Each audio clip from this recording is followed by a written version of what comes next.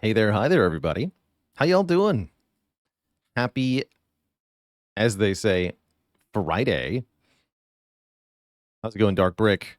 Miss Achiever, Janice, Spades, Neutral Chaotic,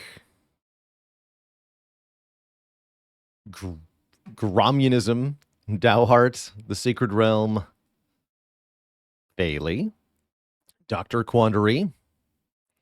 During the pre-roll, Fairy Conclave with the Prime sub in 11 months. Woot, indeed. Thank you. How's it going, Tom? Teorama with the 4 months of support as well.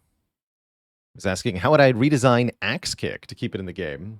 Axe Kick was a zero-cost defect card that said, evoke your orb, or evoke an orb, the front one, I believe, as well as dealing some damage. I think making it one cost would be the main thing that would be required to bring that one back. Defect had a few broken things in their early access version. I didn't really play a whole lot of the initial design of Defect, so I can't speak too familiarly to some of those early cards that got the boot, so to speak. But I know one of the broken things involved a card called Prime, which was a power that activated every time you, I think, either channeled or evoked an orb. One of those two things. And that allowed for some really easy infinites, which had to be dismantled.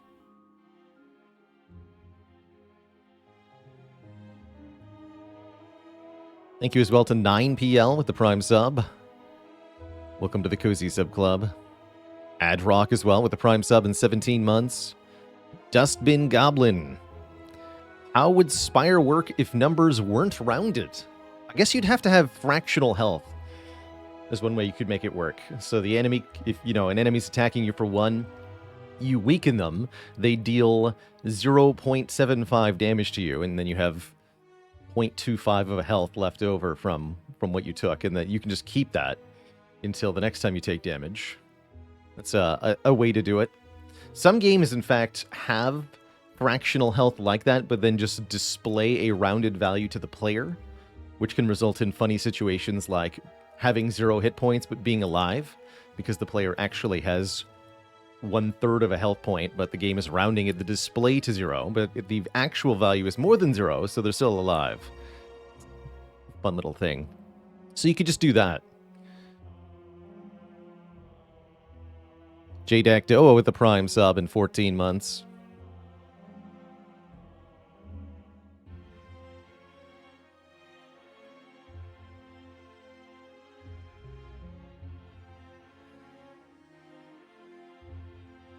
Do I think the rounding not in favor of the player is too punishing, i.e. losing 3 block from, i.e. having your defense go to 3 block when you're frail? I think that's intended.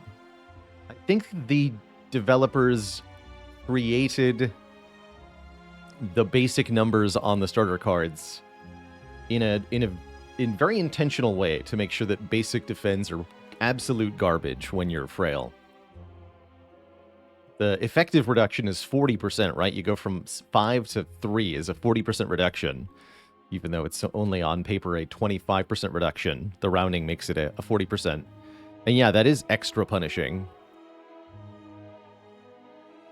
But I think that's on purpose.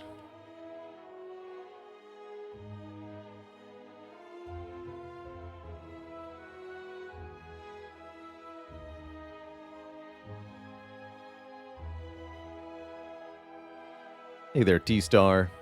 And Tito, thanks for 8 months of support. How's it going? Tickle Me Trotsky. Great question. Yes, if you have an egg relic and you duplicate a non-upgraded card of the appropriate type, the duplicate will be upgraded by that egg. We've shown that off once or twice on stream. It's a very rare occurrence you get to take advantage of that, but it can really matter quite a lot. So if you've got a Seek Minus with a Toxic Egg and a Dolly's Mirror, absolute value for duping it. My thoughts on Philostone. The extra energy is nice, but at least for heart runs... Relic Collection here. At least for heart runs, the extra damage from Philostone is definitely intimidating. The heart fight, of course, being an obvious problem where you're looking at 15 extra damage every 3 turns. This is one of the main threats of the Philo Stone, but hardly the only threat. You're also just going to get whittled down. You can sort of think of this as 1 damage per enemy per turn in each fight, and it definitely adds up. You know, you're taking one damage here where you wouldn't, 2 damage there, across many encounters. You're going to find that you are taking quite a lot of extra damage if you don't have good mitigation. And so I often try to avoid the Philo Stone because that downside of extra enemy strength really does put you behind pretty quickly. For example, I like to compare it with Fusion Hammer. Take a Fusion Hammer, rest at every fire, and then at least you have more health to work with, and you know, there's some upside to it. But with the Philo Stone, you're taking extra damage, you're also resting at every fire, you also don't get any upgrades because you're now trying desperately to stay alive, and you find yourself falling behind further and further.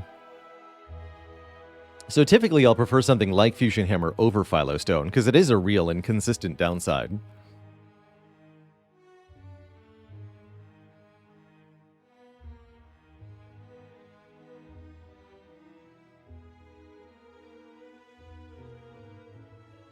It's a lot more takeable if you have the Relic Tori, though, which allows you to negate a lot of the additional damage that enemies would deal, especially the heart in particular.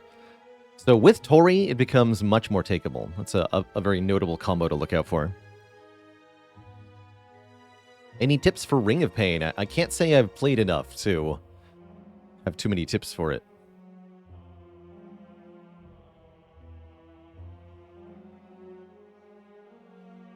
Stone is just better than Hammer, mostly. Do I think they'll keep the downsides for boss relics in Spire 2? Definitely. Although I would like to see some of them changed a bit. For example, something I was having a thought on yesterday, based on when we were playing Spell Rogue, we had a artifact in that game that said, if I use less than 6 dice on a turn, then or if I cast less than 6 spells on a turn, more accurately, then I would get an additional dice on the next turn. And basically, Spire's equivalent to +1 energy. And it made me wish that Velvet Choker was implemented in a very similar way. This thing is a bit maligned because of how it can lock you out of powerful cards, or otherwise really, really hurt you at just the absolute wrong moment, as well as making it pretty tough to deck build in general. What if the Velvet Choker said, if you play less than 6 cards, or rather, if you play 6 or fewer cards on your turn, gain 1 energy on the next turn? So rather than giving you the energy unconditionally, but then limiting you, instead, you have to meet the condition to get the energy. And yes, that would mean no turn 1 energy. Too bad. Kind of along the same vein of Hovering Kite.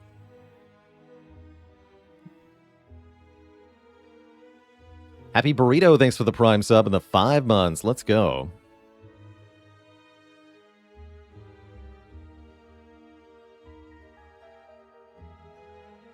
Do I know the order of damage with 1,000 cuts and the card you've played, or enemy passives? Something like a Ritual Dagger. The card effect will apply first. So with Ritual Dagger, you'll deal the damage from the dagger, and then 1,000 cuts will happen.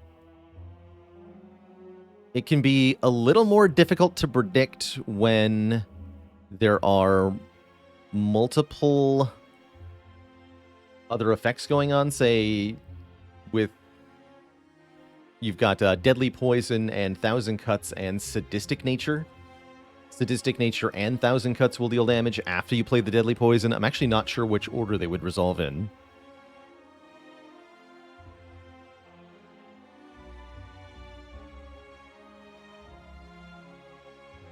Biostat says, I've always wanted a handcuff-like relic, where if you draw a certain card, you automatically draw the one that you've handcuffed to it. Oh, that's cute.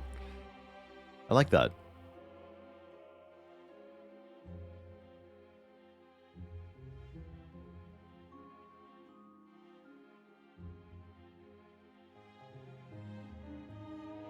Tiz says, I learned the other day that envenom poison occurs before card effect poison. Oh, you mean with poison stab? Because, yeah, the envenom triggers when the damage is dealt, and the text on poison stab is deal the damage, then apply the poison. So the damage is dealt, and at that point is when the envenom triggers. And then the second line of card text is the poison applying. But yeah, it's not always consistent with... and then an effect like Thousand Cuts waits until the full card resolves to activate, actually. Interesting. Different trigger conditions there. Right? Usually things are phrased in a very literal way. That's one thing I really appreciate about Spire, and something I hope that we continue to see in Spire 2 is very accurate messaging of how effects are coded to allow the player to understand how the effects will interact.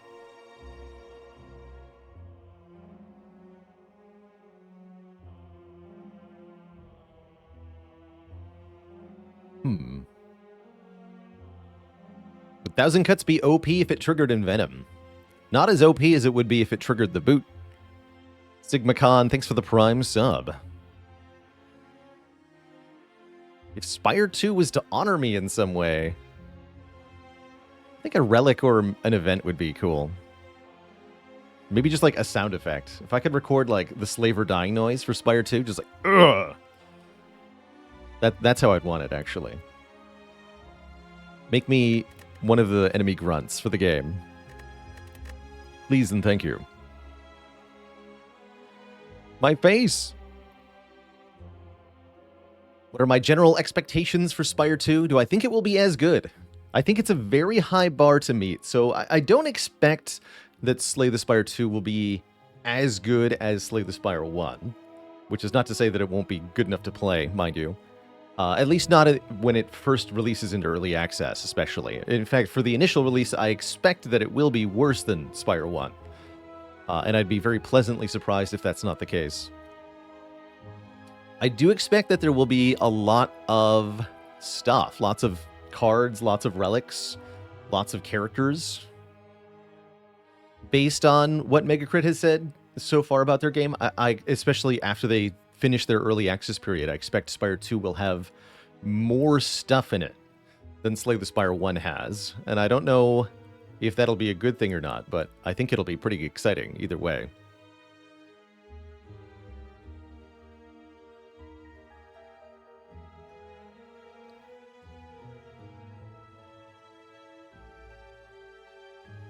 If in 8 years will I be playing Spire or Spire 2? I hope.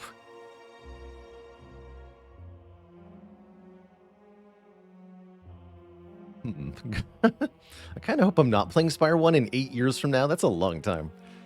But it is a nice game, so maybe that'd be a good thing. Maybe more accurately, I hope I don't continuously play Spire 1 for 8 more years.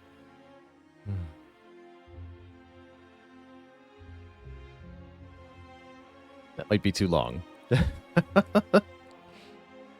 How many characters do I think will be inside to play Slay the Spire 2? They said they're starting with 4 characters. We have confirmed Ironclad, Silent, Necrobinder, who's like a necromancy type looking character, and 1 more for the early access release of Spire 2, and I'm sure they will add more from there. So Spire 2 is going to start with, by my understanding, 4 characters and then proceed upward from there. Just whereas Spire 1 started with only 2 characters and proceeded upward from there. So no confirmation on Defect or Watcher for Spire 2. We'll see.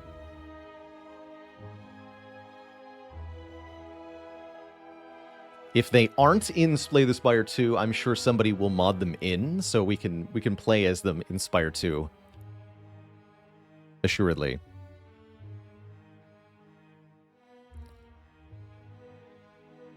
Thoughts on the spiky orange potion? Everything's subject to change with screenshots. There's some fun early screenshots you can find of Slay the Spire 1 that involve things that are impossible in the game now. You can find screenshots of Collector with 3 torch heads You can find screenshots of giant heads swinging for more than 70 damage.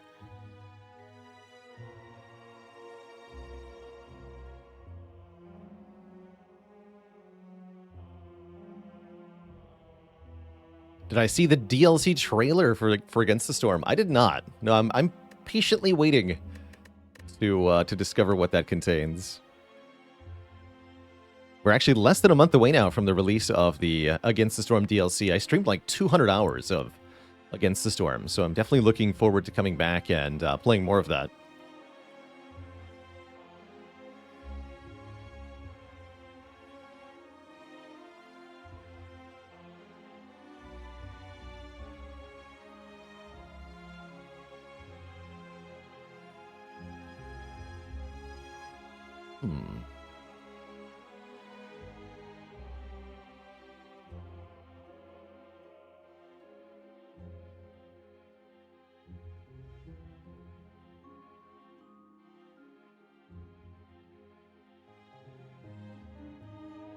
You've never seen the secret portal event pop up. Asian Invasion. Interesting. Yeah, most players are playing in a way such that the time limit for that event won't affect them, but it could be that you just haven't happened to run across it.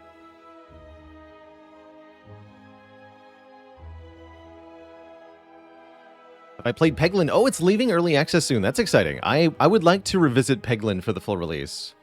We played Peglin during its early access period, but I think we played it too early during the early access period. For example, when I played Peglin on stream, it didn't have gold as a mechanic yet. So I would very much like to revisit it for the full release and see what's changed.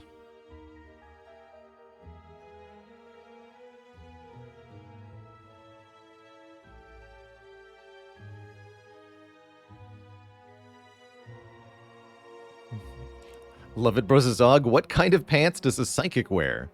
Just a paranormal pants. That's great.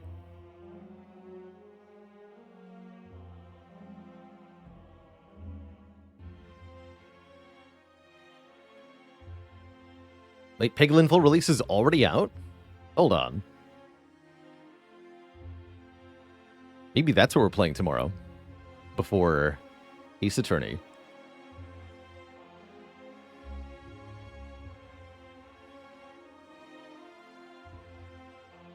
Release came out a few days ago. Well, heck, all right.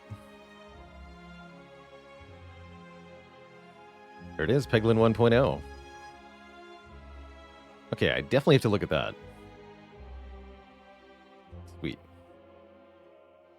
Do I have an opinion on useless relics in Spire 2? Well, the hope is that no relic is ever completely useless. There should be relics that are contingent upon something else happening. And inevitably, some of those relics will end up completely useless. Like something like Dreamcatcher, for example. Whenever you rest, you may add a card to your deck. If you don't rest, this will never do anything, so it can be completely useless in that fashion. I would hope that they don't design relics that are just almost always completely useless. Tiny Chest kind of falls into this category, although this can actually do fun stuff, we've seen. In general, I'm not a huge fan of the relics that give you more relics philosophy. I think these have the most redundancy within the game and the most room to be garbage. Like, this relic doesn't actually do anything. It just gives you more relics later, maybe.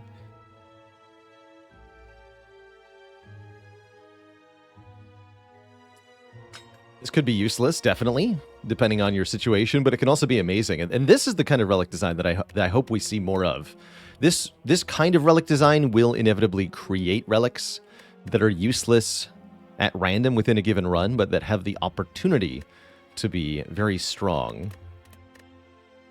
Or deck designing. Something you can shape a deck around, rather. Oh, I kind of like that idea, Mr. Handsome Cat. Make a relic that gives you more relics now, but less relics in the future. It's kind of cool. Front load the relics.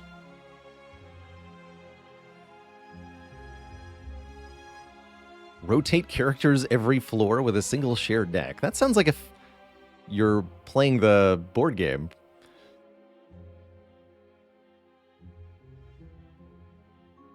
Is Metallicize ever good? Yes. I think it's very good in Act 1. To grab a copy, even to upgrade a copy. I don't usually advocate for more than one Metallicize, as the Metallicize can fall off pretty hard in the later game. But through Act 2, even 2 copies of Metallicize can be very useful. It's consistent block every turn, you get it immediately, and it's not affected by Frail. They're all pretty valuable. It could be okay with a Barricade. I don't actually like it that much with Barricade, as the total amount of block generated isn't really that high. Having one copy of Metallicize can also be a good way to activate the Juggernaut power. And yes, you can also use it with Dual Wield.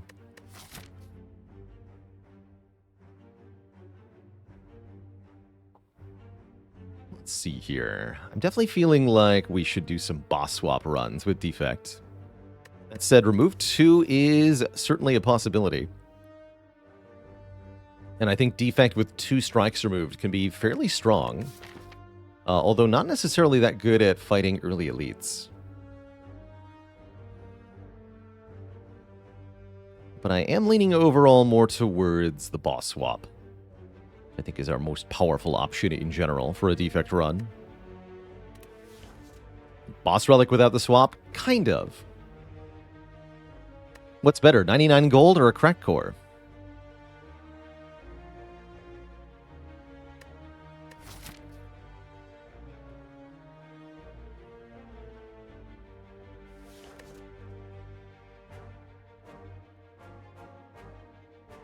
Bulvers, thanks for the Prime sub in the 2 months. Let's boss swap. Yes, it would be very funny if we get Empty Cage. We don't get Empty Cage. We get, Is this better than a remove 2? Twitch chat. Seems good.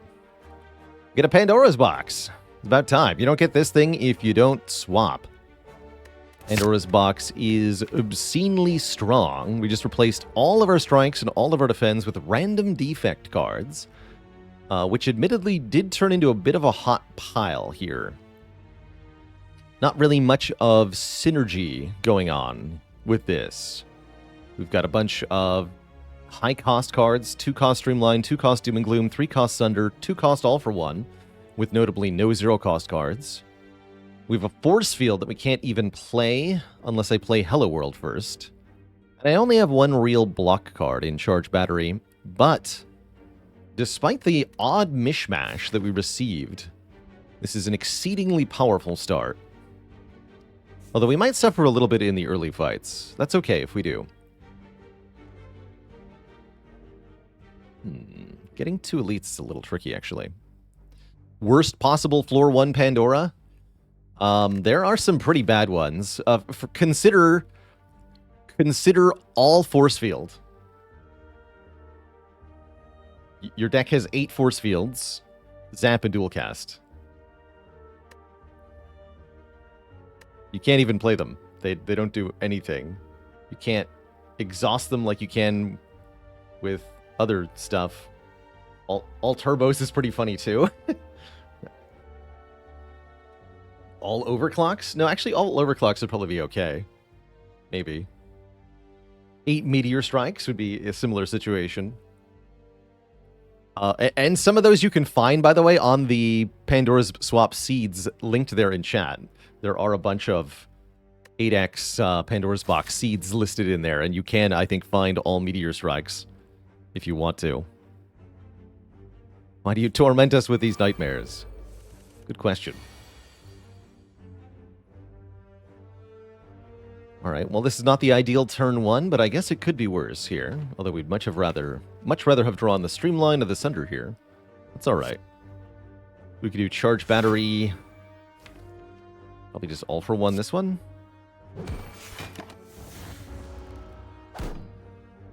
Take 5, then win. Bonk. Bonk. That says block on it, which is quite tempting. Leap is not the block card that I want, but it is the block card that is here. I would rather have another charged battery or a steam barrier, because we have all for one. Or a hologram. Do I like Ball Lightning or Compile Driver? I guess Ball Lightning is not horrible. If I have Bullseye and Doom and Gloom, it's okay. How do you get better at playing with Dome? I would actually recommend taking a look at the wiki page for enemies as you encounter them and sort of sussing out what the enemy is capable of doing. Because it's really easy to, if you can no longer see what the enemy intents are, to just kind of like shut your brain off and kind of panic. I don't know what the enemy's doing, so I should block for as much as possible. But you don't need to block for as much as possible. You only need to block for as much as the enemy could attack you for. And if you know exactly how much the enemy could attack you for, then you can make some more informed decisions. There's also a lot of key moments about knowing when the enemy cannot be attacking you. For example, Champ. Champ, on every 4th turn, will taunt you if he's not in Phase 2, and will never attack on a turn number that's divisible by 4. So you can use that information to help you play the Champ fight with Runic Dome. Stuff like that. And yes, we use a mod called Bestiary, which can help display the pattern for each enemy, mostly for viewing help.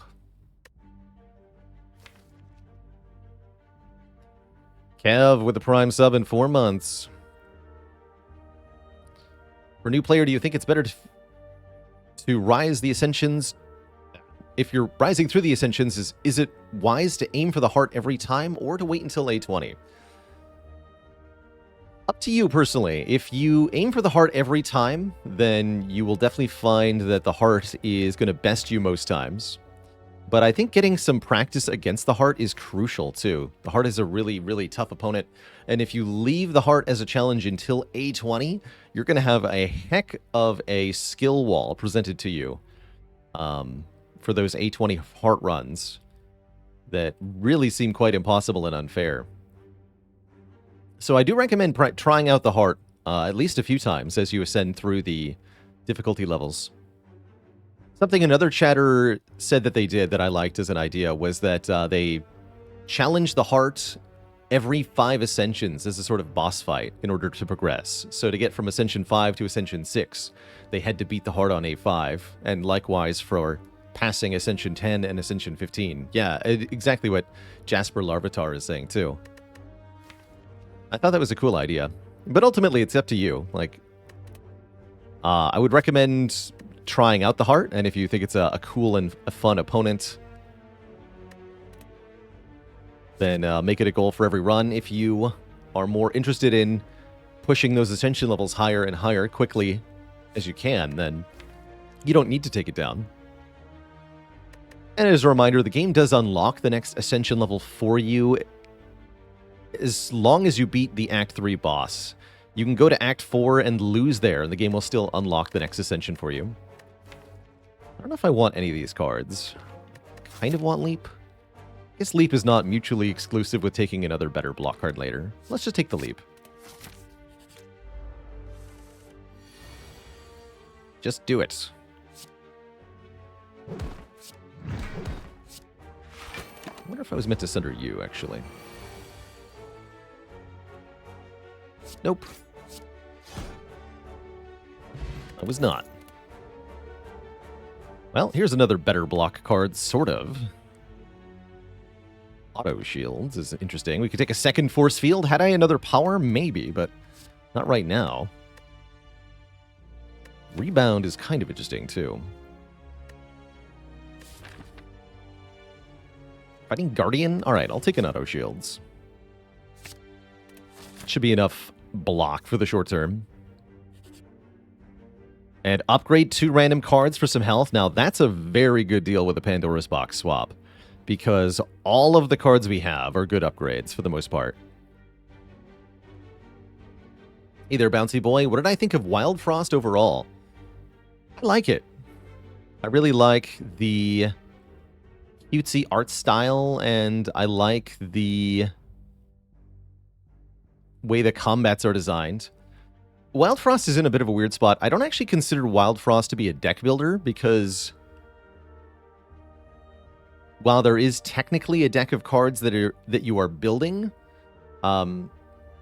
deck building is not the gameplay mechanic that you interact with to win in that game. It's more about using the crowns to set up a combination of units and starting cards that is just going to dominate combats. So it's more of a positioning, tactical game or a combo creating game than it is a deck builder. But that's okay. It's a fun game. I like the core gameplay loop. I did find it a little bit on the easy side for me personally, but I think it's still quite a good time. Sweet, we get that auto shields upgraded. That's pretty powerful. And I was thinking of maybe going for the shop here, purging one of our cards, which I guess should be maybe Bullseye.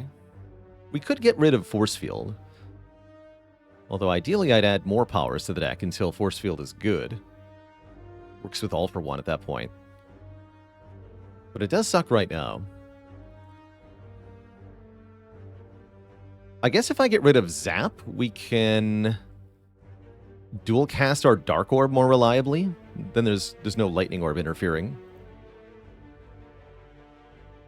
Maybe Zap is a good remove.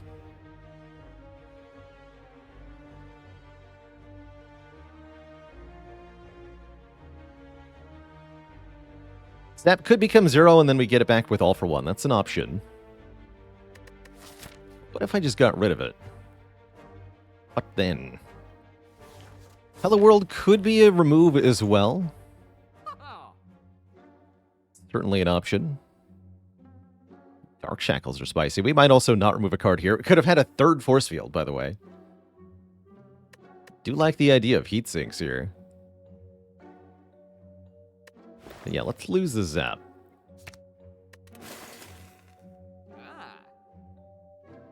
Let's lose that. Bullseye is another card I could have seen getting rid of here. Do I pay 43 for a heat sinks? Am I able to get away with that? I kind of want to do that.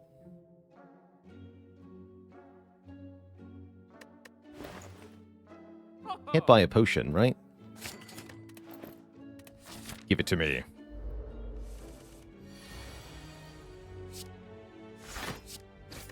Bring it on, John Worm.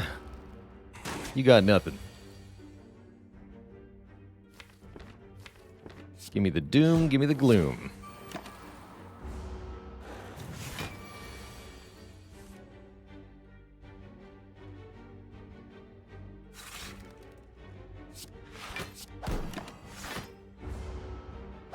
Dual cast for an enormous amount. We could also do Streamline, all for one Streamline. That's kind of cute.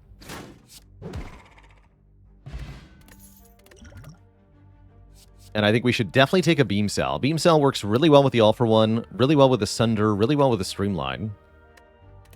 Beam Cell is definitely a slapper. What's the next upgrade? Sunder is a good candidate, as is Streamline. I'm also, given that we lowered our health, I'm thinking about resting so that I can fight the Burning Elite more confidently. And then we'll get 2 upgrades after the Burning Elite, potentially. Let's see how this next fight goes. Not too difficult, looks like.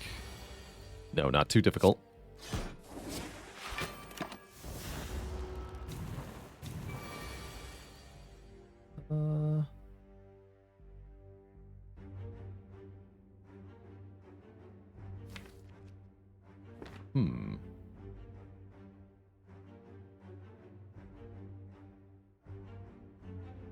Beam Cell Bullseye would do 14, right? So we have 15 and 14. Okay, that kills. No, it's 12, actually. Right, it goes to 12. Good. We even get another potion. Okay, feeling better about the Elite. Still seems like resting might be a good idea. What about second Beam Cell? 2 beam cells with all for 1. Then we don't need to upgrade either of them. I don't hate that.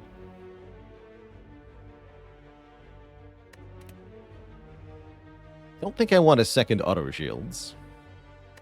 Do I think I want compiled rubber? We only have 1 orb type and no starting orb. I think skip is reasonable too. But yeah, I like the idea of take a second beam cell into rest here. I don't feel like we need to absolutely greedily min-max every possible upgrade at the moment because we've already got a Pandora's box start, so we're already extremely strong for the late game.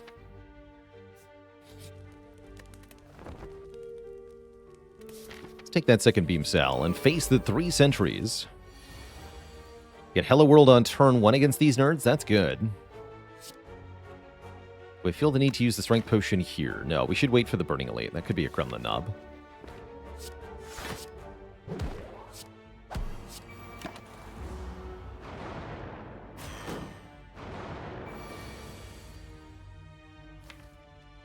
Okay, we have Beam Cell and Sunder coming up next turn. That's great news. So I should probably just play Charge Battery and Leap here. The next turn I can do Beam Cell, Sunder, all for 1, double Beam Cell. I'll be taking 10 though. I've actually got some options. I'll have 4 energy though. So I can also play the Doom and Gloom and the all for 1. That's a ridiculous turn.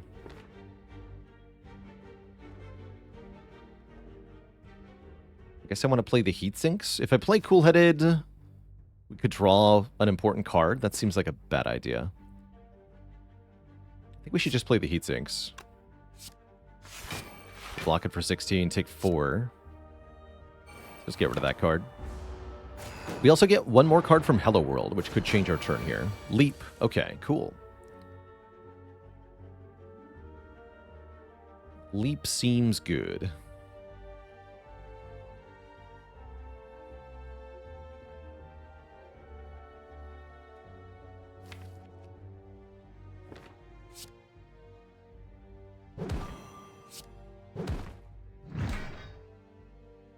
And I could do Doom and Gloom Leap or all for 1 double beam cell.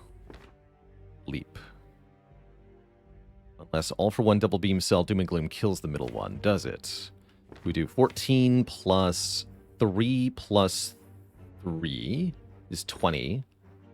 Plus 15 now. We do 35 damage. Could get there with a Strength Potion, but no need. No need for that. Let's get the Dark Orb.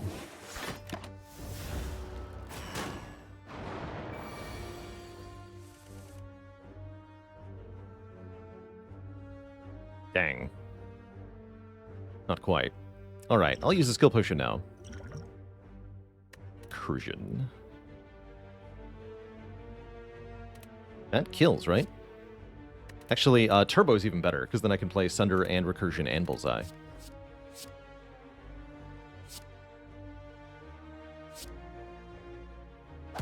You need to die.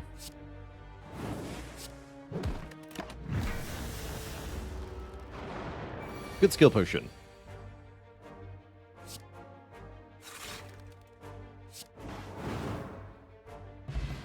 Bottled Flame lets us choose an attack card to be in the opening hand. I actually don't totally dislike that. Skim is here. Skim is getting added to the deck, for sure. What to bottle, though, is the question. My guess would probably be Doom and Gloom here, so that we can get a Dark Orb on turn 1, guaranteed. We could bottle Streamline to make it cheaper immediately. That's kind of worthwhile. I don't think bottling either Beam Cell is a good idea. I don't think bottling All for 1 is a good idea. I don't think bottling Bullseye is a good idea. Let's bottle the Doom and Gloom. Sunder's not a horrible idea either, actually. But I often find that Sunder on its own... Oh my good lord. And I took the Heat Sinks? Let's freaking go. Oh man, alright. We're in for a fun time, Twishette. It's gonna be a good day.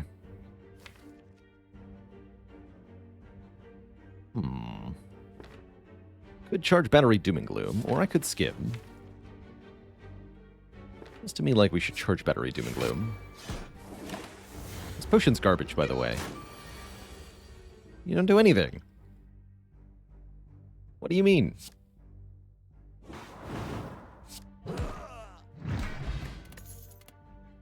Thunderstrike? I guess FTL seems good. Especially with the Strength Potion. That'll make the Burning Elite a lot safer. Sure. Worst Thunderstrike ever? I literally cannot even channel one pathetic orb of lightning. Thunder deals 26, or we do 12 with Doom and Gloom and get an extra energy for next turn. I am inclined to get that Dark Orb, because with Bullseye dual cast, we could do quite a lot of damage with that. Look out, though. He regenerates. Oh, the double beam cell all for one play. Let's freaking go.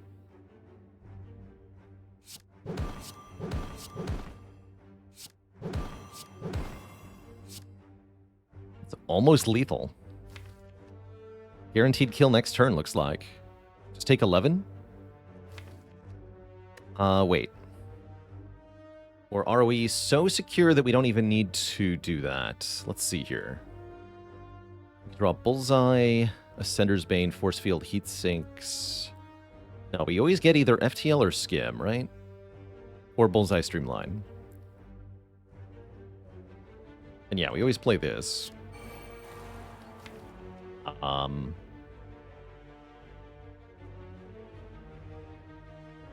Yeah, so I have 4 energy next turn, right? No, 3 energy next turn. We have 2 strength. The knob will have 32 health. Streamline will deal 17, goes up to 25. FTL will deal 10. So yes, FTL Streamline will kill. That sounds like we don't need to dual cast. We always get a kill next turn no matter what we draw.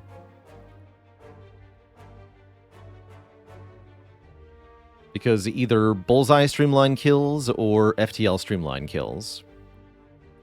And there's no draw, because of the Skim, there's no draw where we don't get some combination of those two.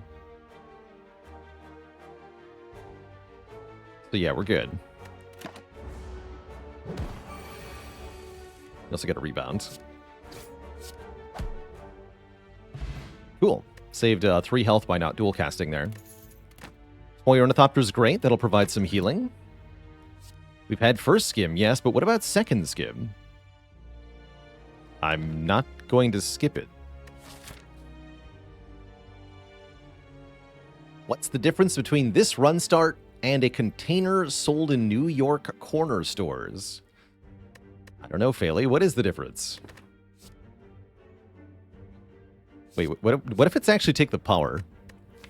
Instead of taking Skim, just take another power. You know? You're right. One's Pandora's box, the other is Bodega's box.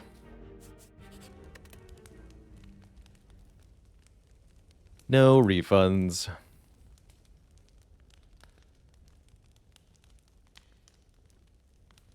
I think we upgrade Sunder now. Heat Sinks upgrade is an option already, by the way. I'm thinking about it. They can't all be winners. That's right. The bad puns have to exist so that the good puns can... Wait, there are none.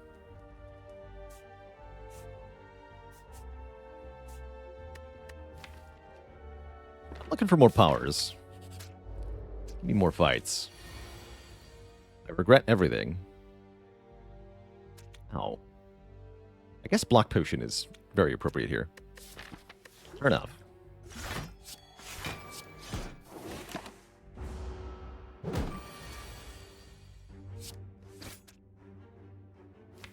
Bonk. Wait, I can go auto shields, all for 1. I don't want to draw a card. Play Hello World, make Sunder free. Play FTL, play Sunder. That's the line. Mummy Hand is good.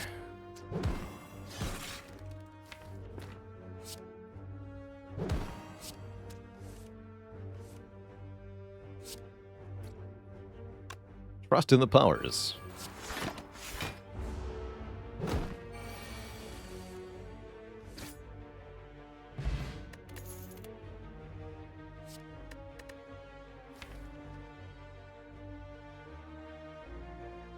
Go for the eye is actually pretty spicy here. Thinking about turbo. But with Mummy Hand, maybe we don't need the turbo. Although turbo also comes back with All for One, which makes it very strong.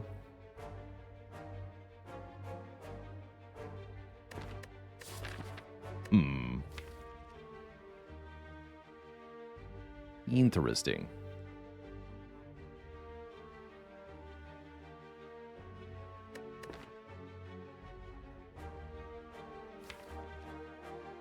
Yeah, we have enough draw that the turbo seems really good, actually. I'll take a turbo. We do want to go for the eyes as well. Oh man, if only I'd upgraded Doom and Gloom. Ooh. I mean, I still play it, right? Play it and take 3. Seems worthwhile.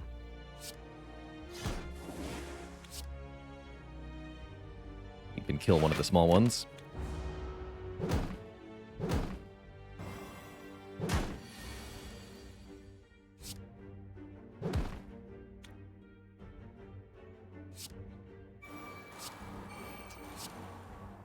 And I still take damage. Terrible.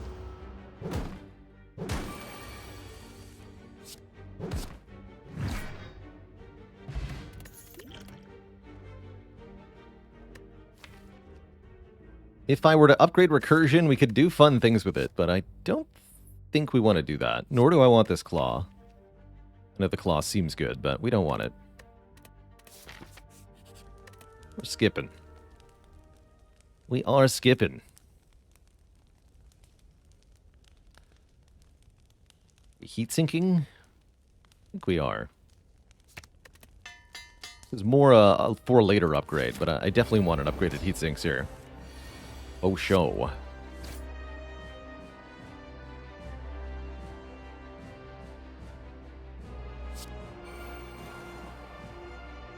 Guess we'll play the Streamline?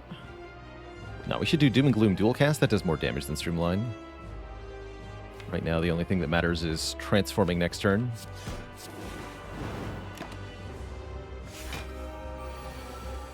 Oh, good.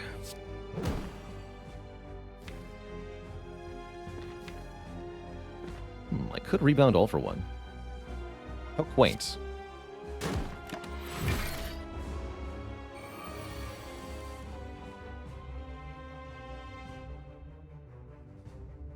And a dad joke for the crowd, courtesy of Rock 5000.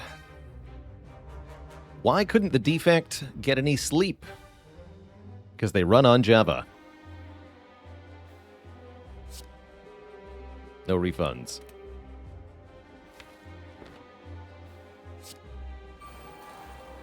I do want to charge battery, I do.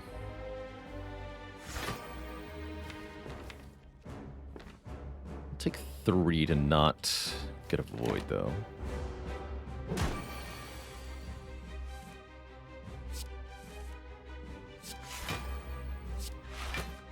Okay, these barrages are total garbage. Please stop giving them to me. Terrible.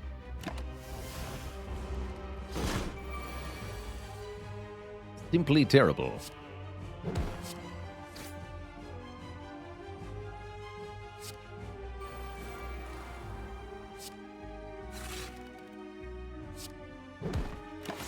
Not yet had a good opportunity to play the Streamline. It's been a bit weird. Stop giving me barrages. Help. Help. Terrible. You know what? Take damage. Got static discharge on my side. Everything is fine.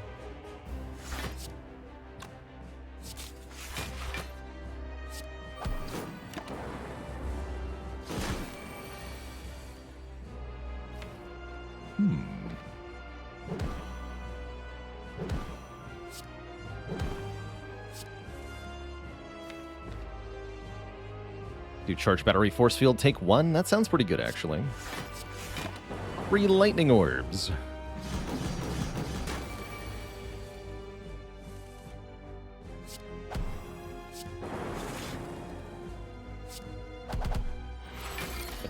Barrage actually doing something.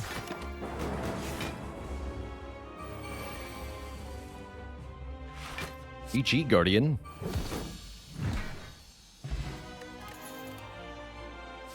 Wow.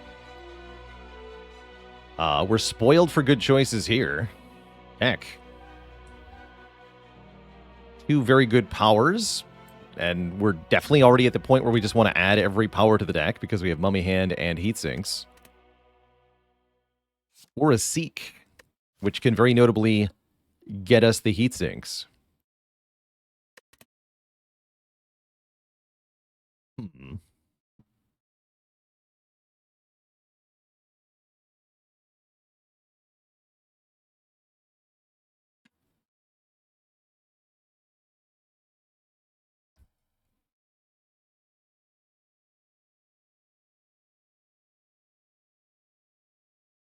I think the Echo Form is very strong with, well, everything we're doing. But I really want that Seek, too. But yeah, being able to double powers with the Mummy Hand is very good. I'll go for it. Oh. Well, the beam cells are bad, but everything else is insane with this Neko Eye. All for One is insane, Sunder is insane, Force Field is insane, Echo Form is insane. Turbo's a bit sad, as are some of the others, but overall, an amazing Snecko Eye. Not a bad nuclear battery either, mind you.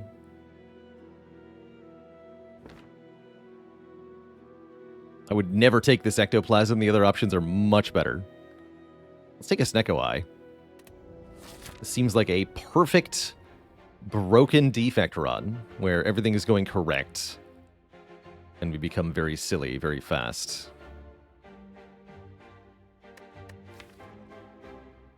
The beam cells are okay still. Yeah, mainly I want to remove the FTL now, as it is hot garbage. We hit all 4 elites. I don't think I would take that path. Seems ambitious. Perhaps. We're strong, but are we that strong? I don't know about that. I think I'd rather take something that involves getting a couple early rest sites here. Turbo upgrade would be pretty good. Getting Doom and Gloom's not horrible either. And I would like to get to shops as well. I guess we could go to a shop here. But let's see how the first few floors go. We could still opt into the red path from here. It's an option. Yeah. Already feeling really good about that Snecko Eye pick and the Echo Form pick.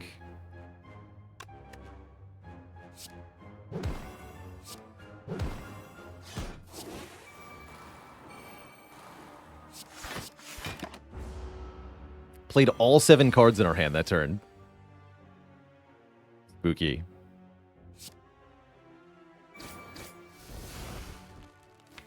One more energy next turn, please. This way we also conveniently draw exactly the cards in the draw pile, so all for one will fetch Doom and Gloom Streamline and Beam Cell. Or we can just, you know, double Sunder. Could have drank my capacity potion. Yeah, I should have. That's fine. Overclock with a plus. How about a reinforced body? That sounds nice. Stalker Man, thanks for the Prime sub. Welcome to the Cozy Sub Club.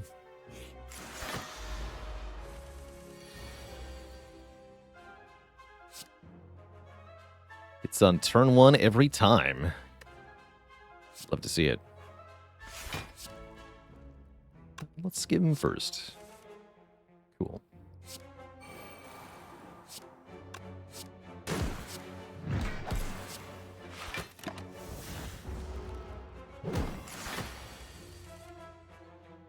Do I know if Mummy Hand can hit a force field that's being reduced to 0 by the same power? I don't, actually. I know that Mummy Hand can't hit a skill that Corruption is making 0 cost, but I don't know how it works with force field. It may or may not be the same. How do I want this to go? Well, hello world, I guess.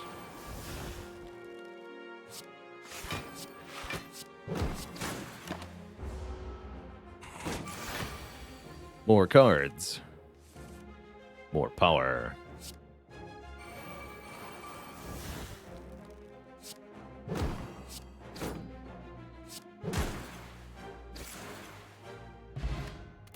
Should have drank my strength potion, too. Oh, Hologram is here. Hologram is very good with Snecko. Did I know the Defect hired a heavily armored soldier for help? He has a reinforced buddy. Thank you.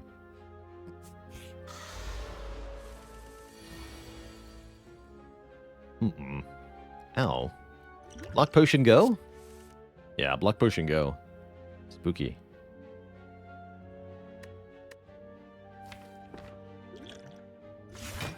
Be nice to be able to play leap. But I can only try to do that by playing a power. Just hoping. I guess that's what I'll do. Easy every time.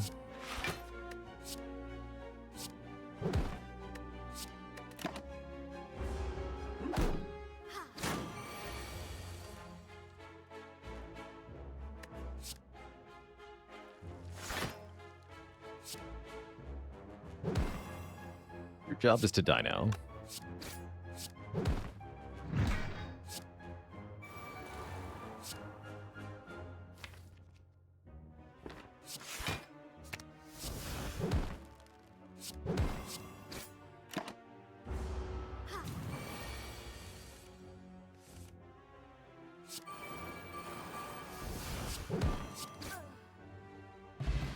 Smoke Bomb can heal us for 5.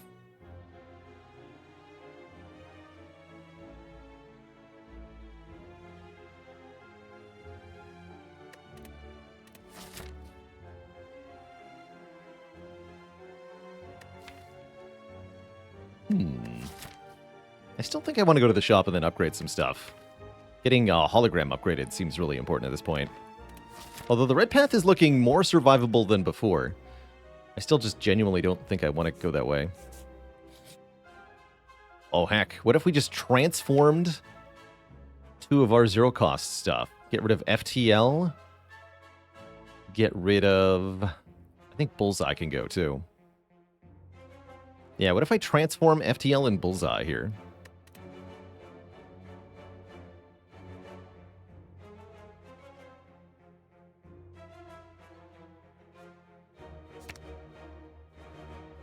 I like keeping our Hello World for now. Get Steam Barrier and Fusion. Steam Barrier I'm not thrilled with. Fusion is pretty sweet, though. Although it's no Meteor Strike. Hey there, Blind Sniper. This is our chance to get a potion after the next combat. This is information you can deduce for yourself in-game, but I've got a mod called Info Mod that allows me to display it for the stream, along with some other useful stuff. Basically, every time we find a potion, the chance goes down by 10%, and every time we don't find a potion, the chance goes up by 10%. Yeah, we have Dolly's Mirror. We can mirror Echo Form here. We could also mirror All for One.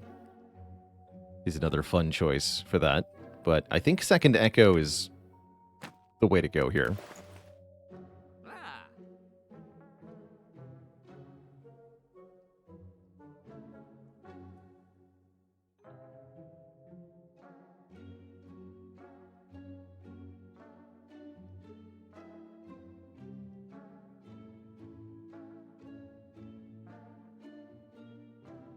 Has anyone commented on using this mod for win streaking? Nobody has taken a hard stance against it.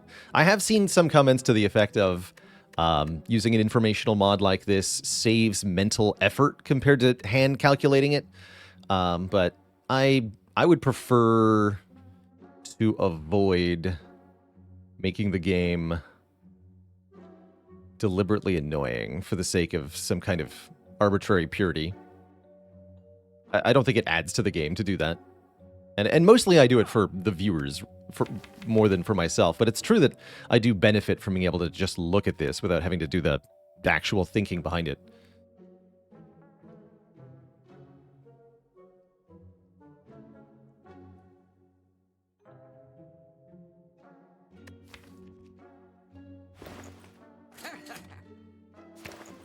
grab an Echo Form. And let's purge... We could purge the Steam Barrier. Could take a second Doom and Gloom. Although I don't think I need to. I might be going to this shop. Let's leave enough money to afford a relic there then. Yeah, we're going to go to this shop. So let's hold off on the remove for now.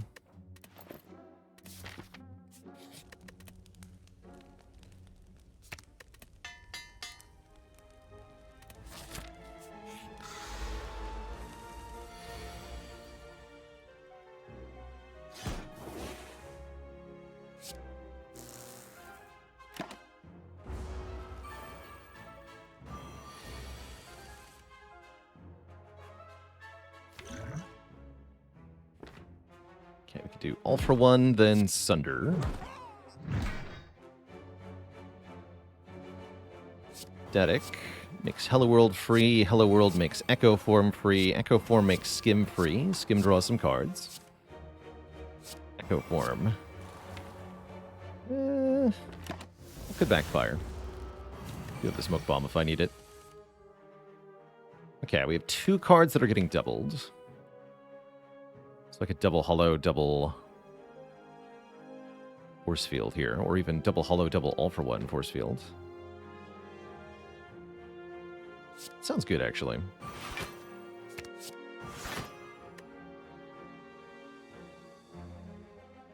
Oh, yeah, and I get another card. Might as well make it the Dornton Glornt.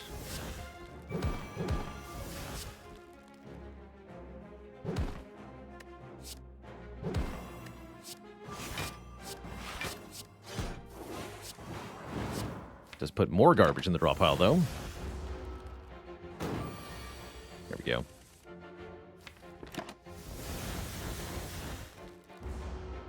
Is this a good spot to take a reprogram? Yes. Yes, it would be.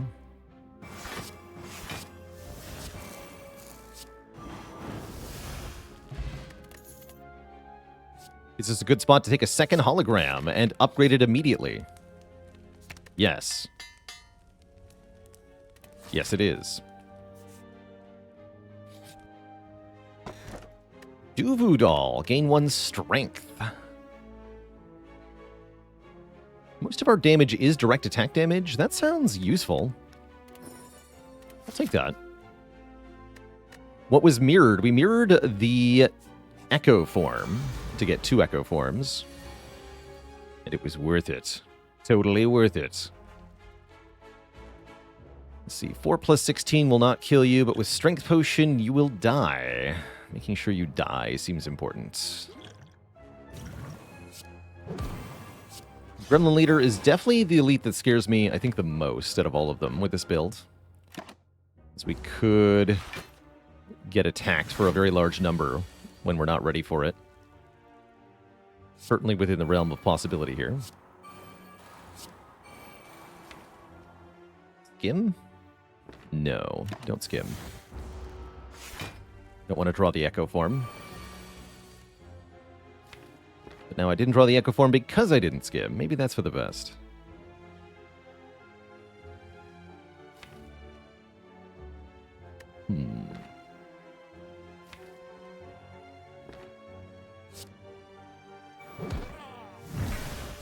This will get played twice now. We only have 1 Echo Form stack. First card I played killed the Gremlin here. So the second copy of Sunder did not resolve. And I'm not sure why exactly, but this sort of preserves the Echo Form. So the next card I play gets played twice instead. Now we get double hologram here. I don't know why it does this, but that's just how it works, I guess. So I can Sunder again here. It's pretty good. But yeah, I don't know why it does that.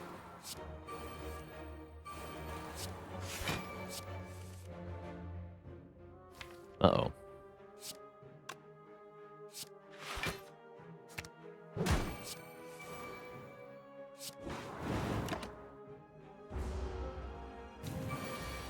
Alright, there's the super duper attack that I was afraid of. What if you're just dead? Have you considered being dead? A 2-cost all for one, a 0-cost hologram. Everything else is 0 cost.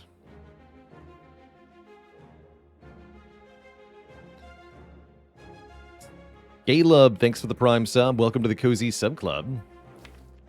Thank you, thank you. Pretty sure you're just dead. And the charge battery is also 0 cost. That's kind of nice.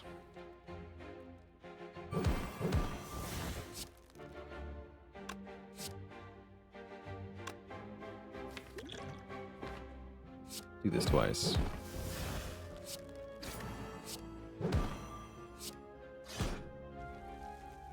Good fight.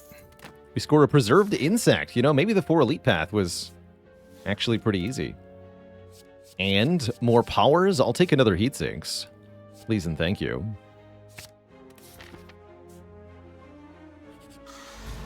Neko, I'm not afraid of you.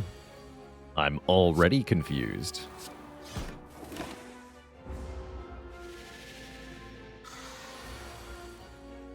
I just drew all of my block cards on turn 1. Pick.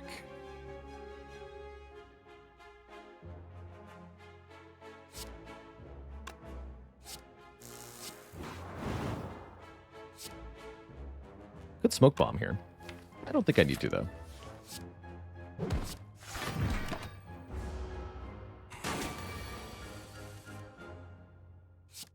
I certainly hope not.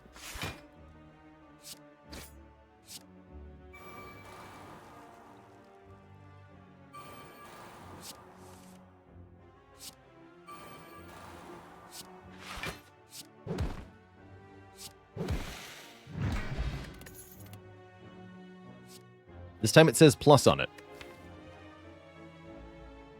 I mean, sure? Yeah, why not? Seems like it can't really be bad.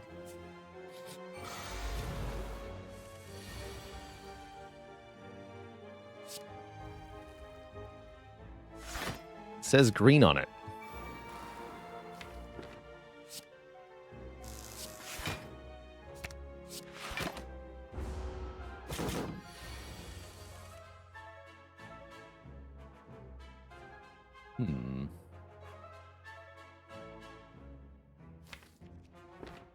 So I'll double the heat sinks here.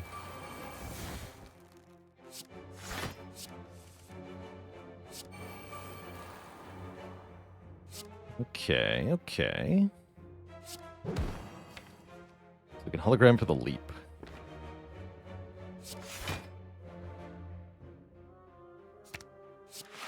And then all for one gets also the leap again. Sounds good enough to me.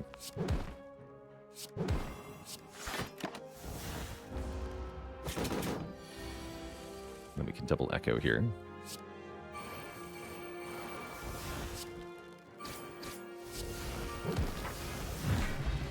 Bottled lightning. That's what I get for not taking skim, or for seek rather. You can have an electrodynamics. That's a power. Pickled Beast, thanks for the Prime sub in the 18 months.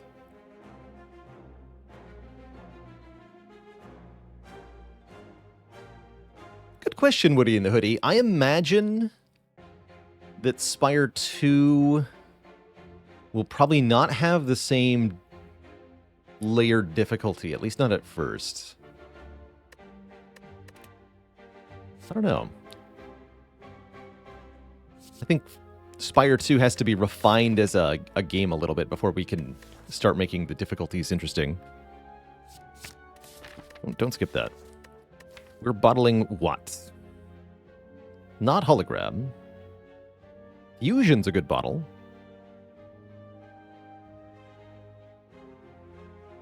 Skim is also pretty decent. Yeah, skim maybe.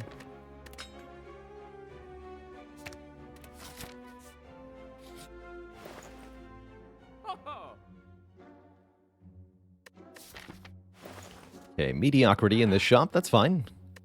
We can simply remove a card. Steam barrier can go. Let's lose that.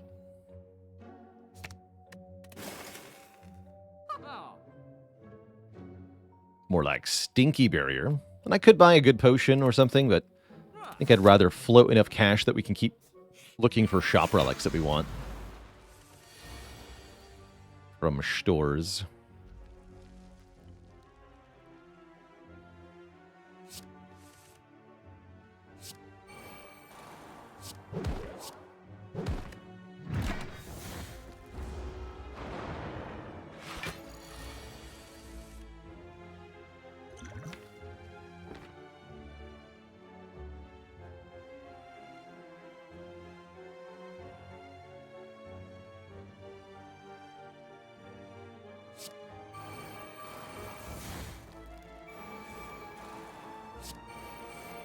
Now we're talking.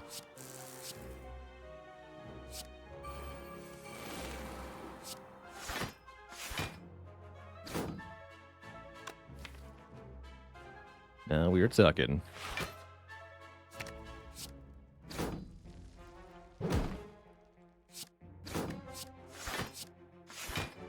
Playing powers.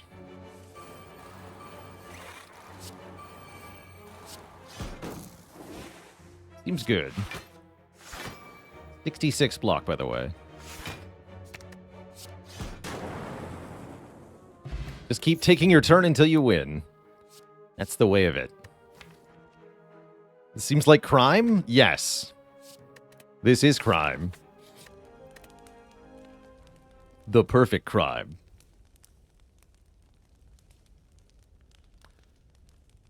Maybe turbo now. More energy means our turn truly never stops.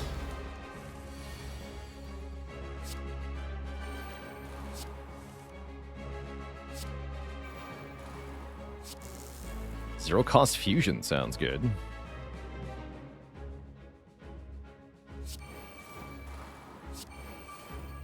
Cool.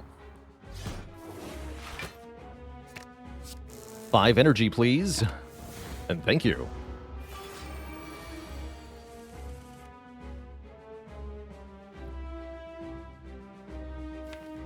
Don't mind me, I'm just casually supercharging my orbs. No prob.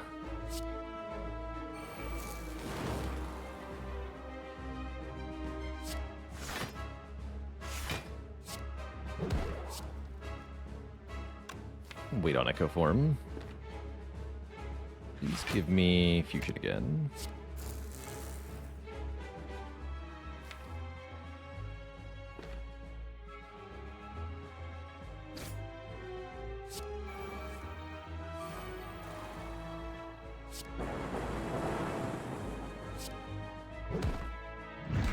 Yeah, don't stop taking your turn ever.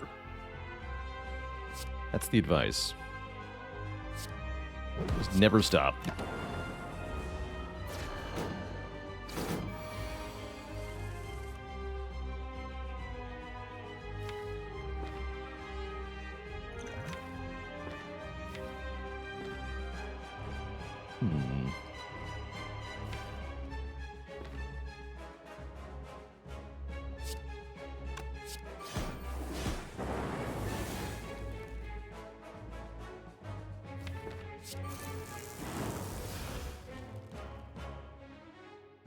Stop there.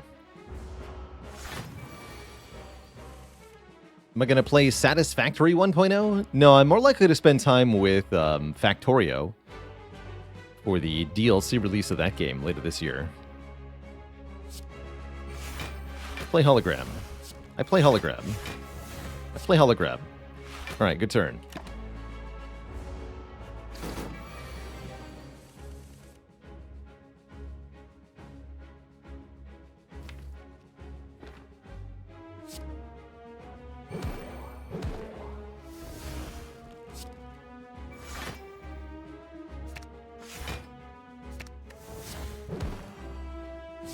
Keep that Molten, please. Thank you.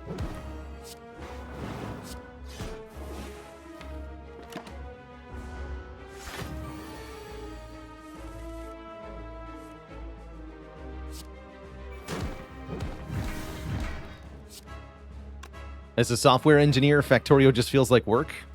Well, I'm not a software engineer, so that feels like fun. GG.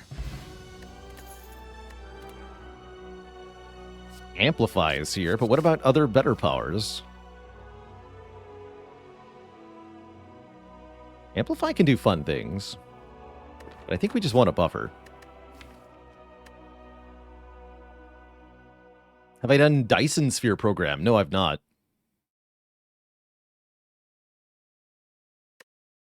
Gotta refill the defect. That's right, Twishette. Gotta do it. Alright, well, not Velvet Choker. Calling Bell is intriguing here, but I think I'd rather just have more energy. At least more energy in the fights where it matters. Elite and boss fights. With the Slaver's Collar looks pretty good here. In the shorter fights, well, I can just smoke bomb those. No problem. I'm out of here. But yeah, Calling Bell with Duvudal is not bad. 3 different relics could be a bit variable in how good they are, but probably not bad overall. I want just the energy consistency. When my cards roll high cost, I'd love an answer to it. I'd also love an answer to the Awakened one, the Nerd Bird that awaits us at the end of the act. I think they're going to be pretty tough. And so, how do we solve that fight? Don't actually have a go for the eyes.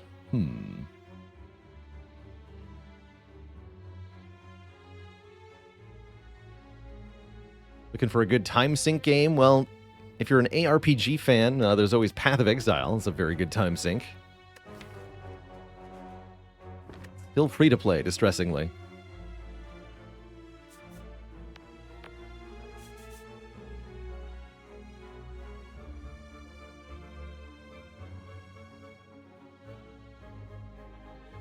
Lots of good recommendations in chat. Stellaris, RimWorld, some fun ones for the simulator-minded. How's it going? Pregnando. Can u get pregante?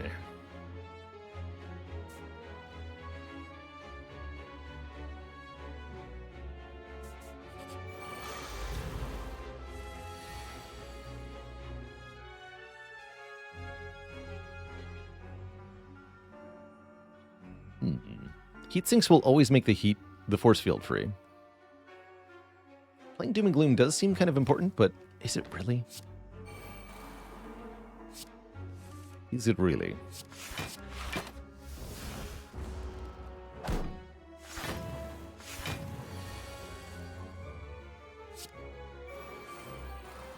Now we're talking.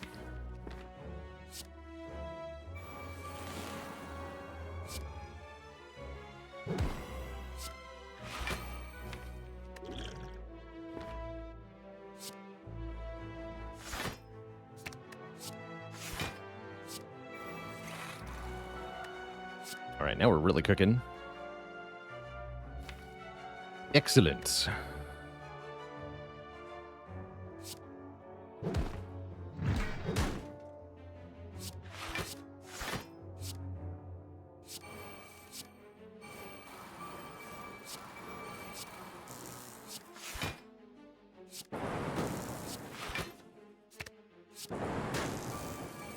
More energy.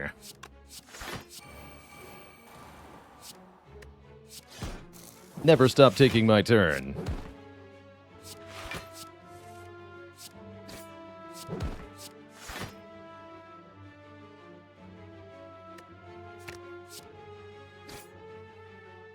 Oops. You can live. I show you mercy.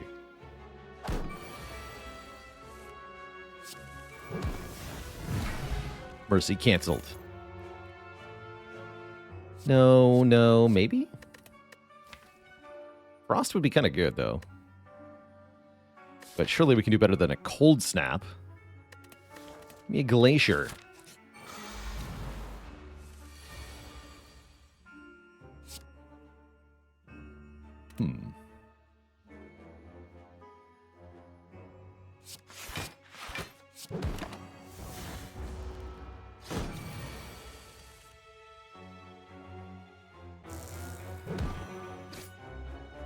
All powers? As it was meant to be.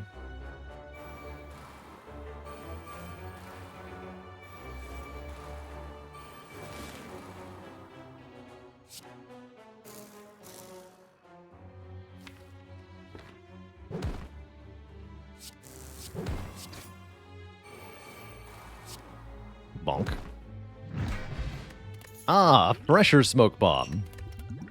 And there it is. Ask and ye shall receive. Get a glacier. White noise not horrible either, but this deck wants a glacier, I'm pretty sure.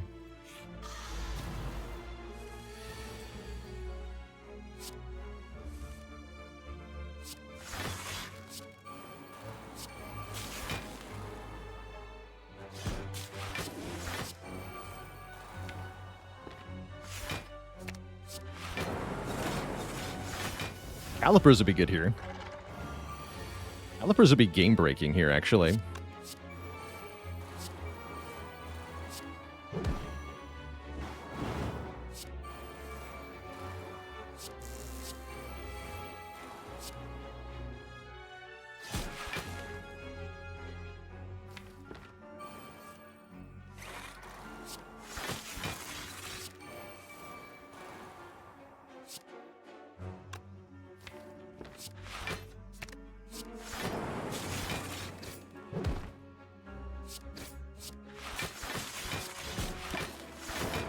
Wonderful.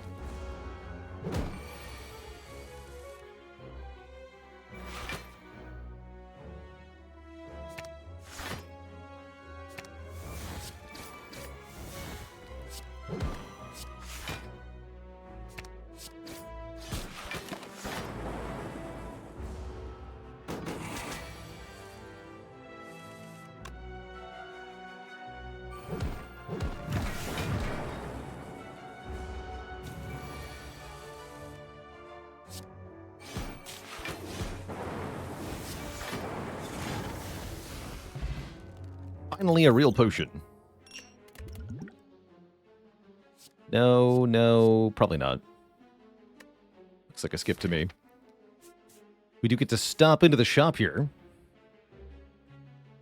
Again, with enough money for a shop relic. Take a look around. Could be good.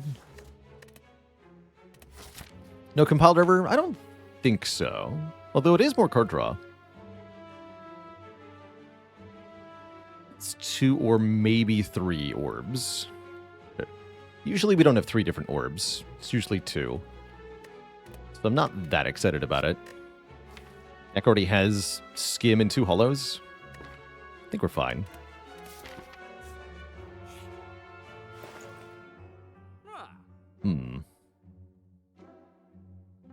More mediocrity. Although another copy of Sunder isn't horrible, I suppose. Nor is another copy of Heatsinks. Handdrill is here. At long last, Handdrill. Nib could do some stuff. I think we're fine maybe with one more remove? What would I remove? Streamline is questionable. It still does stuff. Guess we don't need removes that much. How does Scrape work with Snecko? It's after the Snecko randomization. So if you get anything that's randomly 0 cost, you get to hold on to it, which is pretty cool. The other stuff will go to the discard pile, though. There is another shop coming up, but it means not fighting this elite. There's one in Act 4, though. I'm just going to save all my money for Act 4. With that shop, I'm not impressed. Would have been a good time to have a mob bank. Oh well. It's fine. Probably. Ow.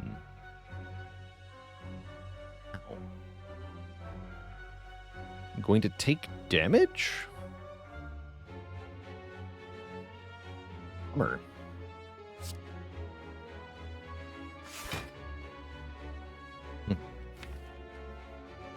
Oh well. Use the explosive pot to get back 5 of our health.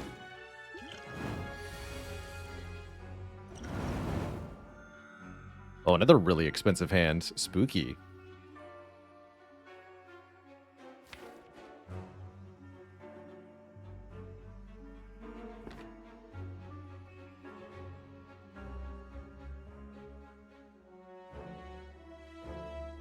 Can you find Maw Bank in a shop? No. Most gold-related relics cannot be found in the shop. So the Maw Bank, the Old Coin, the Courier, none of those can appear in shops. Yeah, where's our smoke bomb?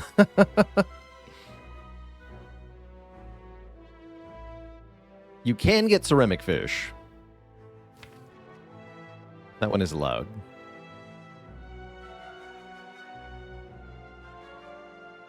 Wondering what I play here. You already died asunder. Buffer's already gone? Could definitely end up in a situation next turn where we get exploded, and that hurts a lot. Don't really want to do that. We could rest next floor if need be, though, thankfully.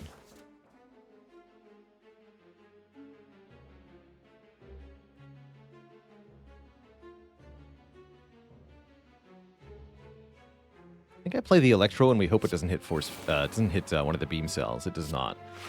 Good.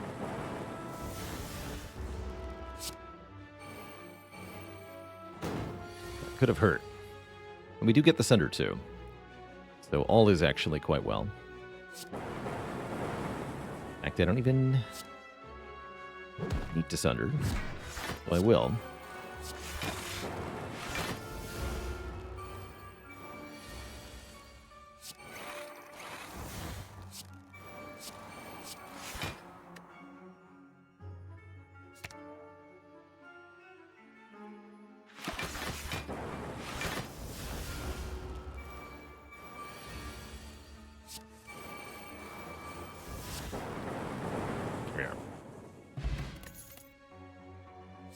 Another power.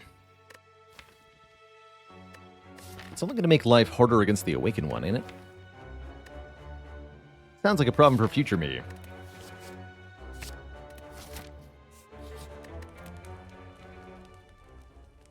Screw that guy.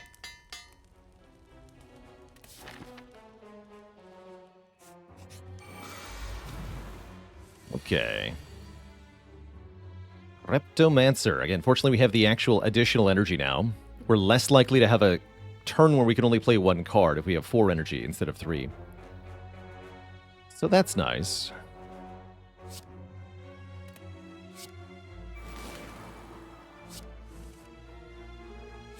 Buffer is even nicer.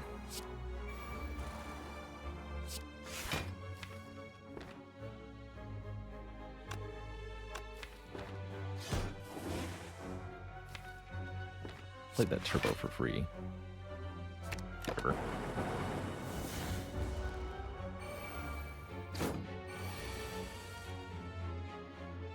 Life is good.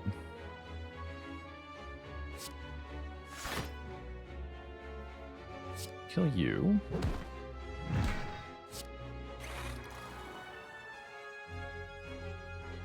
Flame Glacier kills you, so we just have to block the Repto.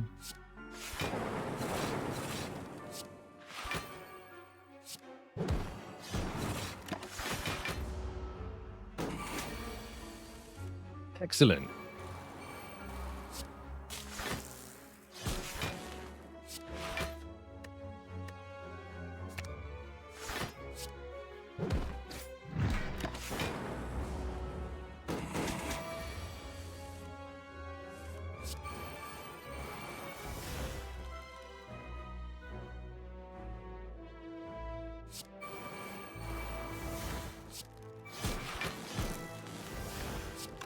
Dead.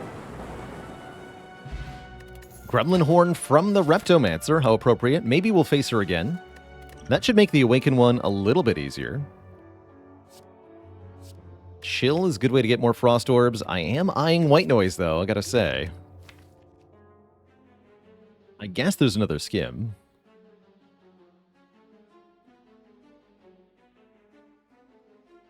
I'll take a White Noise.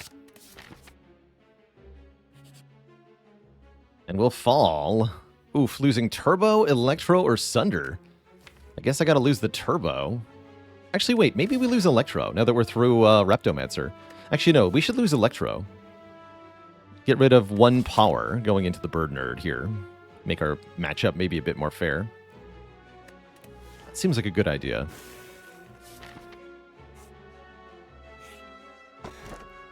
The blue key here. Gremlin Horn, save me. Ah. Uh-oh. Smoke Bomb, come back. Boy.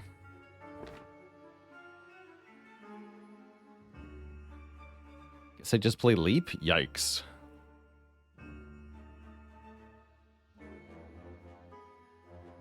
Or I could Skim and then Energy Potion, play Leap. Seems better, actually. Yeah, now we can play Buffer. That's a lot better.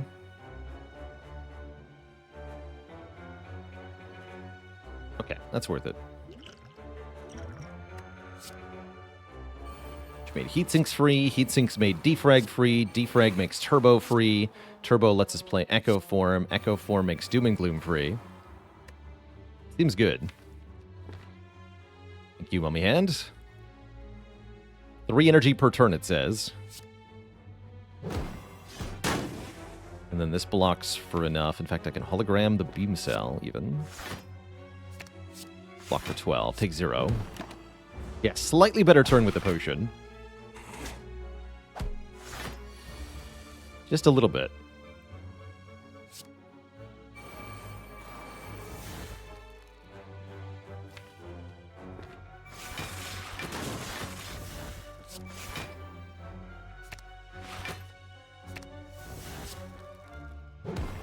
Just a wee bit.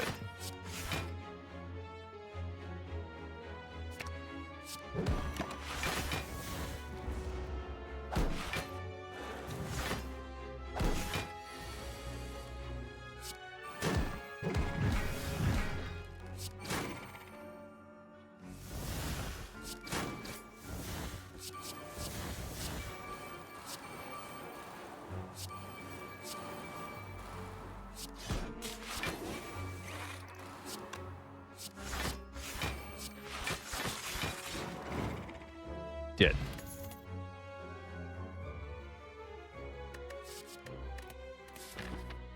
Alright, we get to upgrade, fight an elite. We should upgrade Defrag.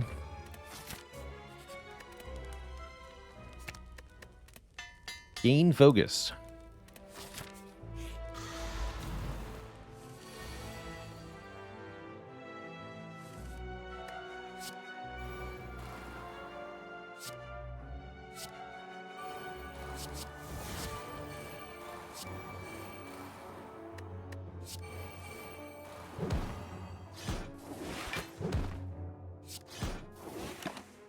Good turn.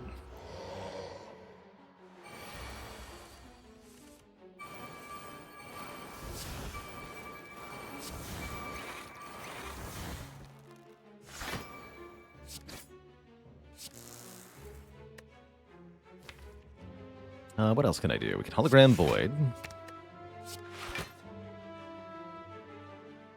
We got 1 energy left.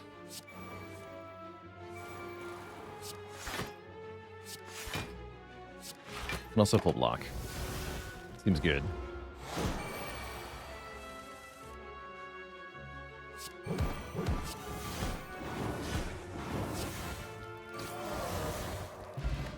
Calipers are here. Oh boy.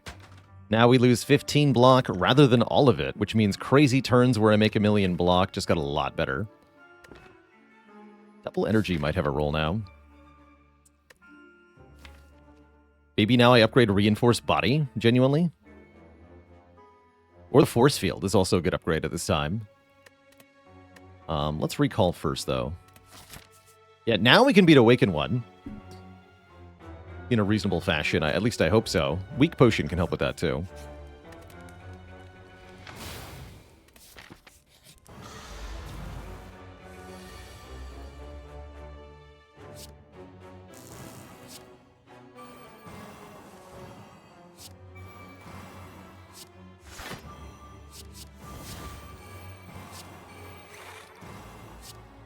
Let's not play both defrags just yet.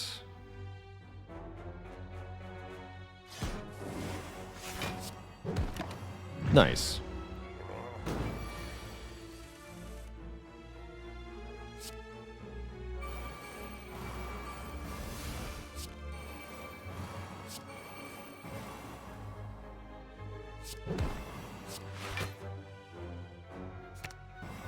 Bonk.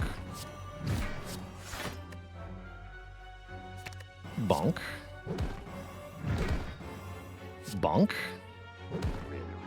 I didn't think it would just die like that. Convenient. Doom and Gloom Plus. Fusion Fission. Kind of down for one more Doom and Gloom? Sure. And yeah, we should upgrade one of our block cards. Either the Force Field or the Reinforced Body, I think.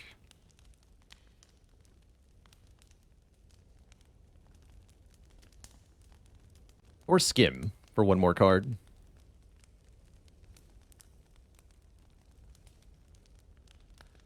Let's do Force Field. Yeah, this card gets played quite a bit. And we can do the other one in Act 4, potentially. Potentially.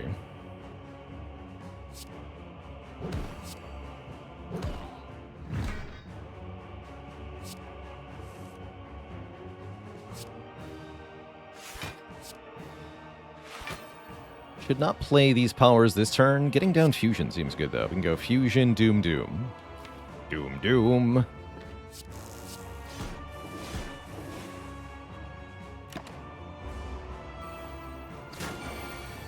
Okay, multi-hit will occur next turn. We are going to be playing Echo Form. That's for dang sure. Probably I should also play the Heatsinks Plus.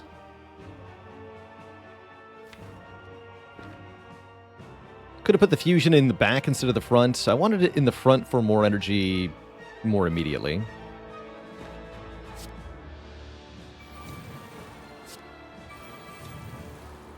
Probably I don't want to be doubling the defrags in this fight either. But I do want to play at least one of them.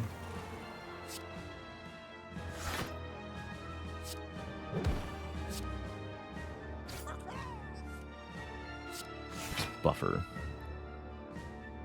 Buffer would be better if doubled. Get back. Doom and Gloom, Force Field, Streamline, Charge Battery. Nice.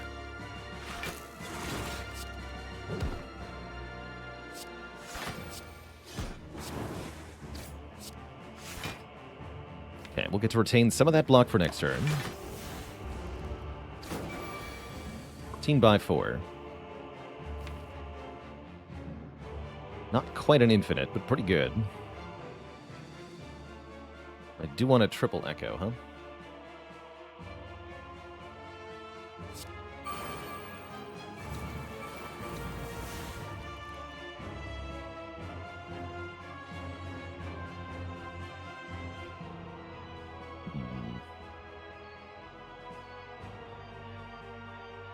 Infinite, I wish.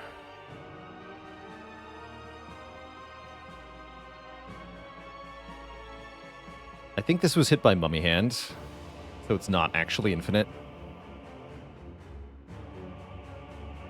So I didn't see all that closely. My next double wants to be Force Fields. Double this.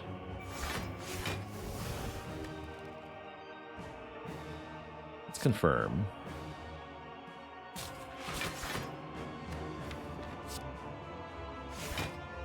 All for One will return Hologram, but now Hologram, All for One... Oh, no, wait, that is infinite. Okay, sweet. Real infinite. Excellent. I was the mistaken one. Perfect. That means we win.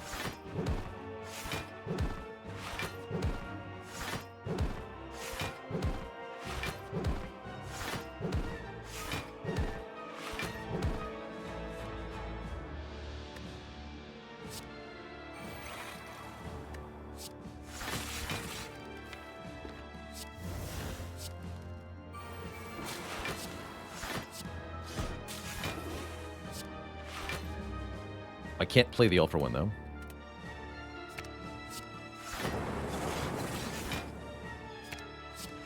I can sure make a lot of block. All right. We are safe.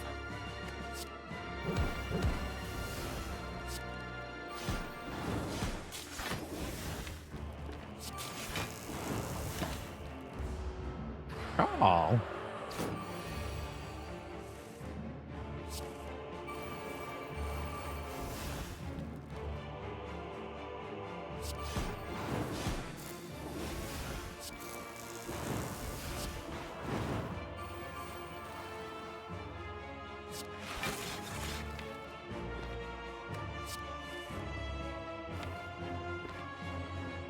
Infinite again?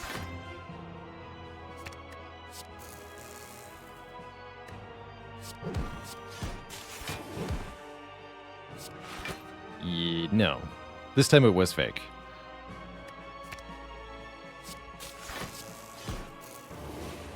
You can see why I was confused last time.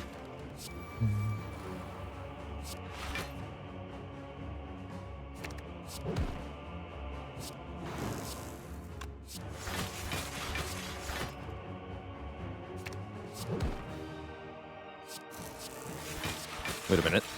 Wait, janky infinite? Hold on. I'll take it.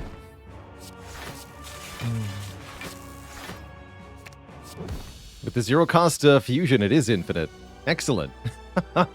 Get absolutely dumpstered, Awaken 1. Okay, that was way easier than I thought it was going to be. Now for Time Eater. Time Eater might be an actual challenge.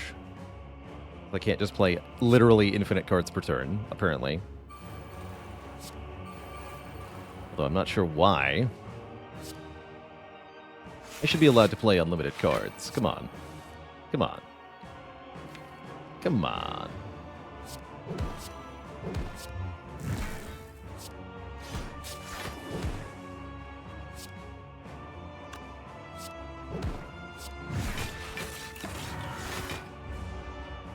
He's already missing a third of his health.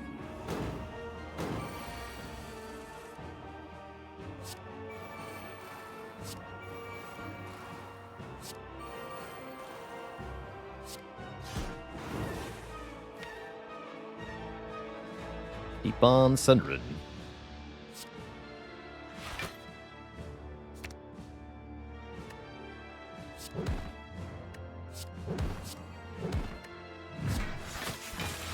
Should have defragged first. It's all good. Now you're below half. Remember when I thought this fight might be hard?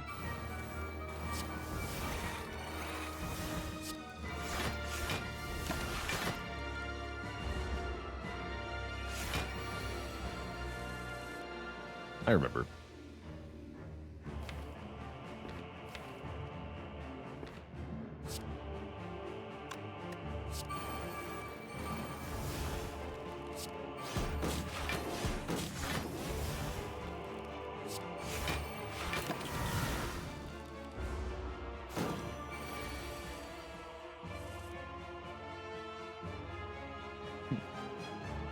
Wait, that's actually bad.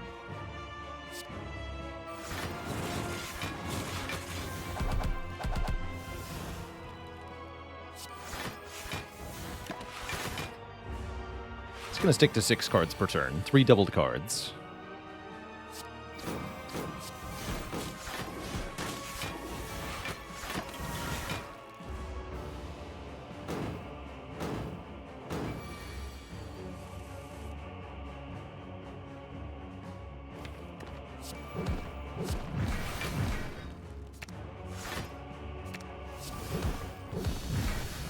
Get squished. GG. Two thump, a deep pulsing dread could be felt throughout the room. Is this the heart of the Spire, the source of all this ridiculous Snecko nonsense? You charge your core to its maximum, dealing 2642. A good year. Did we take damage in either boss fight? I don't think so. Not picking anything to the Awaken one was pretty impressive, I thought.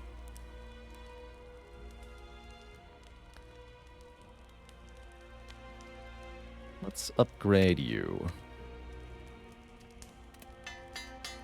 Upgrading Glacier was also an interesting option there. Oh. Nope, upgrading the Reinforced Body seemed pretty good. We can do Chemical X, Oddly Smooth Stone. I think Capacitor is also very strong here.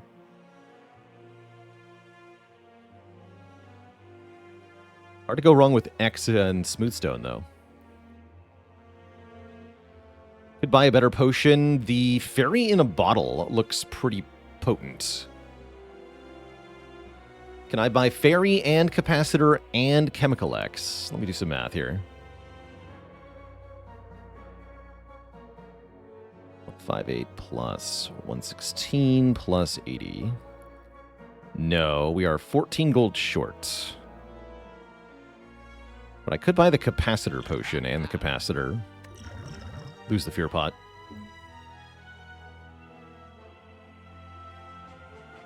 Or we can just do Chemex and the Fairy.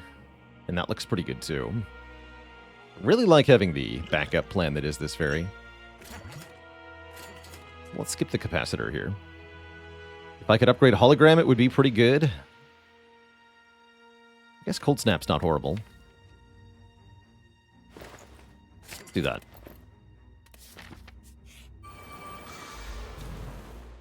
Who needs capacitance? Not me, I say. Not me.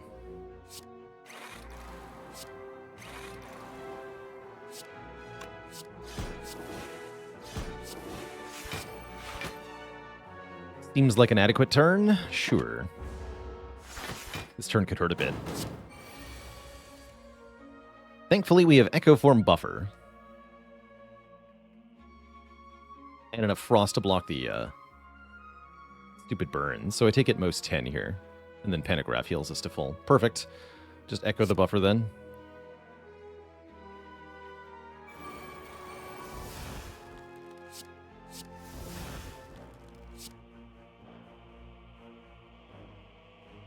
I'm cool. You are cool, Axe. Relax. But thank you.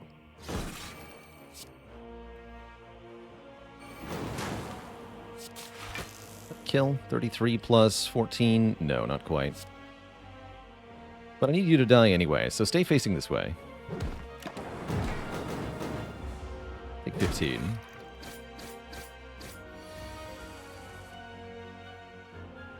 We heal that pretty easily after all.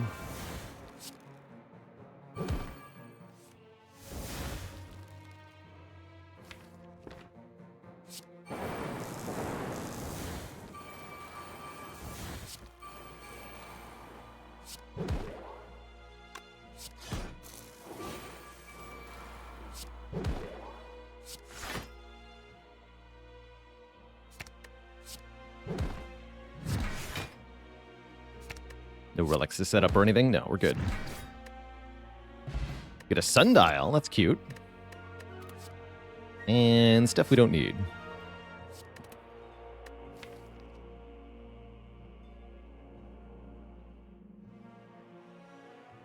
It was a dad joke during the Time Eater fight that I missed. My bad.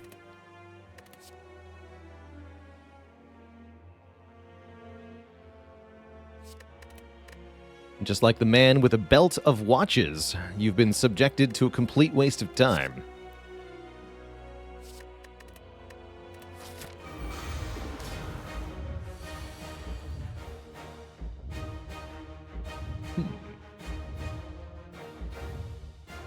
Do like Echo Form turn 1.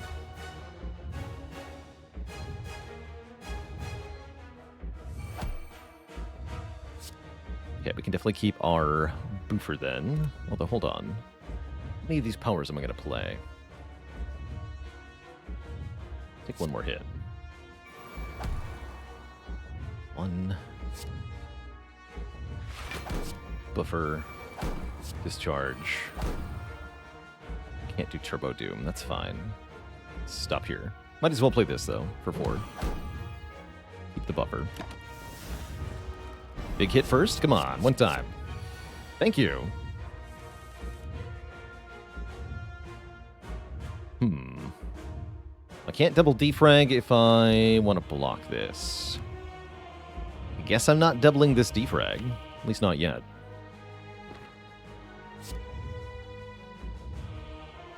Let's double the charge battery. On review of the footage. I'll play that to draw 1 and to make the slime free. All for 1 would have been pretty good here. Yeah, buffering this hit, crucial.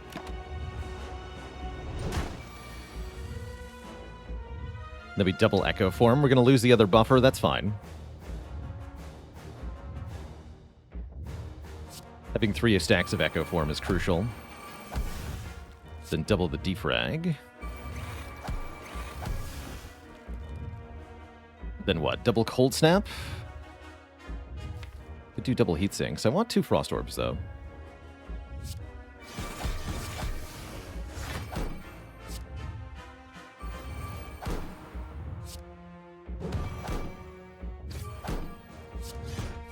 This blocks for quite a bit as well. And I could use the Weak Potion now, although I don't think I want to, because with Static Discharge will block basically all this damage. Yeah. Only took 1 tiny hit there. Now we can use the Weak Potion. And we should. So that we have full weak through the entire next attack cycle of Heart.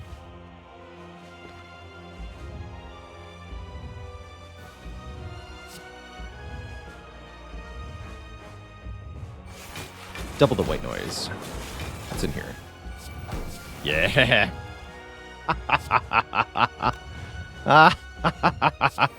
What a great power.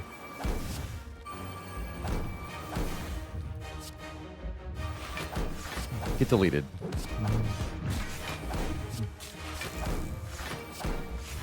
He's gone mad with powers.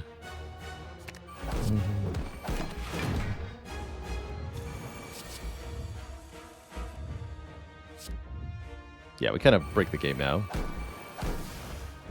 Seems good. Give me a 1,000,000 block.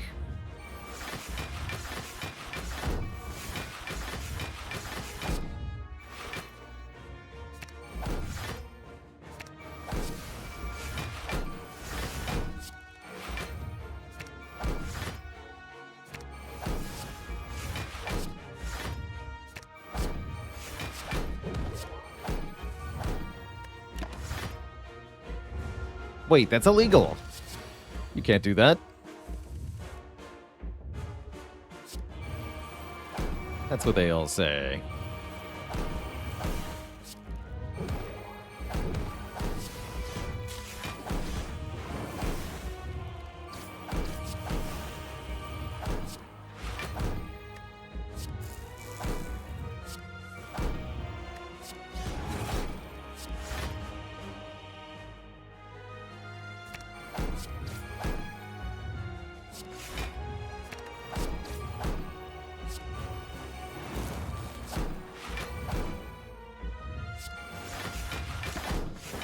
Easy damage cap.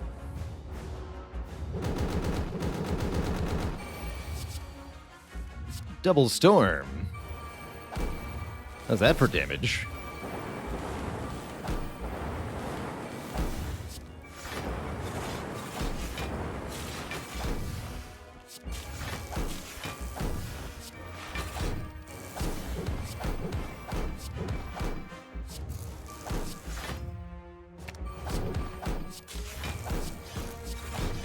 Play every card in my hand.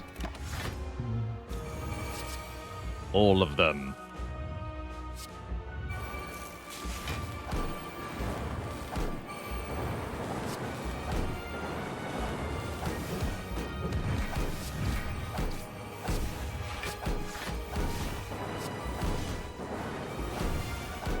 Just keep doubling.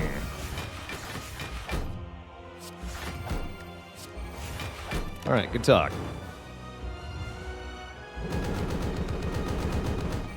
We have 7 Echo Forms. Make that 9 Echo Forms. GG. 9 copies of Echo Form are in play. GG. That was extremely stupid, and I loved it.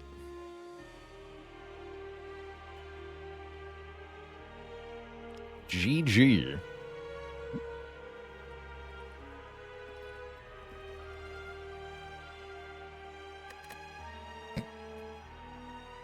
3442 is the final score. It is remarkably hard to break past 3,500. Doesn't matter what you do in Act 4. You have to get lots of elites before you get to Act 4 to get a really, really high score.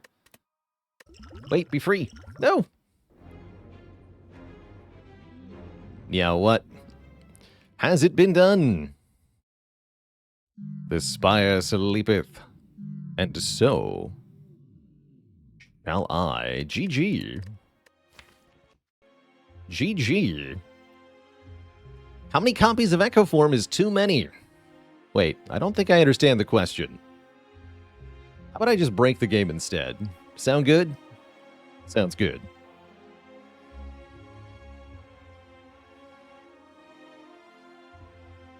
There you go, Tom.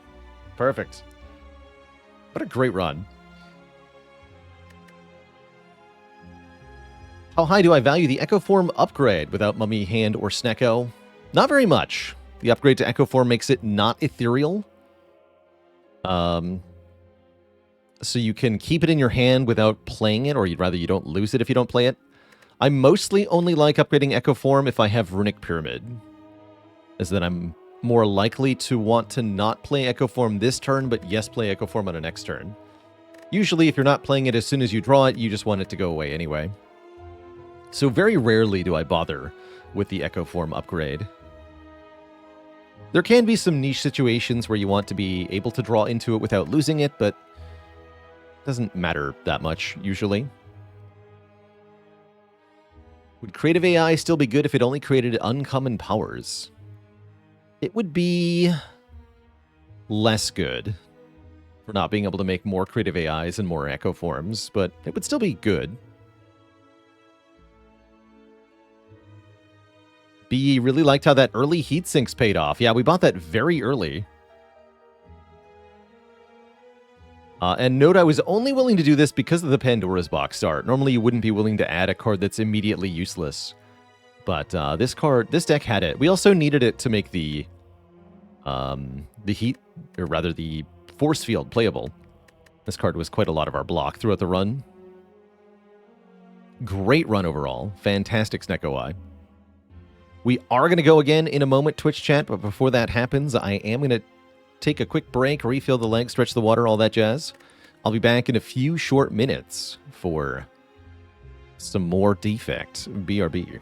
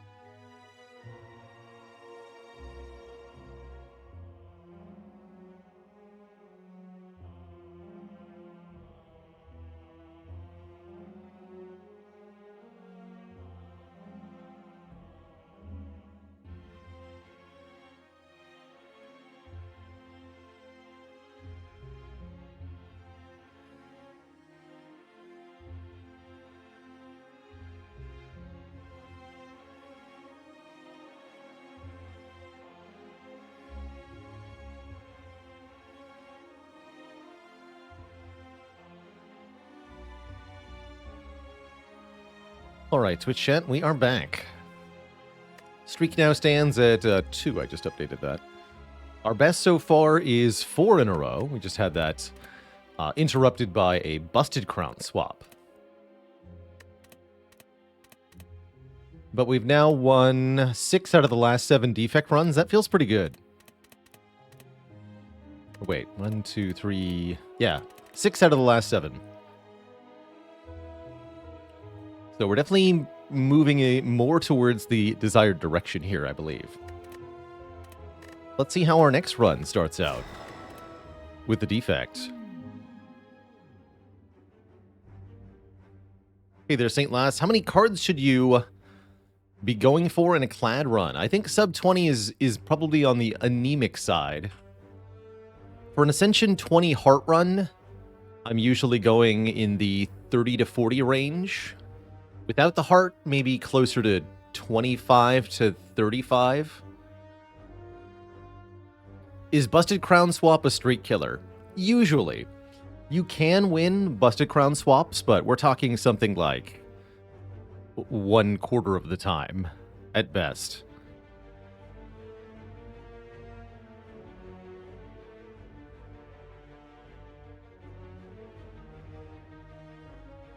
And depending on the character, maybe lower than that. But yeah, it's tough. I think it's the worst of all the swaps, for sure. Hopefully that's not what I'm about to get. What do you got for me, Niao? Sacred Bark, the tortilla chip. We have struggled a bit with Sacred Bark swaps in the past, but I could see it being okay here. I think with Sacred Bark, you have to be willing to purchase potions sometimes. Otherwise, you won't be able to get what you need. Give unto me the guac. I'm thinking something like this. We start out with 3 combats in an event. If we get good potions that we can kill an elite with, we fight the elite and kill it with the potions. If we don't, we go to a shop, and then we can evaluate.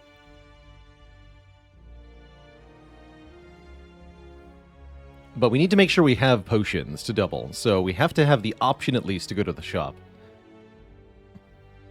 We could go into the shop and then Burning Elite, but I think that's really risky. The shop is not guaranteed to give us potions that can actually beat the Burning Elite.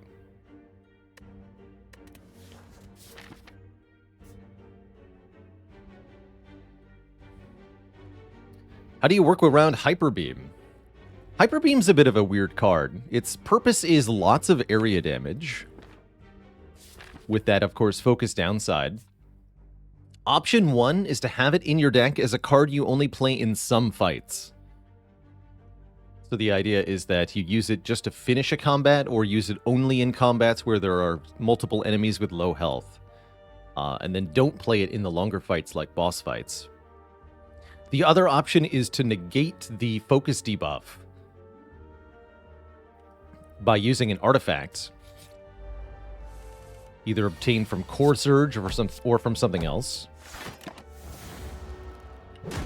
You could also use the card Reprogram to trade even more negative focus to gain at least strength and dexterity. So those are kind of your 3 options. Either only use it as a finisher, incorporate it with Reprogram, or block the debuff somehow. It might be Andrew. Thanks for the tier 1 sub. Welcome to the Cozy Sub Club.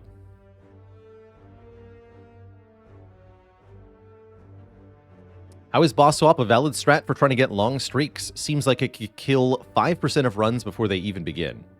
Yeah, maybe close to 5%. Sounds about right, actually. But you are gaining something. Bear in mind, this is a game where there's no safe, guaranteed path to victory. You have to take risks. And Boss Swap is one of those acceptable risks.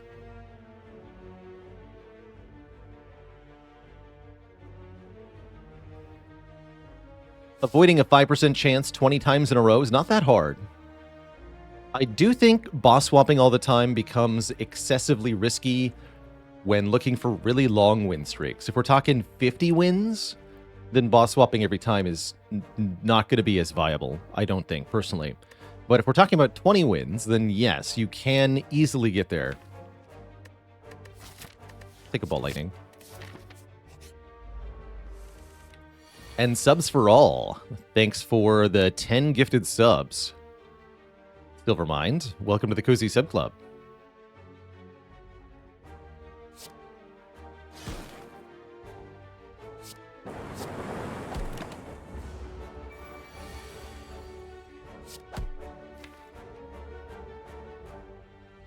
Zap Strike won't kill, so we had better take one here.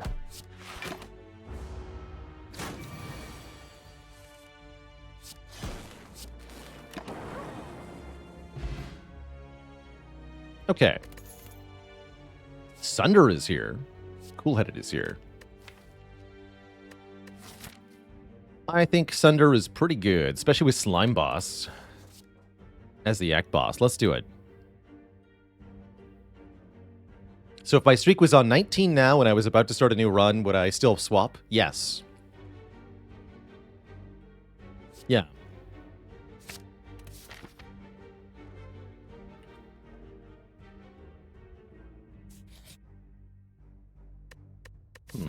Remove a card or gain some money. Given that we haven't found any potions yet, seems likely I want to go to this shop. And so let's take the money. Get 50 to 80. We got 123, 183, 60. Not great, but not bad.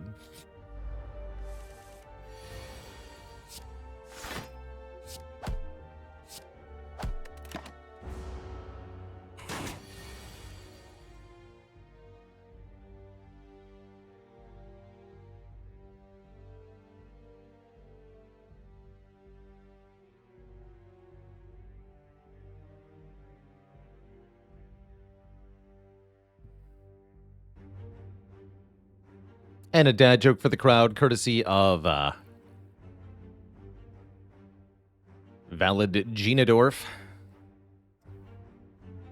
Why was the web developer so poor? Because he cleared his cache. No refunds.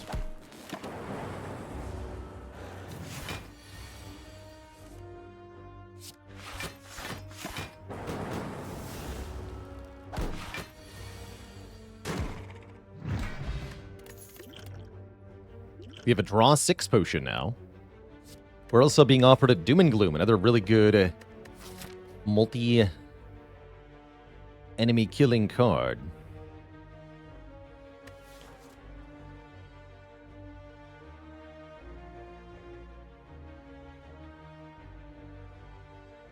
Is algorithm good? It can be. I don't really like taking it right before I'm about to fight some elites in Act 1, usually. But it definitely can be good. Long term, definitely. Is it better than grabbing a good attack card? I kind of doubt it, though. I want this Doom and Gloom. And I am going to go to the shop with 193.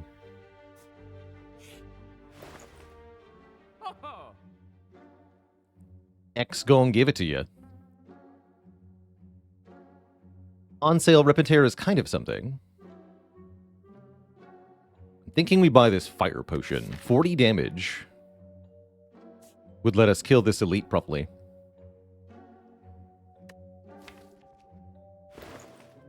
$40 damage does sound pretty good. That's half of one Gremlin Knob.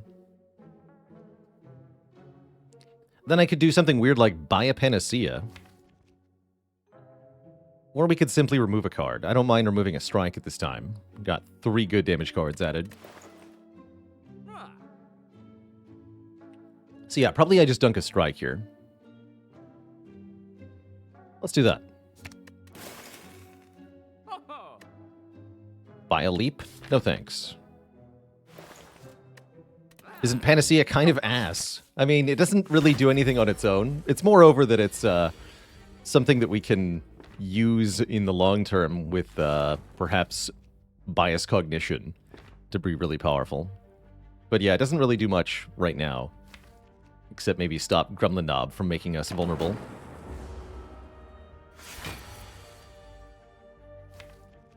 We're not very good at this fight, huh?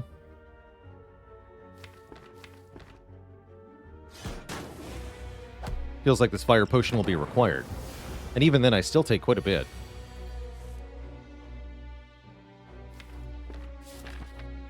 Concerning. Double defend, ball lightning? Yeah. Feels like we take 20 here. 25.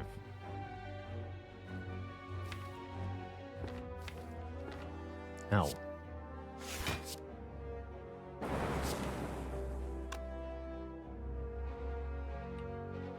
I could maybe Swift Potion to save 5 instead of using the Fire Potion.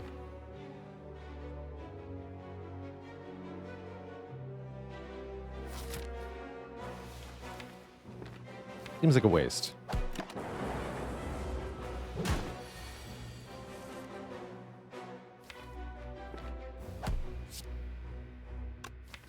Can we always evoke? We have 1, 2, 3 evoking cards. Yes, we can always evoke. If I get dual cast, we save the Fire Pot. Oh, rewarded. We get a potion belt. Very exciting. Very exciting.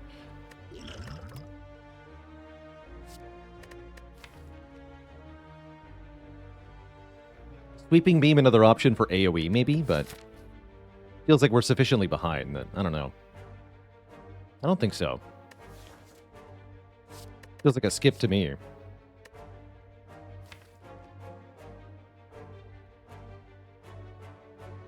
I guess having a draw 1 attack is kind of nice.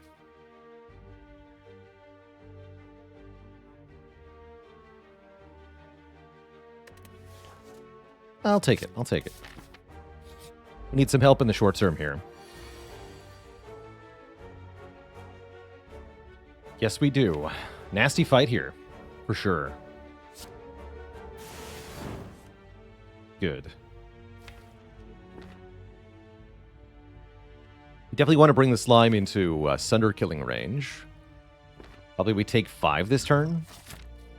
For to keep all our potions. Old school Chris C, thanks for the Prime sub. Welcome to the Cozy Sub Club. Could use our Fire Potion here. Make this fight safer, but I'd much rather have it for the Elite fight. Coming up.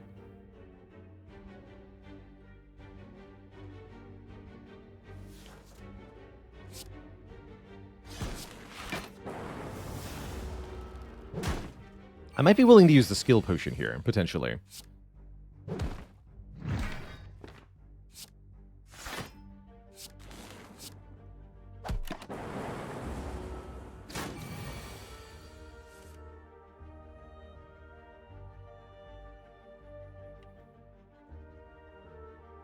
Okay, currently we can do what? If I dual cast and Doom and Gloom, we would deal 16, 26, 29. Dang. 6 more, huh?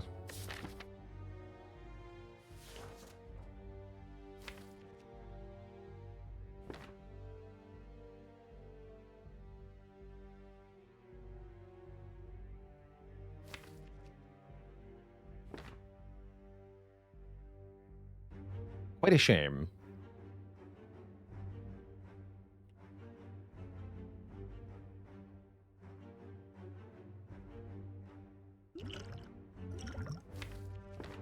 Debating which, if either, potion to use. I think I like the idea of using the Swift Potion right now. Let's use this one. And then Ball Lightning, Zap, Dual Cast gets it, right? We do. Yeah, that's enough.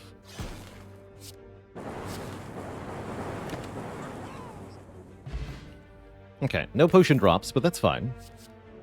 I will be taking a chill. A 0-cost Frost Orb creating card sounds very helpful.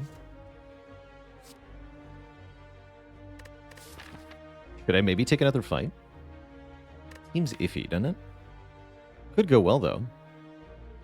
How could it? I have no block. No, let's get to the elite. Take an event here. Cleric would be appreciated at this time. How about a treasure chest with a bag of preparation in it? That is also appreciated. Interesting. Cool. I like that. And a sundial. Less good, but still maybe a thing. Sure.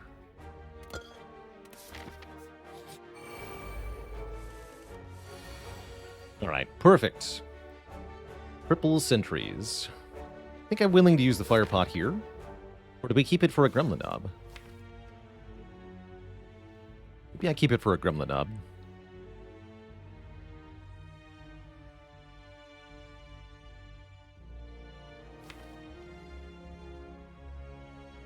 We have Sunder coming up. I can use the skill potion next turn, actually, if we don't get Sunder. That looks pretty good. We just want to bring one of them below 24, which would mean playing Ball Lightning and Doom and Gloom on it. So I'd probably do Chill, Doom and Gloom, Ball Lightning, or maybe even... Actually, the Doom and Gloom and the Dark Orb would do enough. Right, so if I go Doom and Gloom, then Chill, you go to exactly 24. That's even better. And then I can keep 3 Frost Orbs. So don't play Ball Lightning. Okay. I've decided.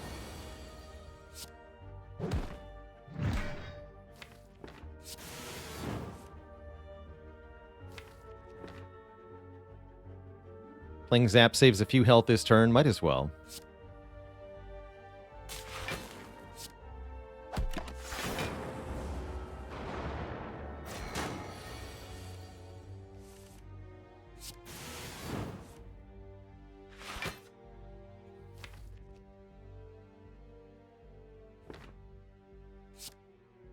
Take the 1 for the better chance of getting a kill.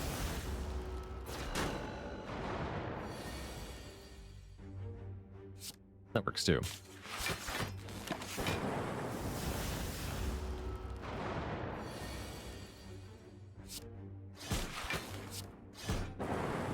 Cool. Still have our fire potion. We also have a focus potion that says gain 4 focus. That's a get out of a boss fight free potion. Possibly even the heart fight. All for 1 is here. It's no good, though. Cool-headed seems okay. For more orb generation, we could also take a go for the eyes. With the Artivore, though, I'm more disinclined to take a go for the eyes. I think Cool-headed becomes a lot better. This is a very good relic. And I think I would like to rest, and then I guess we can fight 1 more elite here. We've got the potions for it.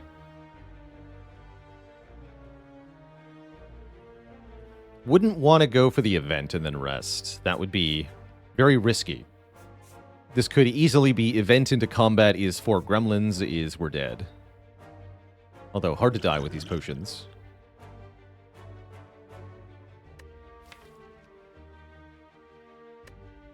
It's kind of hurt not having an upgraded card.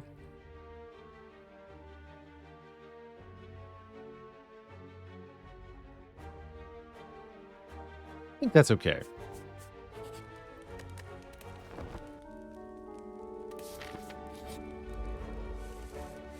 Red Schlaverman. Definitely a bit of a toughie.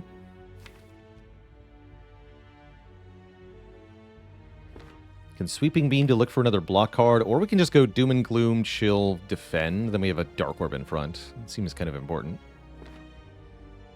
Take 7. Take 7's okay. How's it going, Cheplet? Struggling to get past Act 1 on Ascension 18 Silent. You really have to respect the Gremlin knob in a new way, as you may have noticed. My usual priority in Act 1 Silent is to get 3 or more damaging cards, ideally attack cards, added to your deck, and upgrade at least 1 or 2 of them. It's a good idea to get at least 1 upgrade And make sure you have at least one potion before you fight any elite. Because otherwise they can just end your run immediately. Each of the 3 elites presents a different challenge in their own way. So there's no quick and easy approach to tackle all 3 of them, unfortunately. But making sure you don't go into an elite node without serious resources to handle it is pretty much mandatory.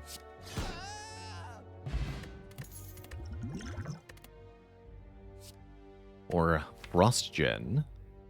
Actually, no. We want the Beam Cell to go with Sunder and Doom and Gloom and stuff. Beam Cell do slap. Yeah, it's for Lagavulin specifically, it's a good idea to take an attack card that does at least 10 damage as one single hit, so that you can still do damage when your strength is debuffed. Any beamers? Alright, here's Gremlin. He finally showed up. This Dark Orb actually won't do much, huh?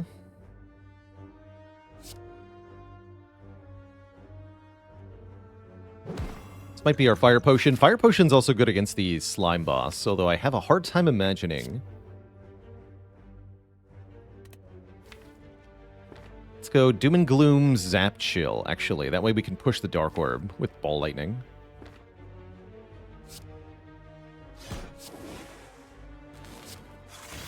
I don't think I'd like to use the Focus Potion here. I'd rather use the Fire Pot.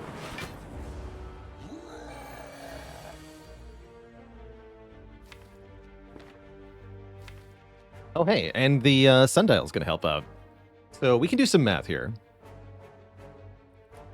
If I play Ball Lightning, Strike, Strike this turn, and then next turn I play Sunder and Strike, we'll have the energy for it. Is that a kill? So this turn I would deal 19 from the attacks plus 12. It's already looking like a yes. 18 plus 12 plus 6.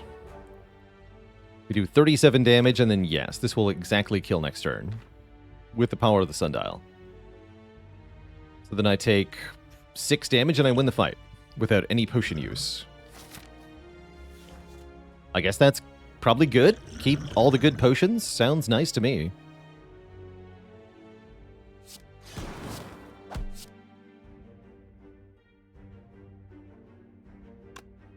Am I allowed to play 1 defend, actually? Hold on. Because this does 30. Plus 6, plus 6. Yes, currently we can play 1 defend even. Save 2 health. By using the Sundial energy. Sweet. And then we have all of our potions. We get a Centennial Puzzle, draw 3 the first time we lose health. There's another Beam Cell. Another Go for the Eyes.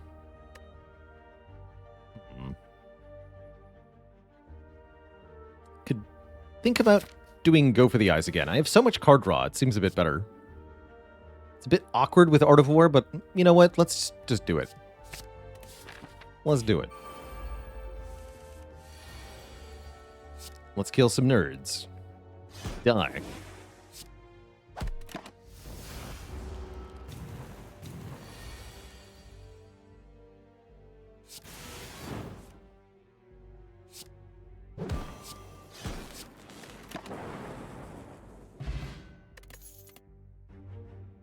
Heat sinks. Recursion could be quite something. We have a Dark Orb. And we have no starting orb. Recursion is pretty strong then. Really been liking Recursion when we found it lately. Hologram also does some pretty cool stuff. Hologram the Beam Cell, Hologram the Doom and Gloom. You name it.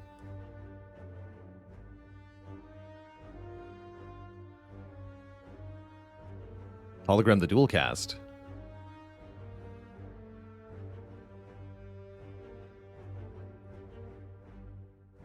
I think I like Hologram more, but they're both good.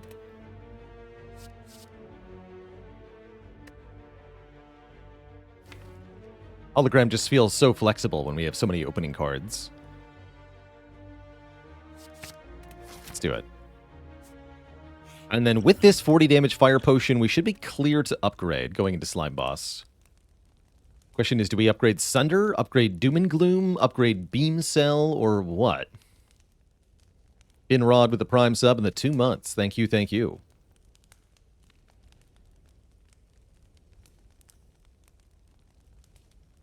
Always Sunder. You do slap, though.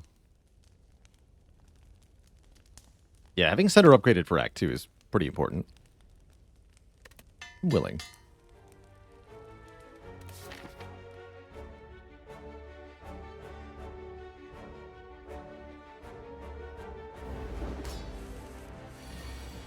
Bonk? Or is it better to have our orb?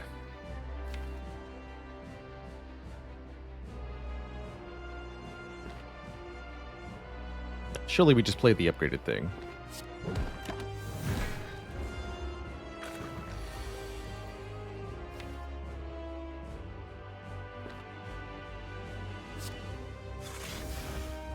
Okay, and then this turn I'm going to not play anything, so that next turn we can Beam Cell and Hologram Sunder. Fireworks with 40 months! Good to have you back. Is there any other line I would prefer to do? We could do Doom and Gloom, Sweeping Beam Zap.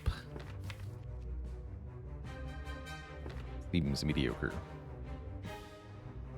When we could just nuke you now. The nuclear option.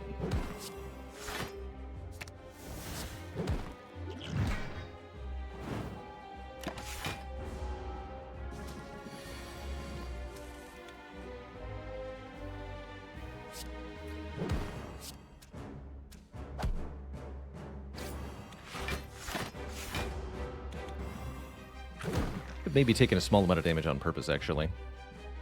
Or not. How about you just die?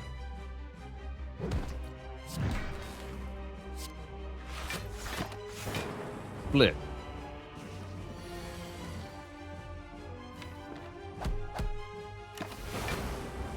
Fight. Appreciate that we got to do that only using 1 potion. So now we still have 4 potions going into next act, one of which is a double power regen potion. This can heal us for 10 plus 9 plus 8 plus 7 plus 6, so on and so forth. A total of 55 health. If we're able to wait 10 turns, or if we only have the same amount of time as a normal regen potion, it still heals 40 in the first 5 turns. So it's more than twice as good as a regular regen potion.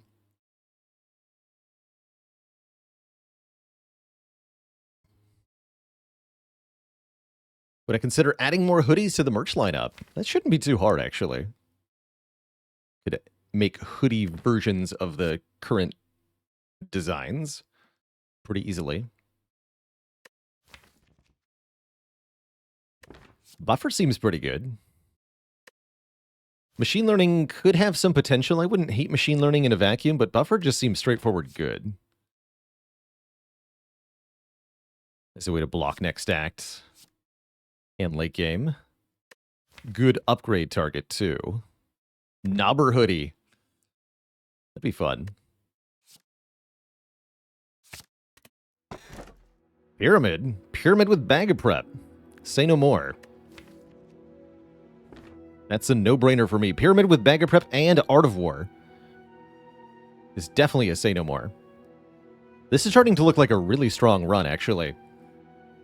We are Runic Pyramid with good Runic Pyramid relics, with also 4 double strength potions, including 1 gain 4 focus potion that could be our late game answer. That's a pretty good position to be in. Inserter could be kind of interesting too. No, I'm taking Pyramid.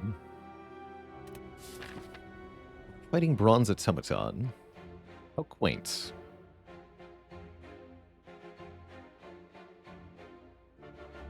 I think elites are maybe not the best thing to be fighting super aggressively right now. Although with our potions, we could probably handle at least one.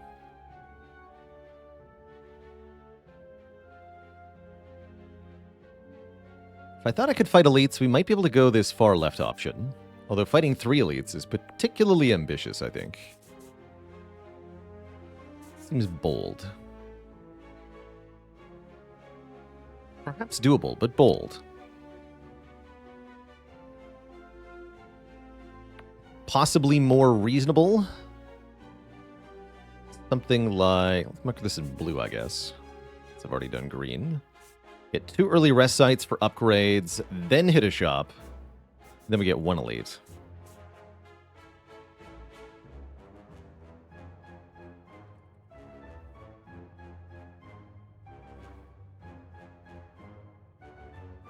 Isn't it unlikely to get the full value from the regen potion? Yeah, hence why I said it's still 40 health if we only get it for 5 turns. The same length as a normal regen pot. It was still more than twice as good as a regular regen potion.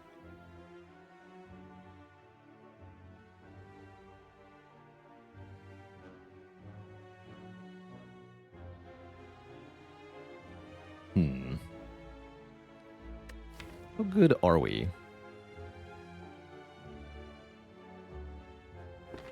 Not getting murdered here. Get notably less upgrades on Green Path. Well, no, we get the same number of total rest sites. They're just distributed differently. But notably, we do get the buffer upgrade before anything nasty happens.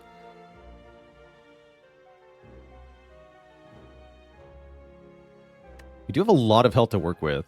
And I could even buy a better anti-elite potion. You know, maybe we are in really good shape for this. I'll allow myself to be convinced that we can handle this. Though maybe I shouldn't have been.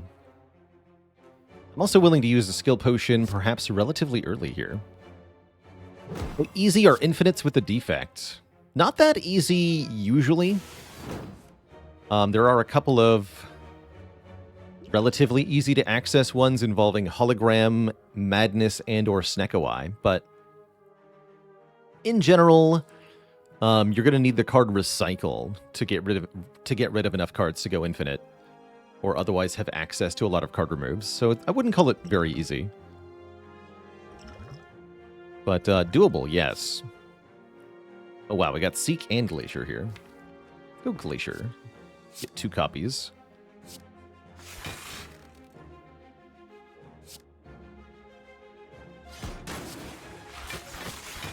Keep the chill.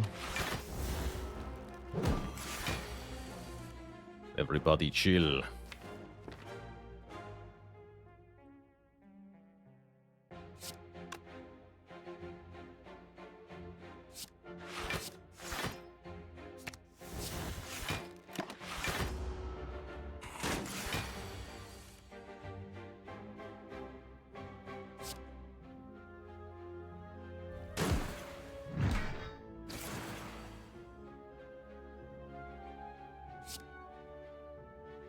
Don't have buffer down yet. Wait. Mistakes have been made. Oops. That's fine, though. Don't think we needed to take 1, but we did. We did.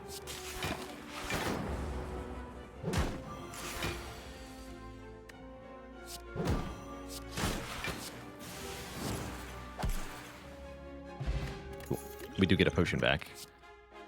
Algorithm is here once again. I think with Pyramid, it's a lot better. I think Boot Sequence is also really good, though.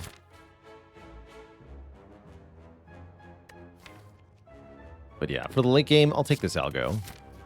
It's a nice investment. Oh. Glad we have our healing potion. Okay, we can buy the Boot Sequence as well. That's probably worth it. Capacitor is here as a way to gain more orb slots. If we had a real Glacier, maybe. Turbo with Runic Pyramid and initial card draw is very strong. Definitely we're going to buy this Turbo for only 28.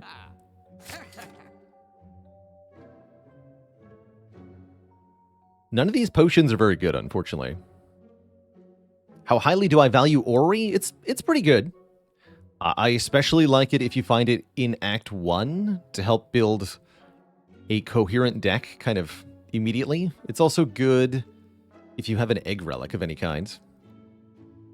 Do we want Hand of Greed here? With Pyramid, it can definitely do some stuff.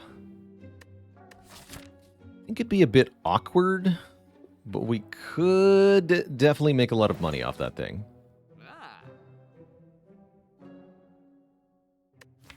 Yeah, we could definitely make a lot of money off that. It's another decent attack option, too. I don't hate it. It's not getting upgraded for a while, but it seems good.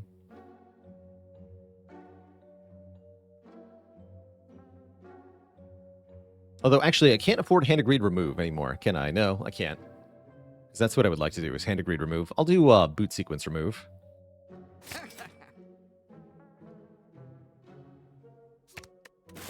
Seems fine. No capacitor, no capacitor. Okay. Capacitor won't help in the elite fights. It's true.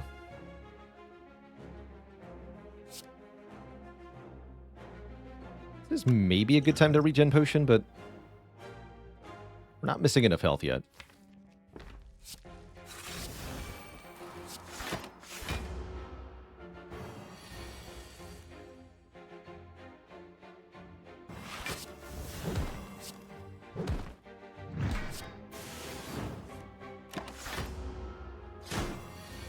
Nice. Let's just go Doom and Gloom algorithm. You can't hurt me.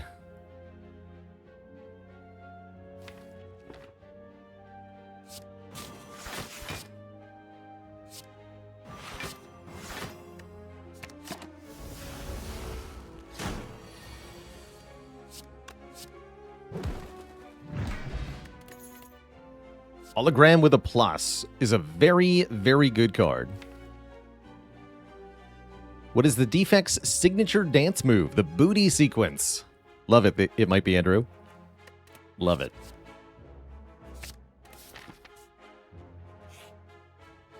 Remove a card from our deck. Yes, please. The more strikes we lose with Pyramid and Art of War, the better.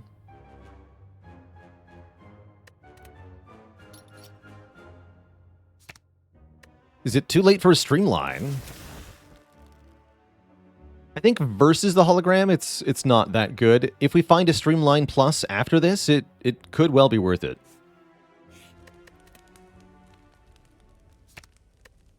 Pretty sure this is our upgrade.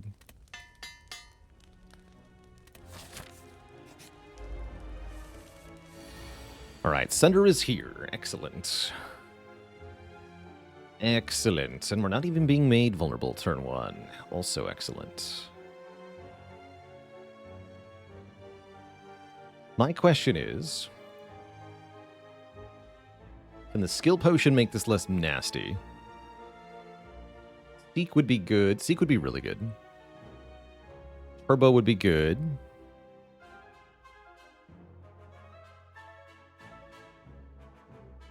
Glacier or any block card would be good. Let's use the skill potion first. I'm trying to use the least valuable potion to tackle each situation so we can keep stockpiling the good stuff. So we could, yeah, we could just regen potion. We could focus potion, but we don't need to. Let's try the other stuff first. What about aggregate? Gives me +3 energy, so we'd have 9 energy, which means I could just Sunder Hollow Sunder here. Or in fact, with the aggregate, I could even, in fact, Doom and Gloom, Hologram, Doom and Gloom, then Sunder. That seems very strong.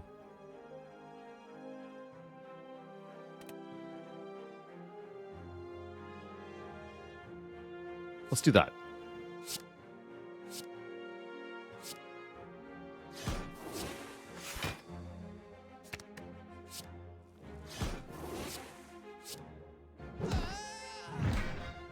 And then this is 20. Let's get rid of this. I could short my block very slightly here, and I would get 3 more cards for doing so. Let's do that. Take 2. Keep the boot sequence. Draw 3 more.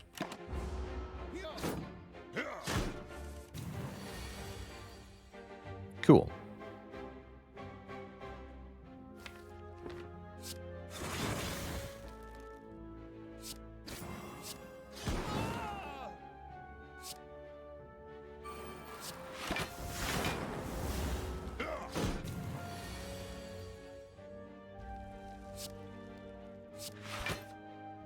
We've yet to actually activate this sundial. Okay, that was a good sign. We trounced the 3 slavers. And we still have 4 potions. Now we also have a smiling mask for cheap removes. And we're offered a loop. I think a loop might just be the sort of thing we're looking for here. Although, what if it's actually just Cold Snap? I think another Frost card is good, but although I'd prefer it not be an attack. I'll take the loop. I think we do have a limit on how many powers we can add for now. But we're not at that limit yet.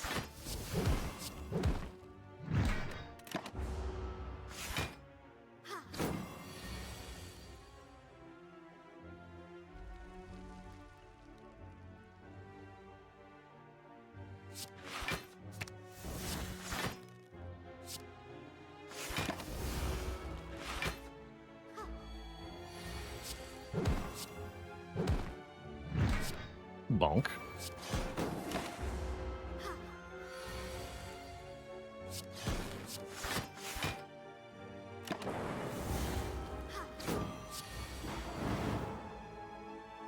Nothing else to do, right? Good. Wait, no! Foolish. Oh, Recycle is here. Exhaust a card, gaining energy equal to its cost. This is a crucial piece to enable infinite combos, potentially. And we have a sundial, mind you, so that's like a real thing. Take that. +1 strength. Makes our short term a bit better. Sweeping Beam and Doom and Gloom hit harder. Beam Cell and Go for the Eyes hit harder. This could matter. We still have to get through 2 potentially difficult elite fights, so I will take it. Our second elite is the Book of Stabbing. I'm kind of grateful it's not the Gremlin Leader, I'm going to be honest. It does look like I should, again, use a potion here. I'm currently thinking about the Swift Potion to draw a bunch of cards right now. So I want to play the Beam Cell and the Loop. That's about it, actually. Yeah, let's draw 6.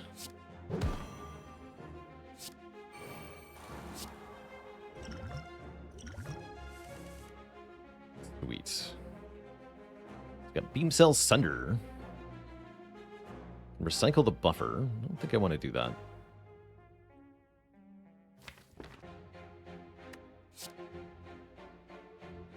Definitely do the damage, though.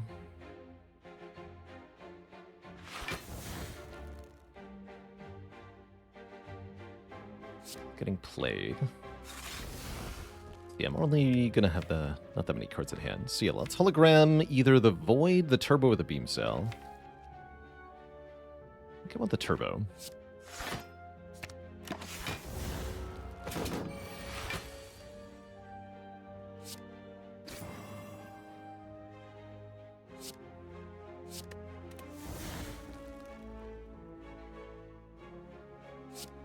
Defend, Ball Lightning, something like that. Next turn we can play our buffer. Maybe even Buffer Zap and then Art of War.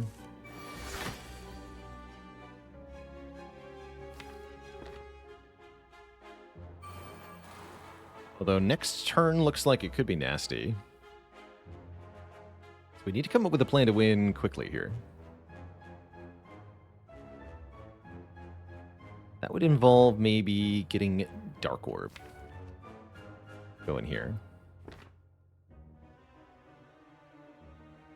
Currently, we're not doing a whole lot. I'm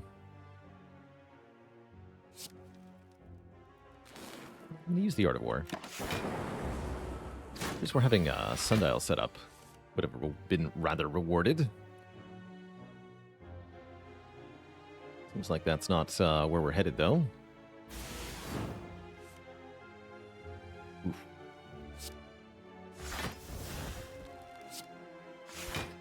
Not quite what I wanted here, but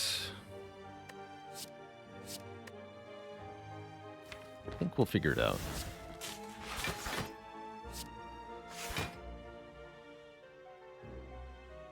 Won't make a difference. But if I hologram the turbo... No, that's not helpful. The buffer will save us.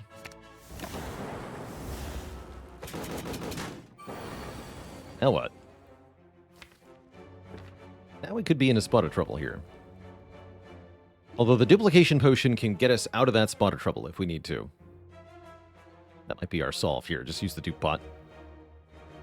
Unless I can come up with some weird line that does 80 damage right now, which I kind of doubt. Or 42 block, which I also kind of doubt. Yeah, I think we just use the dupe pot.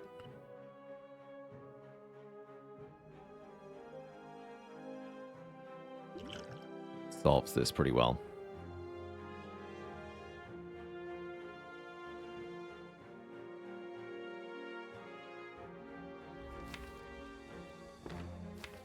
We didn't get the beam cell, unfortunately. Otherwise, there might have been a way. But yeah, I'll just use this. Dupes the first 2 cards. We double Sunder, then we can double Turbo. I can hologram Sunder and play it again. Get a Bottled Lightning. And a card that is definitely not Seek, but I'm still going to add to the deck called Defrag Plus.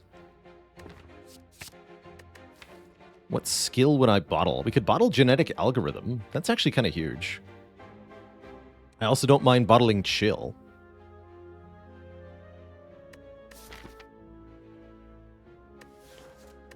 It's kind of like upgrading it for free.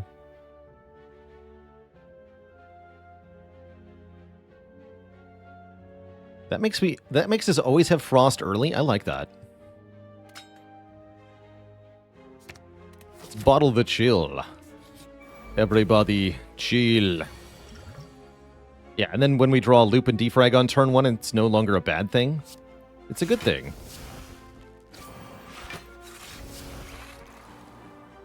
Take it.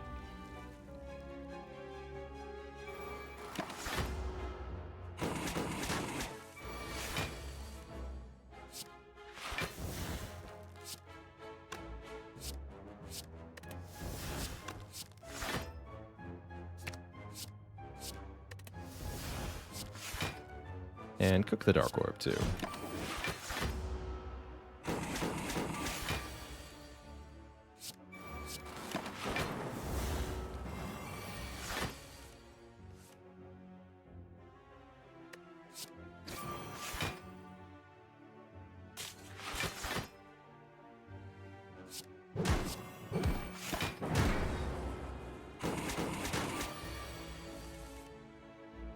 And now you die.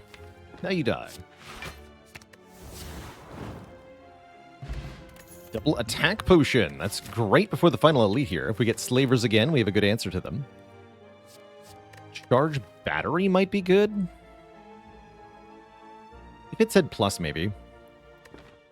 Realistically, if we're doing recycling things, we don't want that many more cards added to the deck.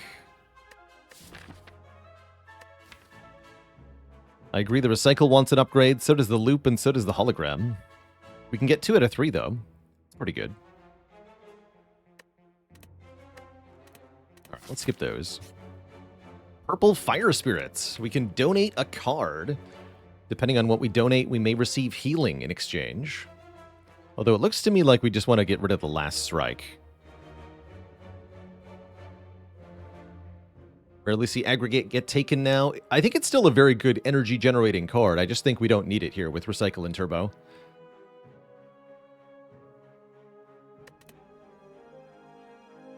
Do we donate Boot Sequence with Bottled Chill? I don't think so. I also don't want to donate a card that says Exhaust on it. For uncommon cards that we could live without, I'd maybe lose Loop or Genetic, but no, I'd rather just lose Strike. We're fine with the regen pot. Our cards are actually kind of good. Let's keep them. And yes, I think we should upgrade Recycle.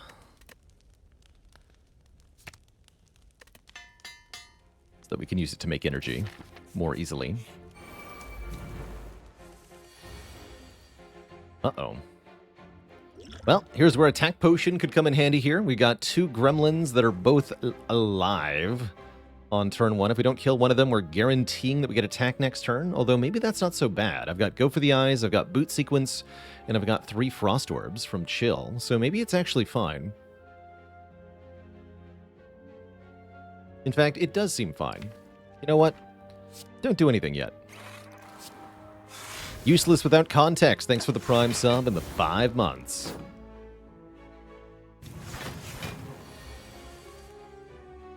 If we only kill one of them, I think the attack percentage is something like 50-50.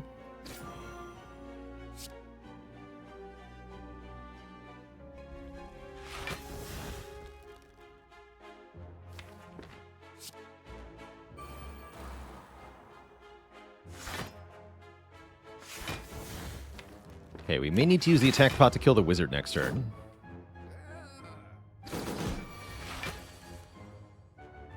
As we did not get Sunder. But no, I can do some stuff. We can do Turbo, Doom and Gloom, Hologram, Doom and Gloom, Recycle, Zap, Play Ball Lightning.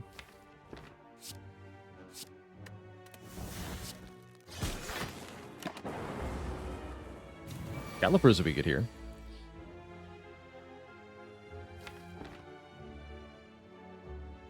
We should dual cast now, so that we can do 44 to the leader.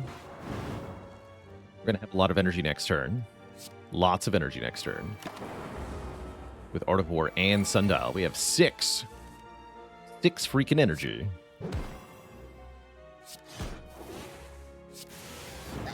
Good fight. Pretty much perfected that fight without any potion use. Now we have 7 more max health. And if we want, we have Electrodynamics, which does seem kind of good.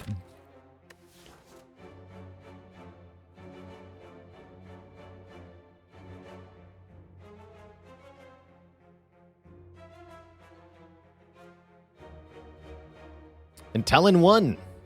Did you hear about did you hear about the Defect, who was charged with misdemeanor violence? They were charged with battery.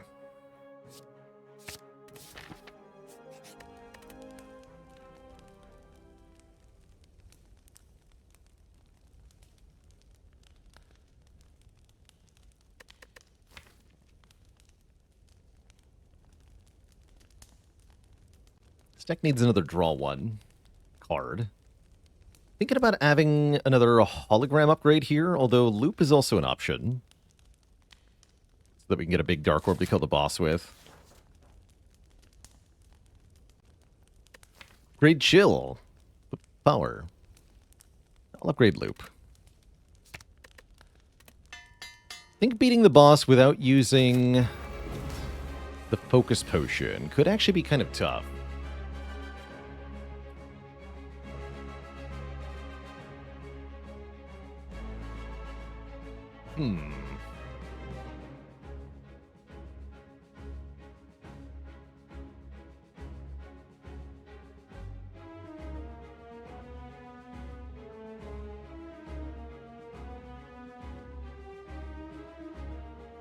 Minions arrive next turn. I think we'd rather wait on the Doom and Gloom until after they're summoned. It was Assault and Battery. Oof. Just gonna make room in hand and retain these 5. Kind of a skip turn 1. Could consider using the regen potion now. Thing that maybe we need it in this fight. I've got buffer plus. No, I don't. Okay, we're good. We're good. Keep this thing.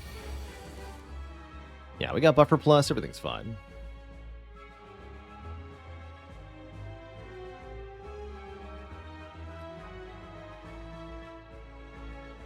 All right, let's start with some orbs.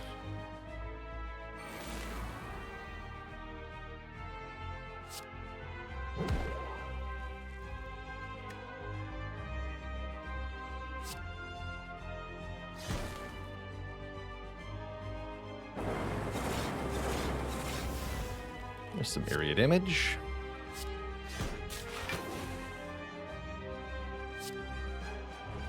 And then hologram the void? Yeah. And I could full block by playing the boot sequence, but I'd rather take the small amount and draw more cards.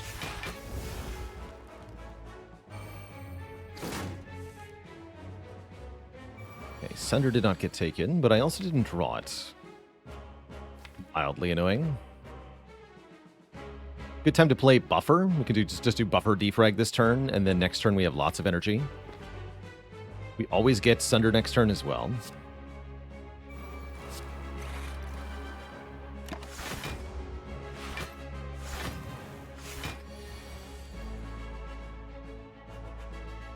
Gets me recycle. I could hologram that and do it again, too.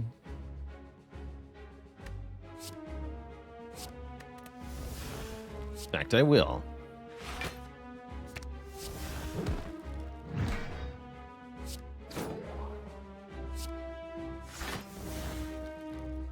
That's 24, 24. Okay, so we're good.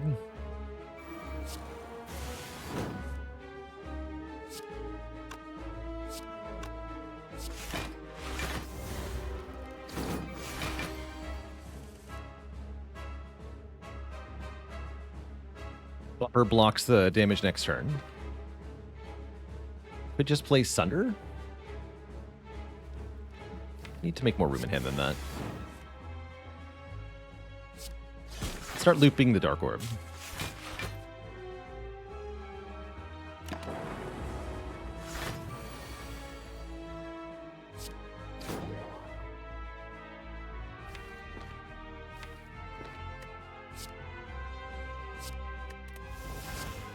Get rid of a few cards, too. Please don't draw those again. Hit me.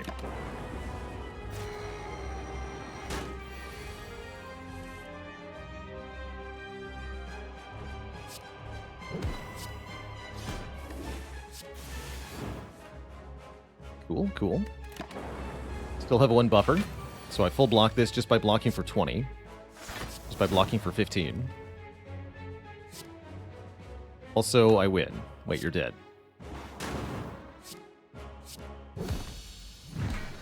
GG, nerd. Well, we clobbered the boss. We still have 4 potions. Do I want a Meteor Strike?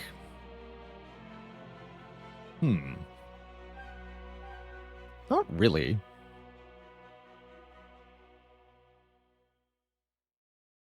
It does cute things.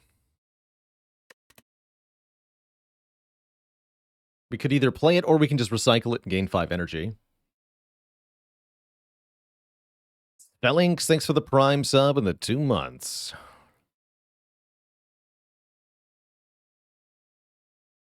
Good with Liquid Memories? Not... No, actually it's not. Because my question to you is, how do you get it to the Discord pile so that you can use the Liquid Memories on it? Think about that for a second.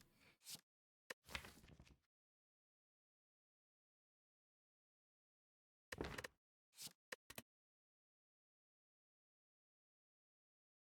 think I might skip all these.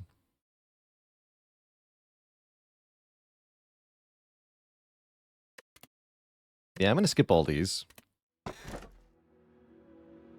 Sozu? No, not Sozu. We take Coffee Dripper. Coffee Dripper's great here. With this regen potion. It's free energy. I'll take it.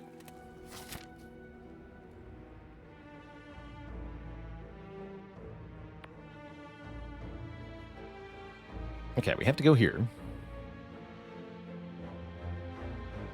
Which means I might as well go here or here.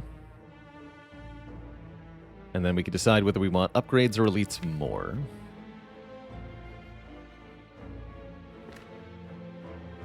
Still pretty close to turning this into an infinite. I'm going to keep looking for cards that would help us do that.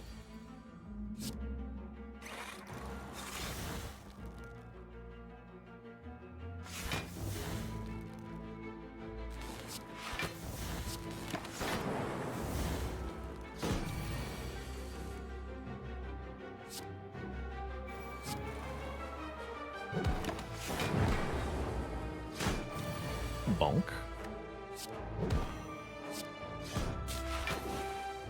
Forget the algorithm. Ooh.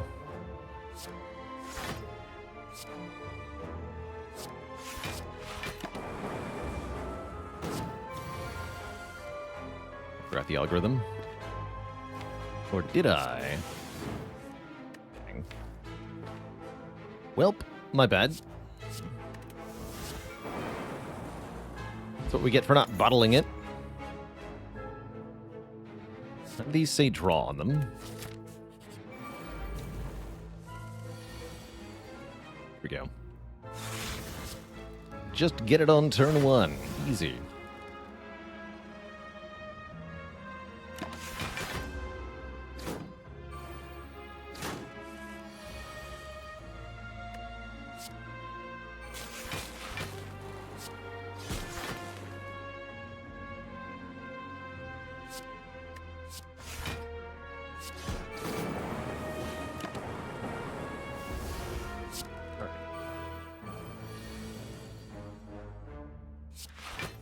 You may now all perish.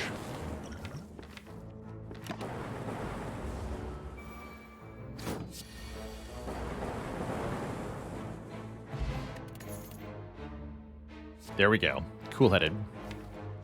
I think that is actually all that we need.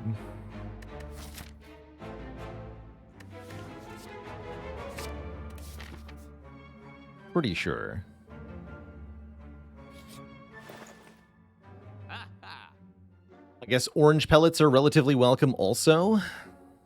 I can do remove cool-headed number 2 and orange pellets. There you go.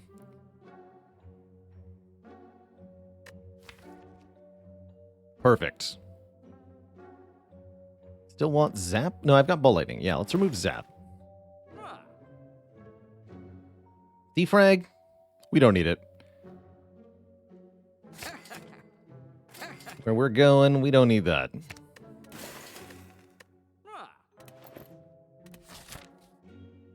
Probably I just go for the upgrades now. Why is the orange pellets good? Could be used with certain potions to do absurd things. It's also very useful just for allowing us to remove the debuffs that Heart will apply to us on turn 1 of that fight.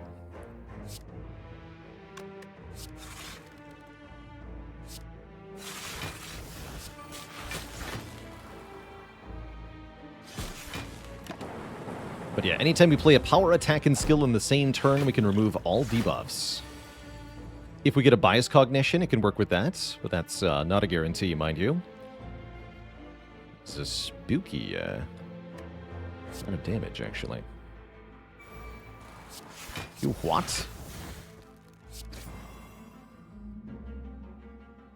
Lock 26. Okay, we're good.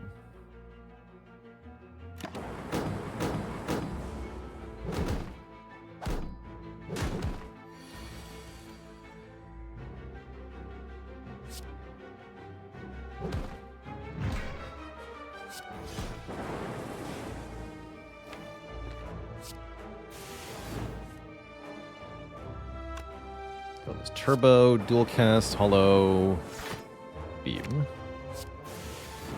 We are.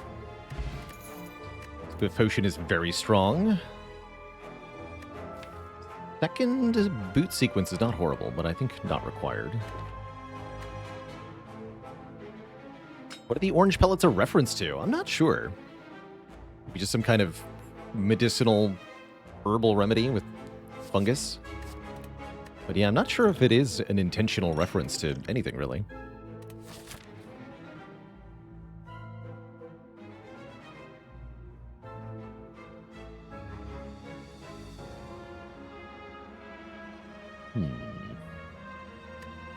So do we need anything else? I mean, there are cards that would benefit us, but do we need any of them? Genuinely unsure about that.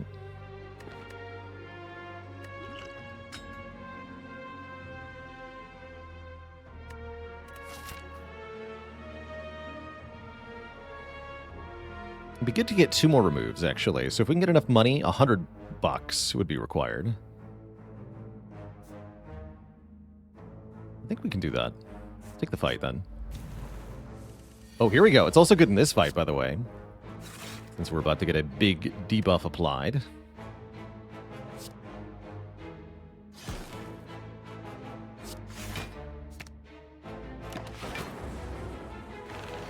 Go power, attack, skill, and then the constricted is gone. Let's play loop 2.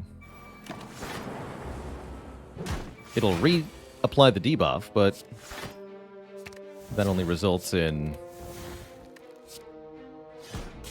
me purging again on the following turn.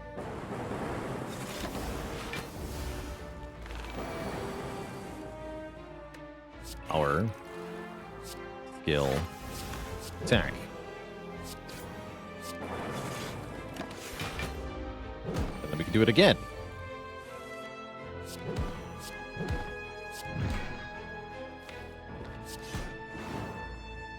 That goes infinite pretty quickly, by the way. Here we go, Flex Potion. So Flex Potion with orange pellets, very strong.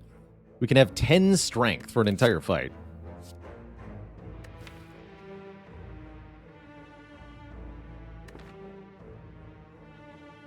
Don't I want to upgrade both Cool-Headed for infinite? Yeah.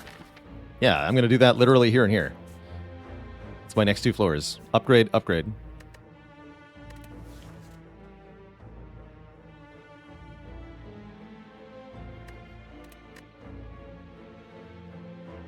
Is this actually worth it, though?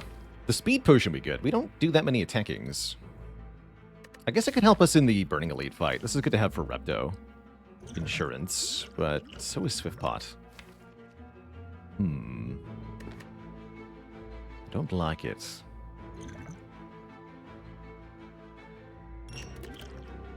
Not taking that defrag.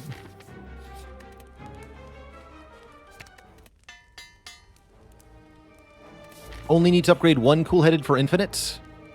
We don't need to upgrade either of them for infinite. Sorry, Beam Cell. Your time has come and gone. Now's the time to remove cards. All the cards.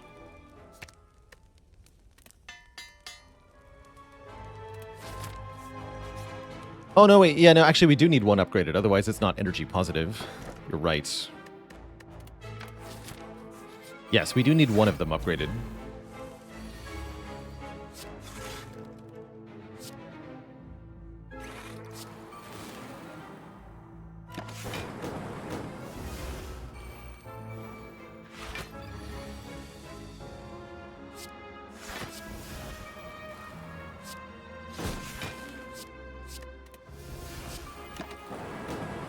Commence the bleppening.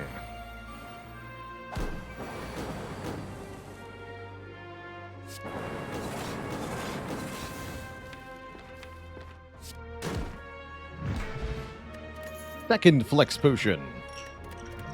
Maybe I should just go to full health.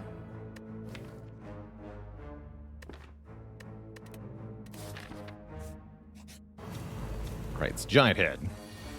Not even a threat. We should be able to go infinite in this fight, just to show off how we can do it.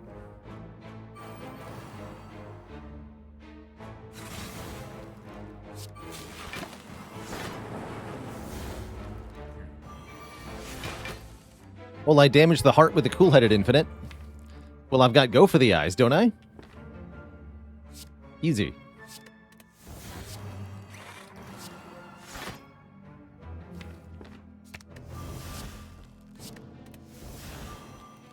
Only have to play that a few hundred times.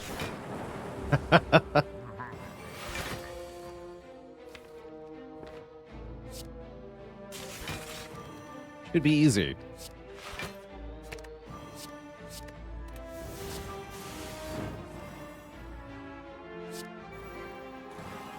Get rid of this card too. 1.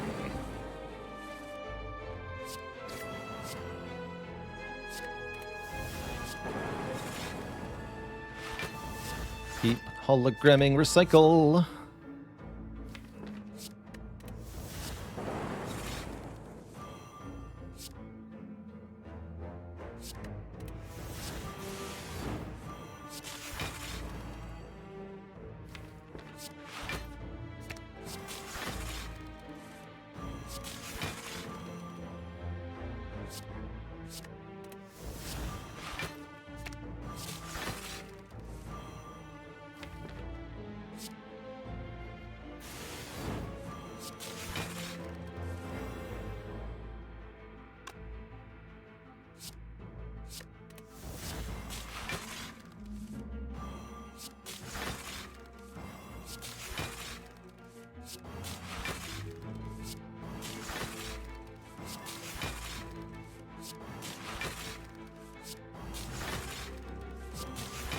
Turn 4.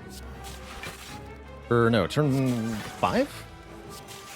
Pretty good, actually. And we can speed this up a lot with potions, too.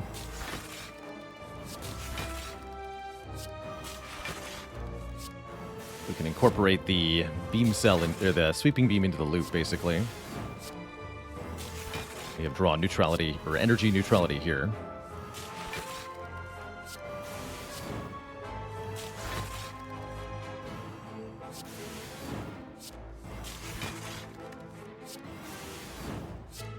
This is able to win like this.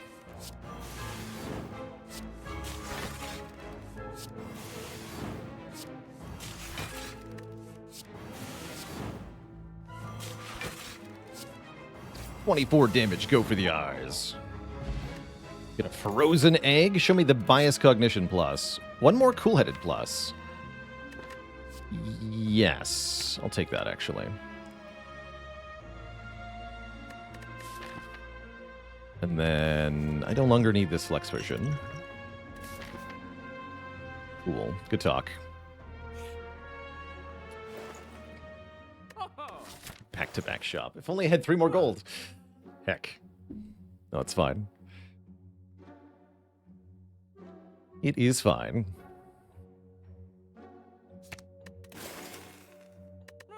We're not going to be adding any more cards at this point. Removing cards is our best bet, for sure.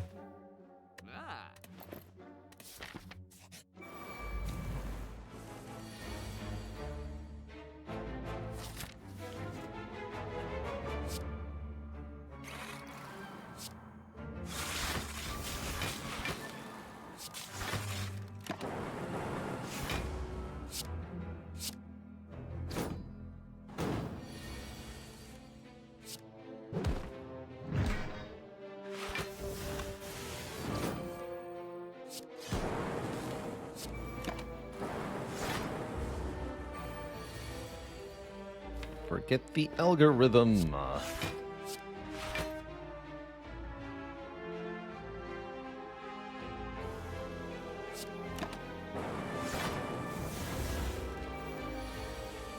Thank you.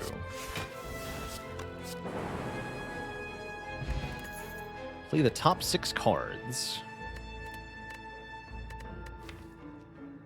Surely that's good.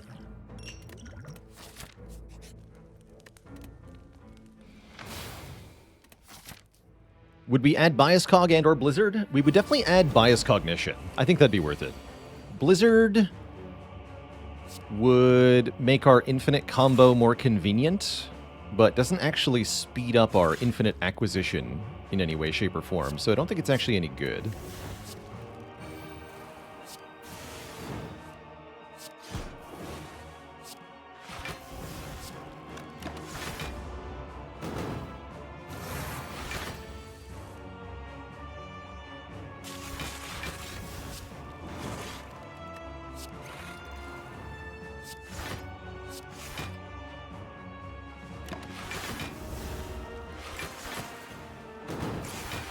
Okay, the Dazed will make going infinite a little bit slower here. Same with the Heart Fight, actually. Our Heart Fight infinite will be a bit slow to get started because of the added statuses from the heart. So we do have to be mindful of that. Let's lose the turbo. Electro buffer. Overall, this fight is not very threatening. High meter could be maybe a slight issue, but I still think not actually a problem.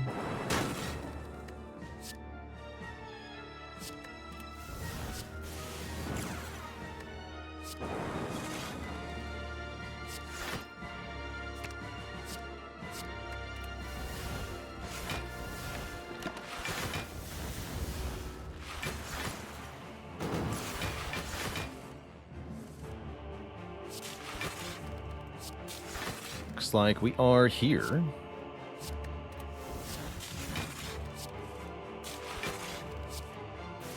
So I gotta sweeping beam them to death now, which could take a while. Can't be like water, thanks for the Prime sub. Welcome to the Cozy Sub Club.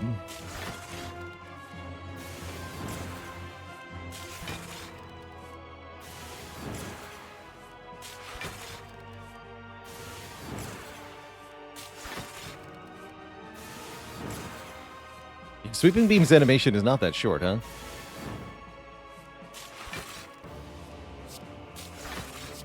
What if we use Ball Lightning instead?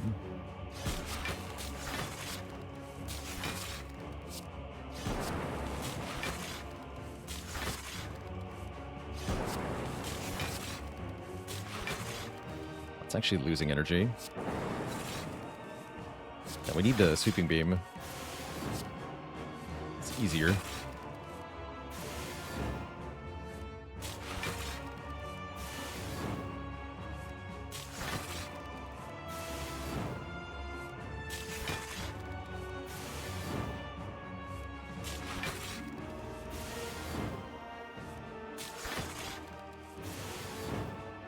Have to do Cool-Headed 3 times before using Ball Lightning 1 time. Ugh. Too much.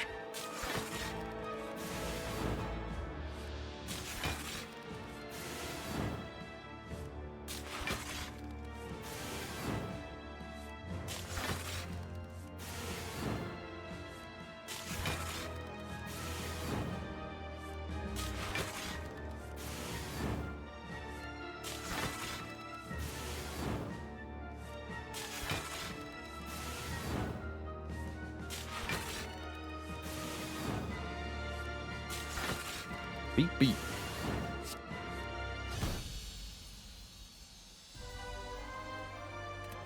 Okay, and we're not even fighting Time Eater, which means I don't even have to worry about using any potions or anything like that. We can just win. Winning sounds good.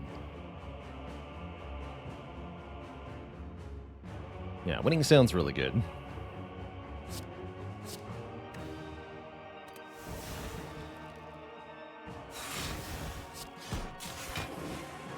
Please draw me some cards.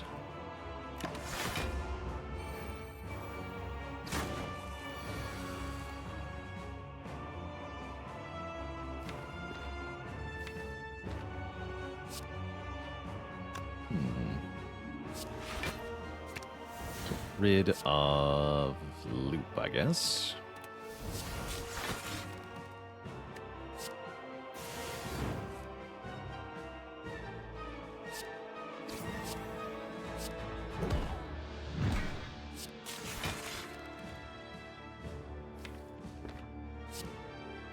I'll use the algorithm next turn.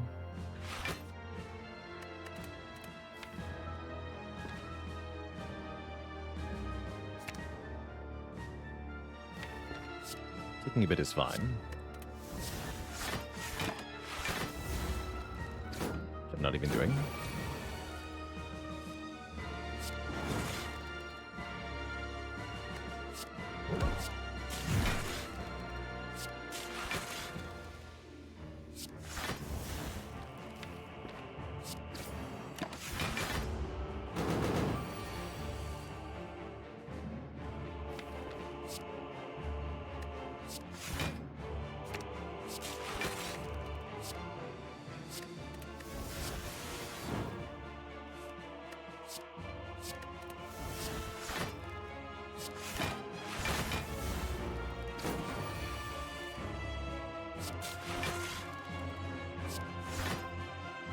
We're getting closer.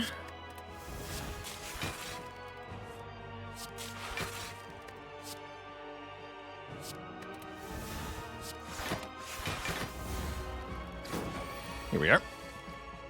Should be infinite now.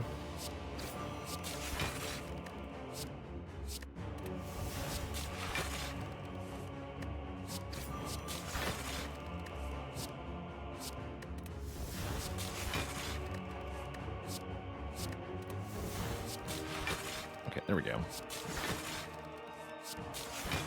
I guess we do the Sweeping Beam thing. Might be my fastest way to kill stuff. Feels awkward. I could try to infinite for enough energy to play the Sunders. Although I have to play a lot of Cool-Headeds for that. Each of these is only 1/3 of 1 energy, I believe.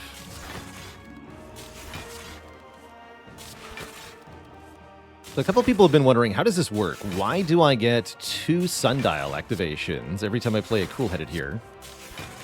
It's a kind of idiosyncrasy of the game. When you have 0 cards in the draw pile, and only 1 in the discard pile, if you try to draw 2 or more cards, it sees that as 2 shuffles. You first shuffle the 1 card that you have in the discard pile into the draw pile, then you draw that, and then you have 0 cards in the discard pile, 0 cards in the draw pile. You're still trying to draw cards.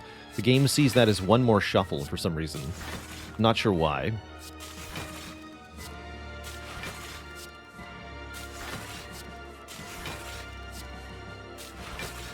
But that is how it ends up working, and it enables all sorts of crazy infinites for that reason.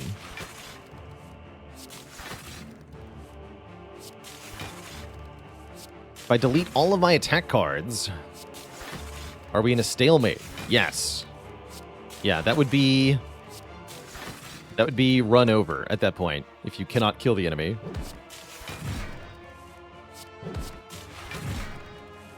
That's what we call a soft lock, indeed.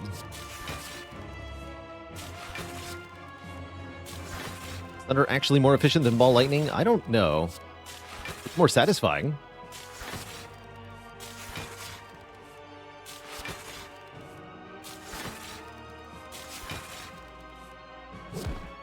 Thankfully, the enemies don't get bored and leave. But chat might.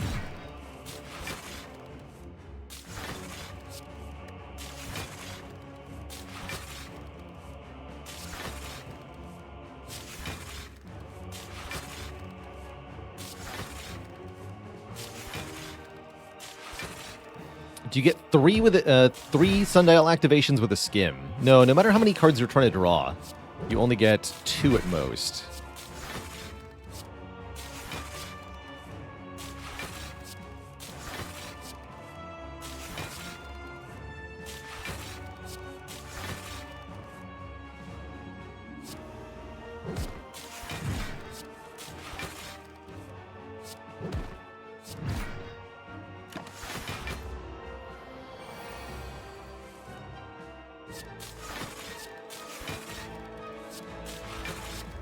One more time.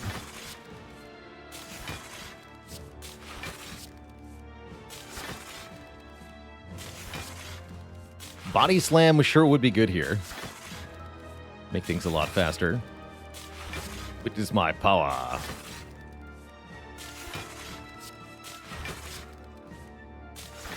Try Ball Lightning out. See how that feels comparatively.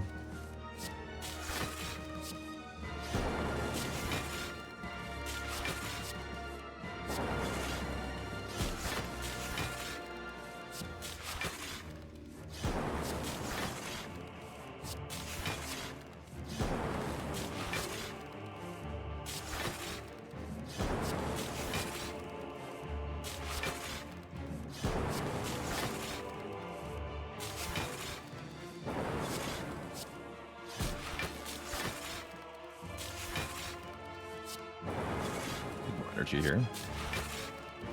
So I might just do Sweeping Beam against Heart, because it's kind of a no-brainer.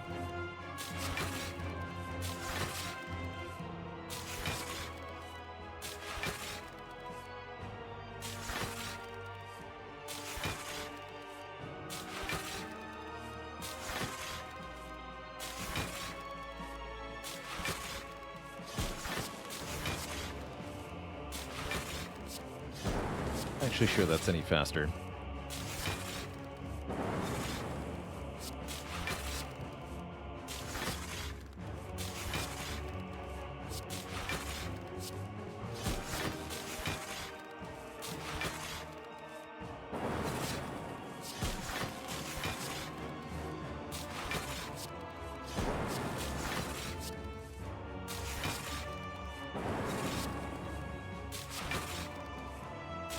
Am I going to upgrade Sweeping Beam to save time?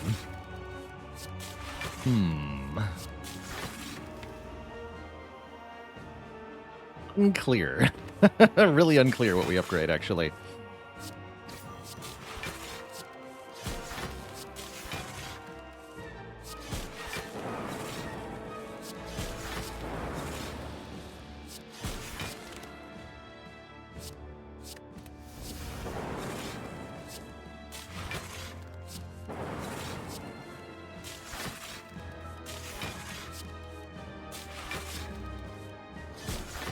We're almost done here.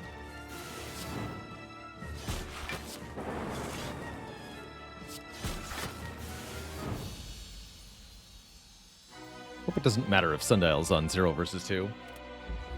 Two thump, a deep pulsing dread could be felt throughout the room. Is this the heart of the Spire, the source of all this orb channeling?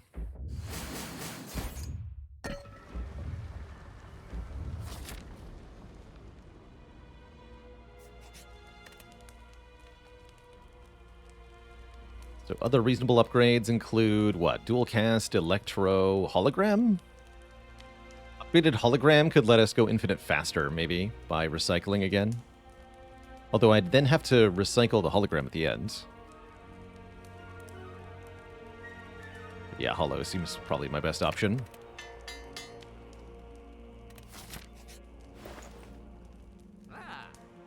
And then Medical Kit would have been cute, but we just remove another card here.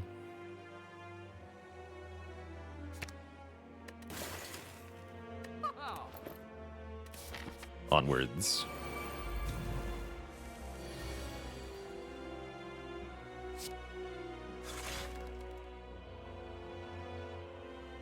Okay, I'd like to take some damage here. We got this super duper regen potion after all.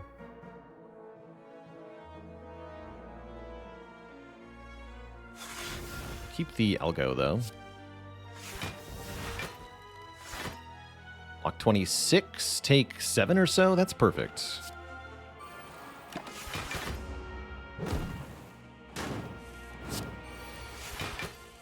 I draw a whole bunch. Buffer for next turn looking good. Excellent.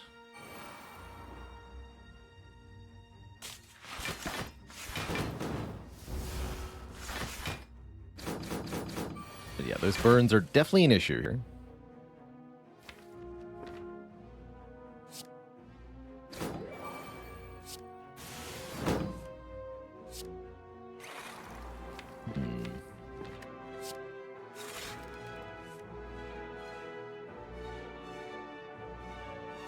Curious problem.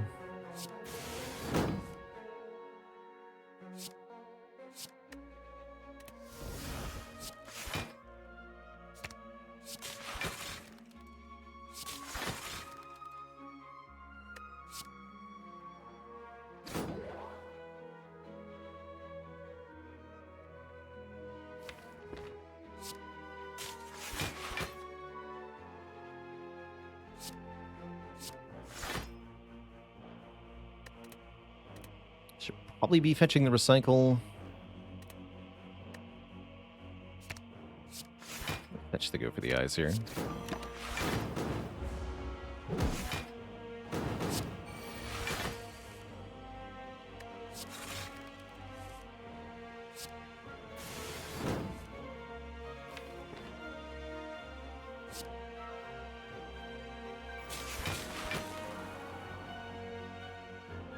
Where to use this? This turn could be iffy. Gotten a lot of garbage added to the deck, so we actually haven't really burned through the deck in the way that we're hoping for. Tricky, tricky. Might be the time we have to use the Distill to Chaos. Don't completely hate that.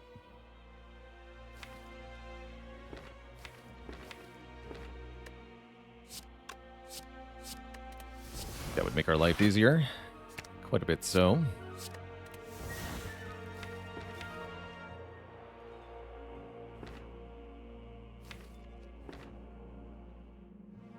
Right, let's do that.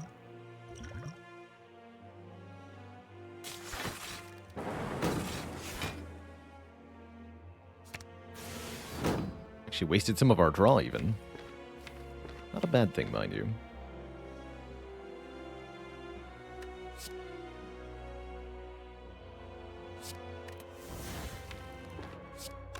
We should hologram before we do that.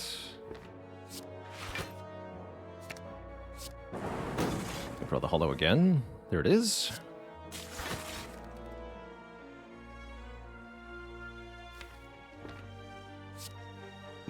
you draw more.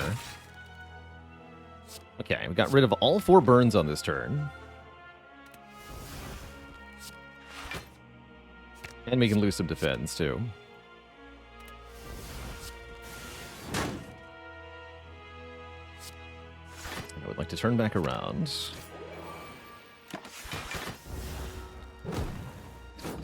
Perfect block. Easy game, easy life. Alright, we should be safe-ish now. We can finish recycling the garbage. And ideally go infinite before we have to deal with more burns.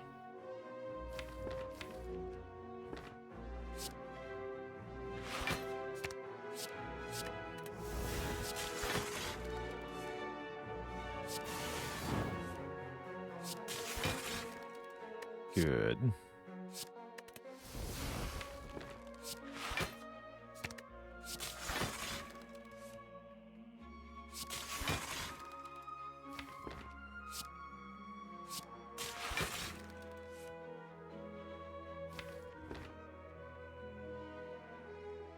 Okay. I think we're fine next turn.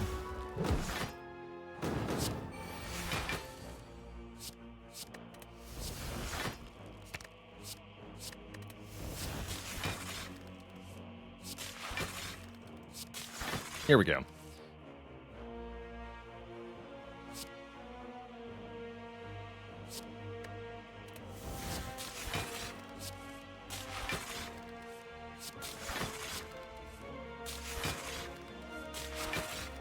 All right, it's time to beat.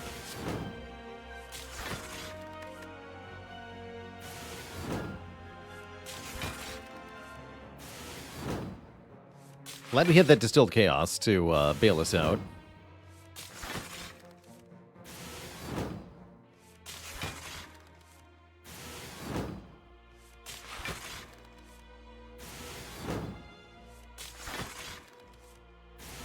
Yeah, the minus strength hurting us a little bit here. It's all good.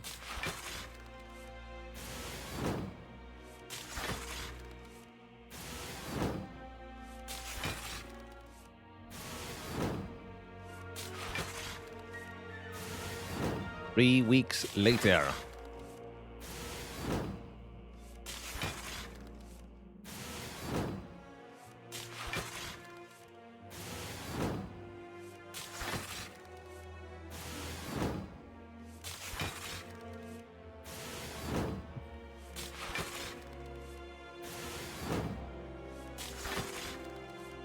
Sure looks infinite. Yeah, we're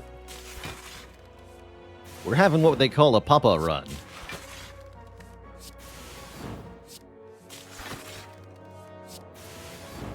Good time.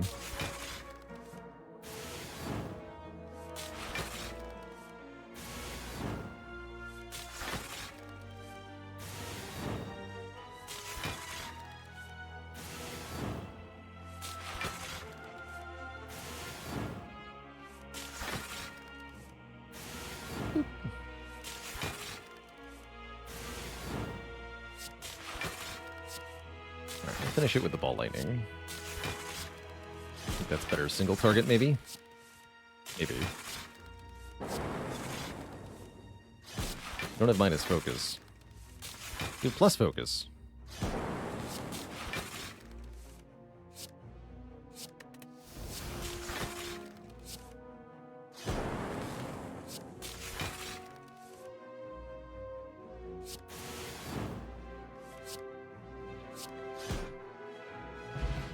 Mango! We get way more max health. And another cool-headed plus, if we want one. Cute. Sure.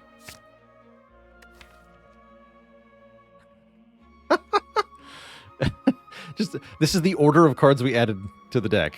4 cool-headeds in a row at the very end. That's amazing. Simply amazing. Alright, 4 focus is great. Give me cards.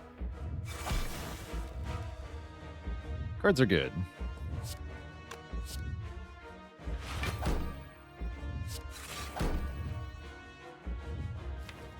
Fragment is good. Loop is good. Playing the boot sequence is fine.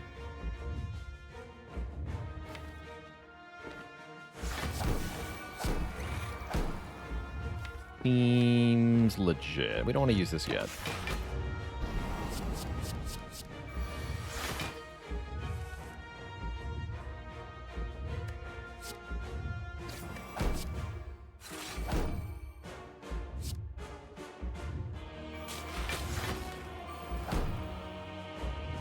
No debuffs for me.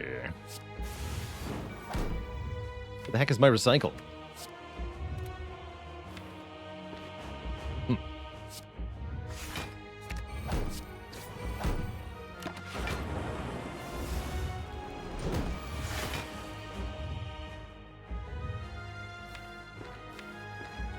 Hello?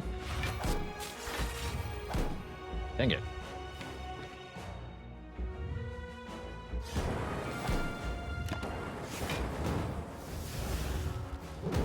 Bit of a slow start on the recycling of cards, but I think we're fine. Because we can be quite aggressive now. For example, we can recycle the wound, hologram, recycle, recycle dual cast, liquid memories, return 2 cards to my hand, make them recycle hologram, recycle doom and gloom, hologram recycle, recycle sunder, play slimed, keep buffer for now. Still no need to use this regen potion. Cool. Now we can use the buffer.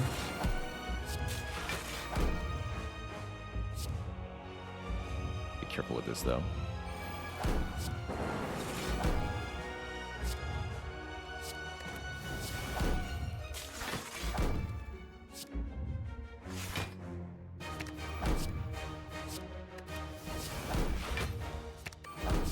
Get rid of that.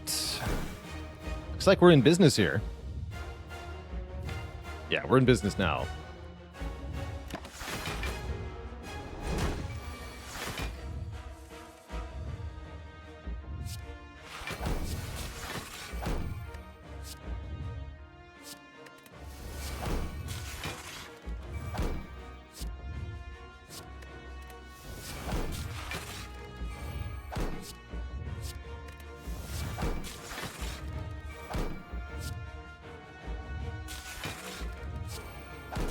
Let the sweeping beaming commence. You're wrecked, Mr. Hart.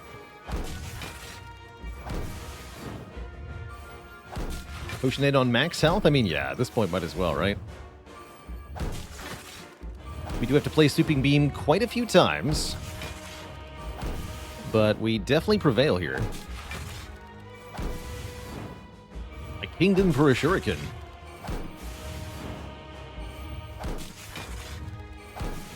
Gotta play it 100 more times. No problem.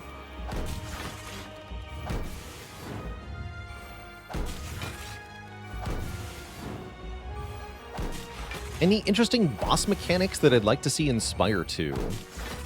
I like the mechanics they came up with in Slay the Spire 1 that sort of force the player to think about how your card plays interact with enemy effects.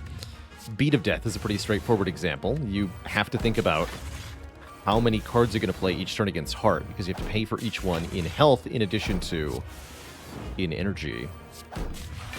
Or stuff like Time Eater, where you have to count your cards carefully. Stuff like that, I think can be pretty cool.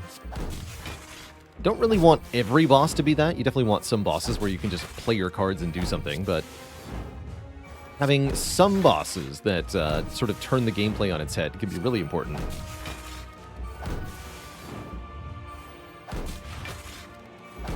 Can make the heart weak forever, why not? Be weak.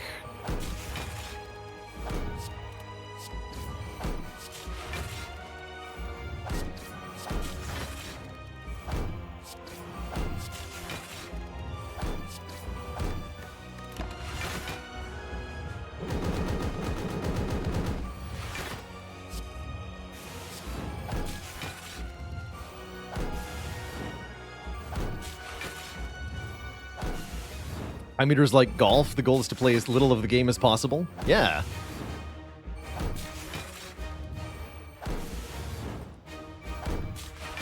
I love that Dollar Cave. This is like having intense music playing while you're weeding in the garden.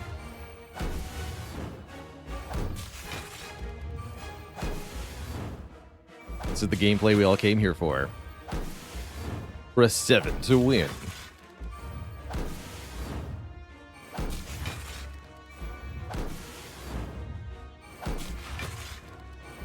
But isn't this just a really tense moment? You know, like, we're in the final battle against the most powerful enemy in the Spire. Surely there should be some sort of suspenseful feeling here, right? Anything could happen. That's right. Who knows? Maybe I'll play 6 next. You don't know.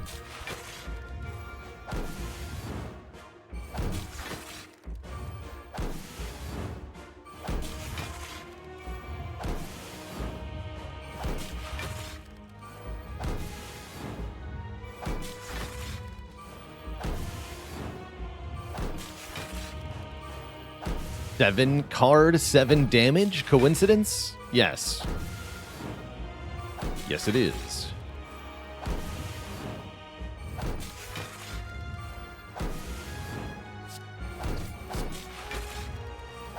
Yeah.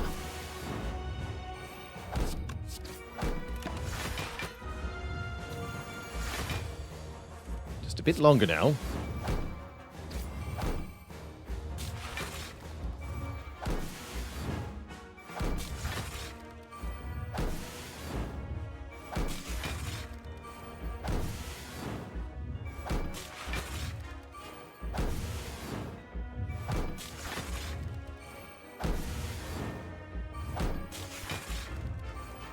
Fear not the defect that has practiced 1,000 sweeping beams 1 time. Fear the defect that has practiced 1 sweeping beam 1,000 times.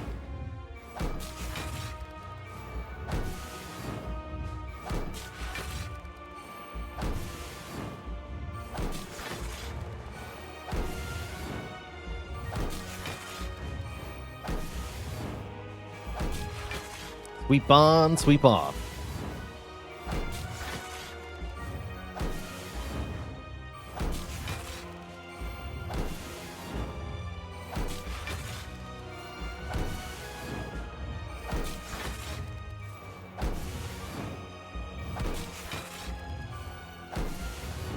But I want the Spire 2 final boss to have an anti-infinite mechanic. I think they should at least do something to make having an infinite combo a bit more tricky. You don't necessarily want them to just say, you are not allowed to do infinites. But, like, for example, what the Heart does, where they add 5 statuses to your deck, that definitely makes an infinite combo a lot harder. And I think the boss should do something like that. You could still go infinite there, but you just have to account for the additional challenge.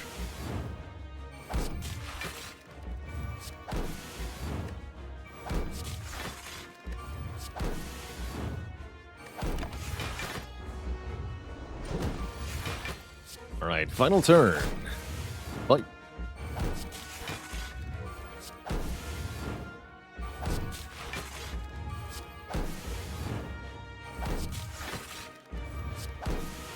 GG, Mr. Hart. What a run it's been.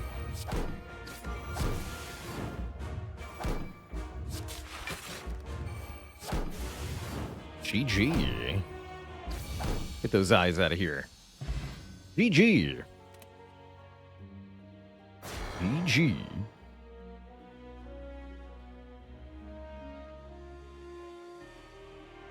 Set the streak back to 3.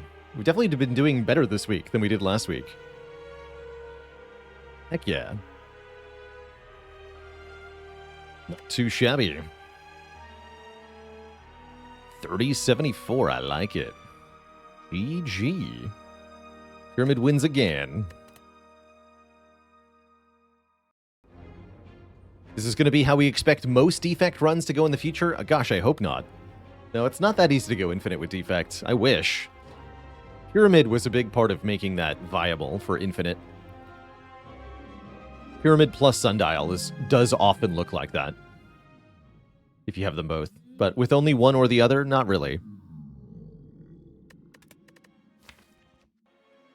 But yeah, these two relics together, Pyramid Sundial, you can go infinite on any character pretty easily. Doubly so if you have a way to recycle cards, so especially for Ironclad and Defect, it's pretty absurd. For Silent, you need, like, calculated gambles and stuff. For Watcher, you just don't need the Pyramid. You didn't add cards in the first place, so you don't have very many. Couple fantastic Defect runs today, Twitch chat. I think that'll be all the Defect I have in me, but I do want to do one more run. And I'm going to let chat choose who that's with. So next up, I'm going to take a break. Refill the legs, stretch the water, all that jazz. When I return,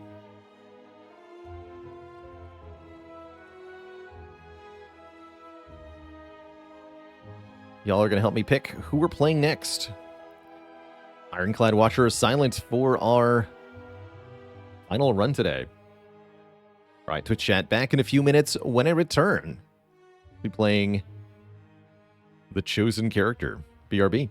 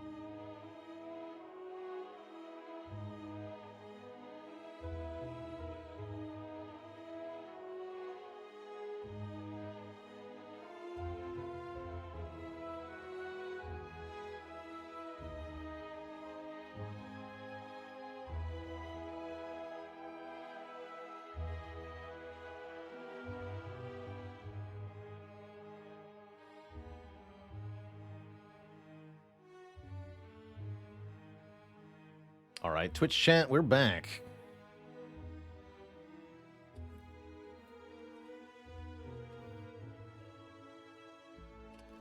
Looks like Silent won the vote pretty handily too, so Silent is who we're playing next. Might be a little fast and loose with our Silent run, but that's a-okay. It's for fun.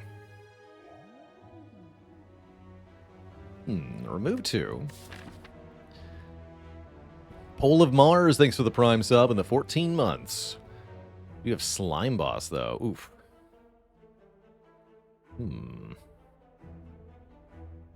Very interesting.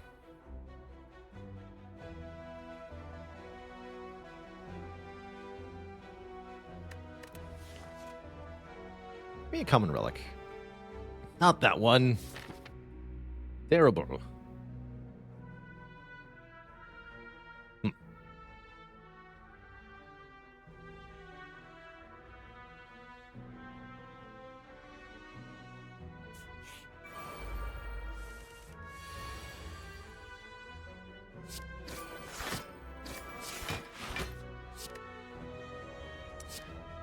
Hey there, Sin Sage. Does Blessing of the Forge work with Sacred Bark? No.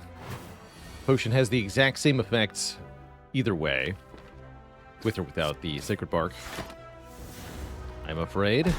So no, there's no interaction there. How's it going, Guard? Welcome. Welcome, welcome. Is Tactician ever a valid first pick? I don't think so. Take a slice.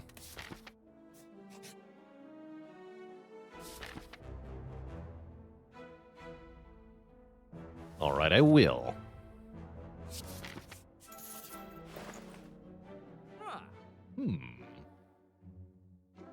Frozen Eye, huh?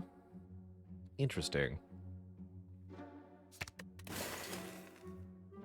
Can't do it with Predator, though, but I could do Predator well-laid plans.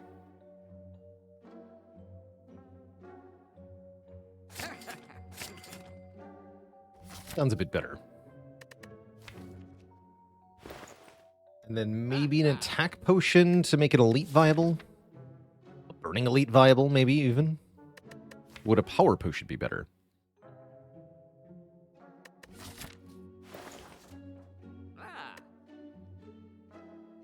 Dagger throw is good, too, actually. Take the power pot.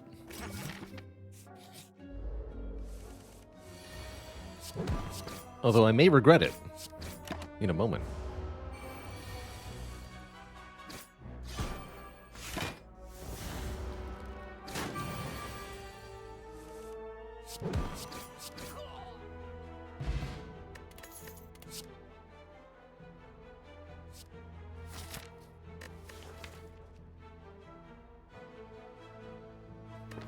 Could have had a sneaky strike with Dagger Throw.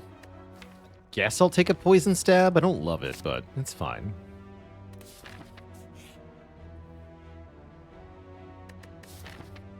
All right. Ow.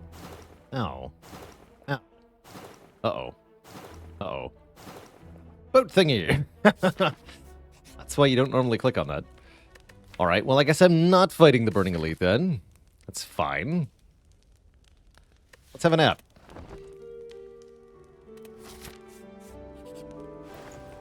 Yeah, like I said, playing fast and loose here. I think on a win streak, I would probably not have clicked it all there, but still could have been worth. Had to know.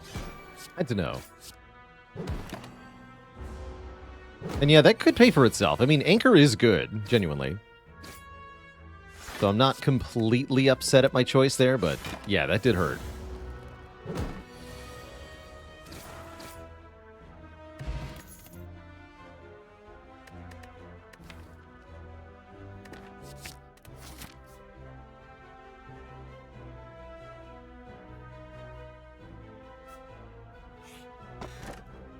Let's go. Let's freaking go.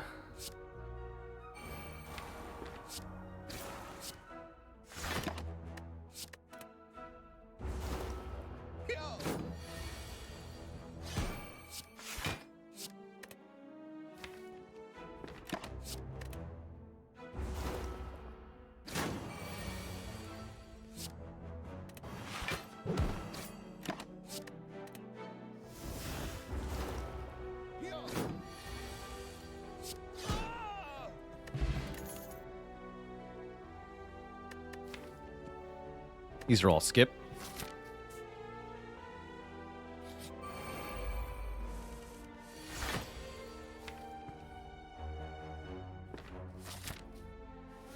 Can I do this fight without help? I think it'd be easier with help. Get some help. You seem pretty good. I'll take it.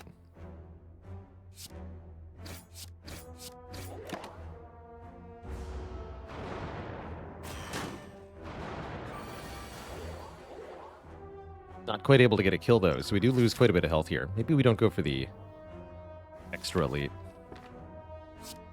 Ow.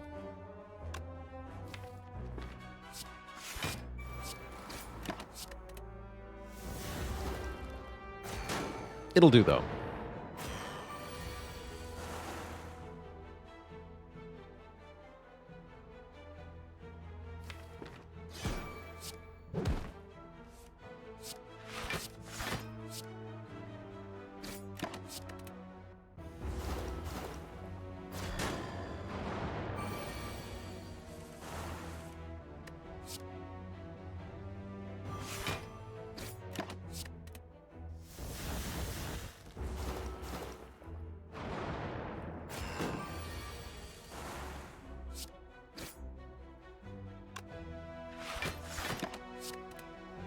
Moderate Dipper, thanks for the Prime sub. Welcome to the Cozy Sub Club.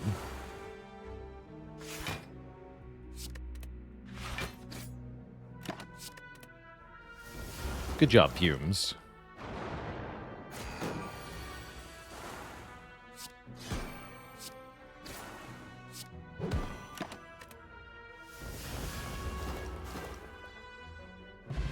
Get a strike dummy. That does make our... Oh. Okay, then. Strike dummy does make our life a bit easier. So does a freaking Wraith form.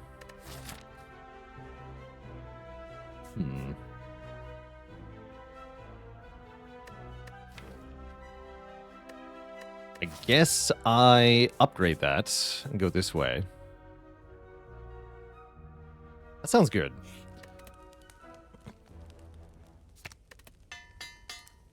We'll get the bonus relic in Act 2. Spooky. Spooky, spooky. Don't know if it's correct to play the Wraith form here. I don't think so. Could attack us for 18 next turn, though. Could be an issue. It's 12. Okay.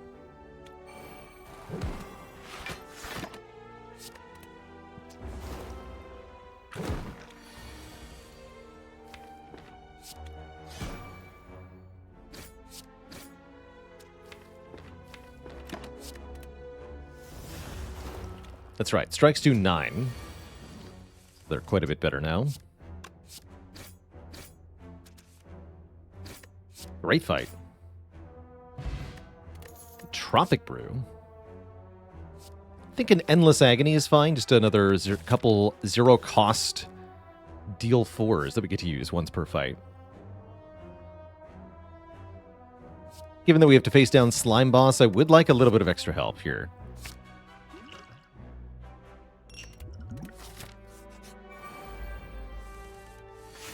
This looks pretty easy. Get him.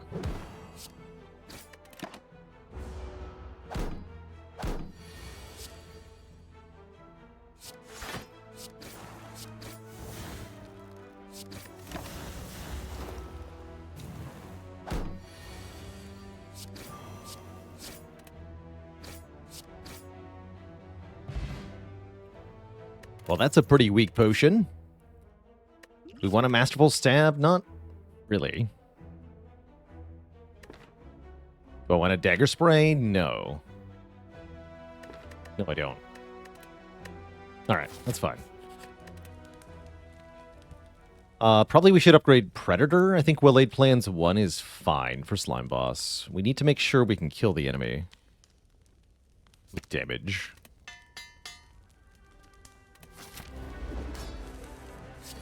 Is Masterful Stab ever wanted? Definitely.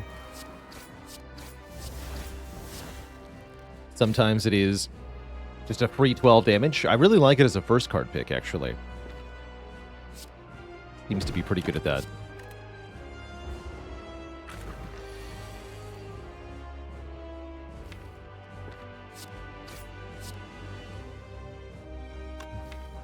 Could try to block. Seems bad.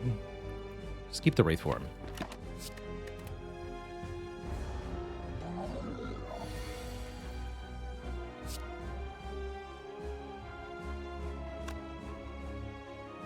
If I do 29, you go to 86 minus 9. 75 exactly? No, 77.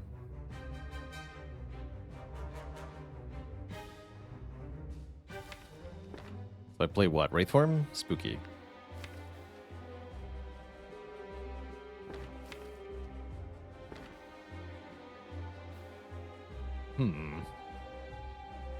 It's going to make my blocks into total garbage. We're going to have to get a good split.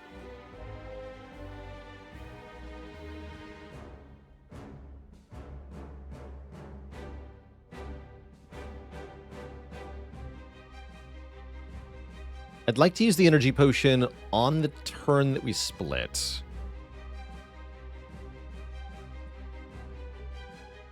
So rather than using the energy potion now, if we're playing Wraith form, I'd rather wait and do something like energy potion, triple strike predator with our turn. Let's just go Wraith form for now. Take 1. Lower that health some more.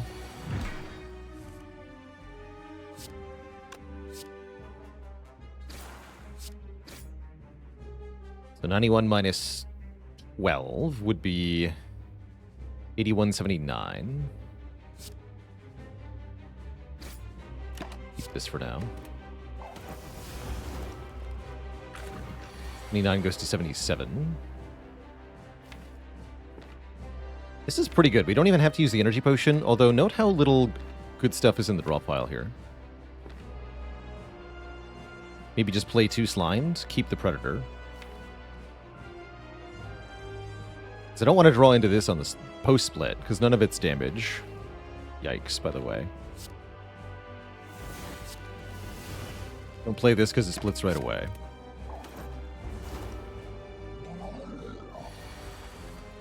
Okay, we get Predator Strike. That's fine.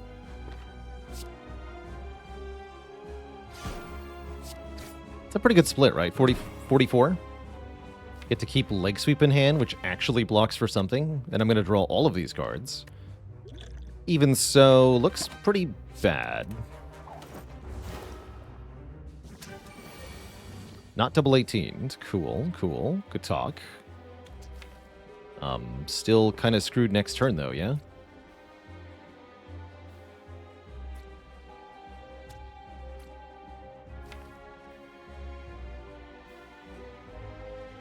Gremlin Horn's going to have to put in good work.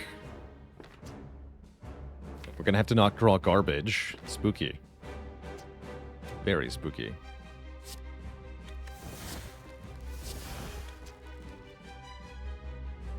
This one always attacks for 18 next turn. I feel like we have to split it. This one might attack for only 12. Nope, both 18. Fortunately, we did get good damage cards. We're not dead yet.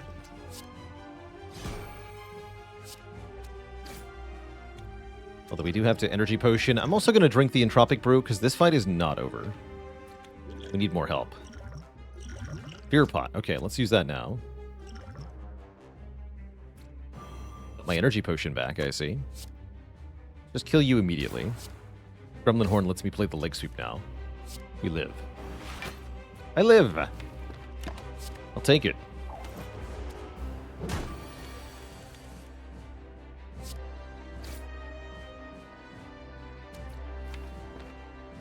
There's so much garbage in my deck right now. Terrifying. This brings you to 30.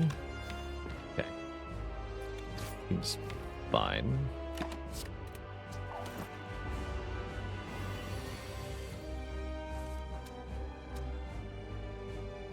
Damn. Might be dead, actually. Oh, wait, we are dead. That's not even a split. Yeah, we are dead. We are dead. GG. GG. Yeah, energy potion to play 2 slimes last turn might have helped save us. Ultimately, we had to play the Wraith form just way too early in that fight. Making our blocks useless was pretty bad. That was tough. That actually felt like we might have been able to win had I upgraded the well-laid plans.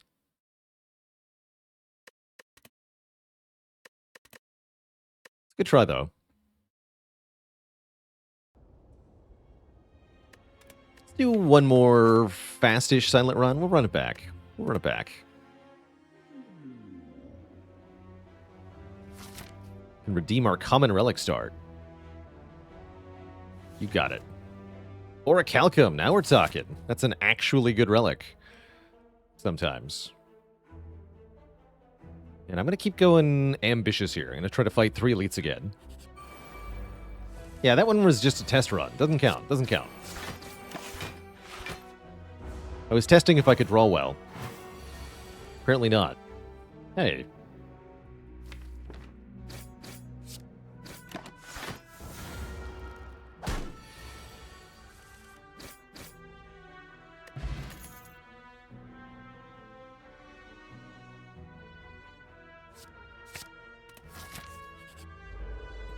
Bug Deal, thanks for the 10 months of support.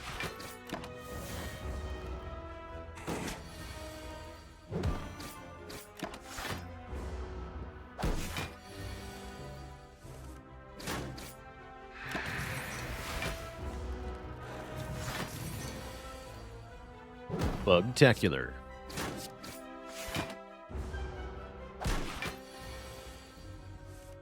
Uh-oh.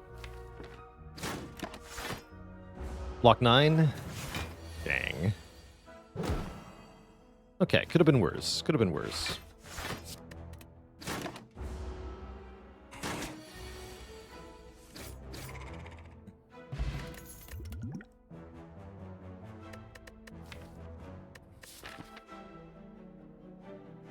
I have to take the deadly poison.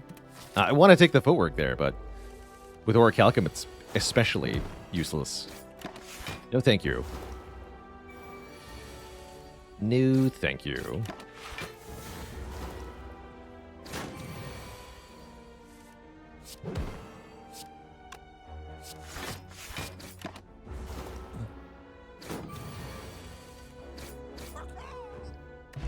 Based entirely on having one card, I hereby label this a poison deck.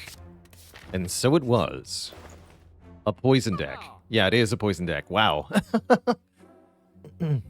Poison here, poison there, poison everywhere.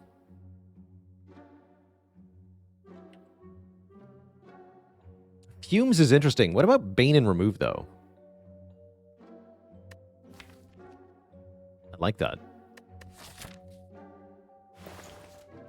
I like that a lot. I'm going to lose a Defend, because I have Orichalcum. Let's do it. Let's do it.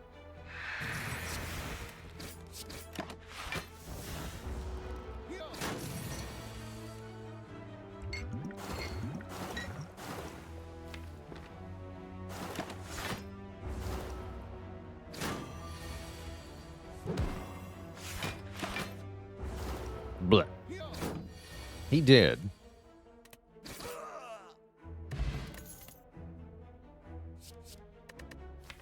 I like Flying Knee more than I like Quick Slash, usually. Usually.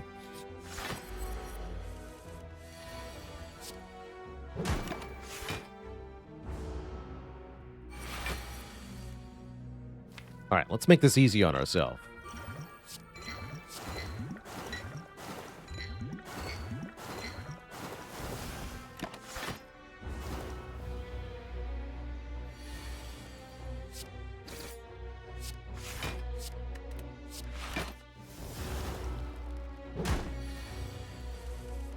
Hey, good draws.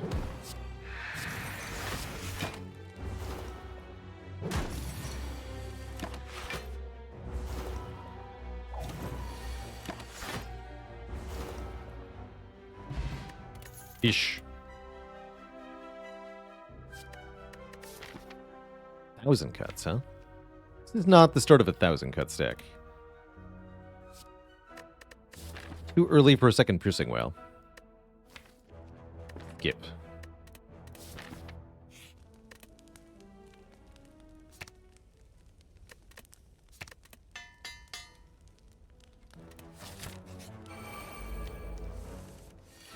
All that preparation and it's not even Gremlin Knob. Sad.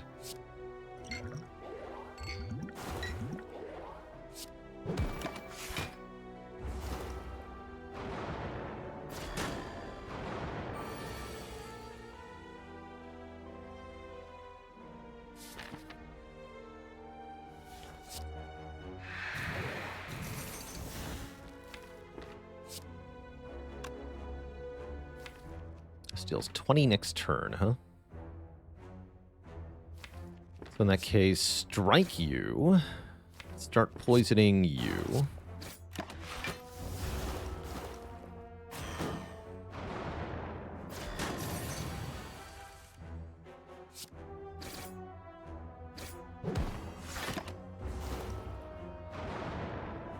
I'd prefer to keep the potion here.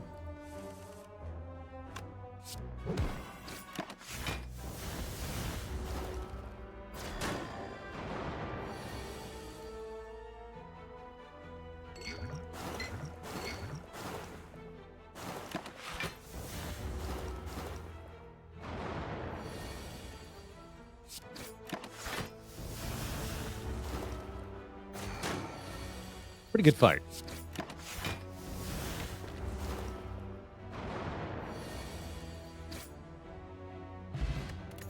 Get turn 1 energy. I love that on silent, usually.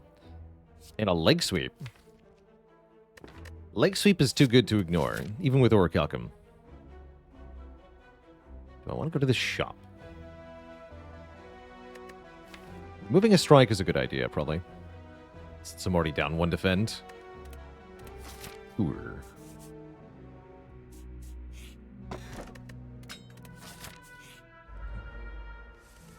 How much is Orichalcum blocked? According to it, 114. Although not all of that has been useful. This is a really bad turn 1. Hold on. Gamble. Here we go.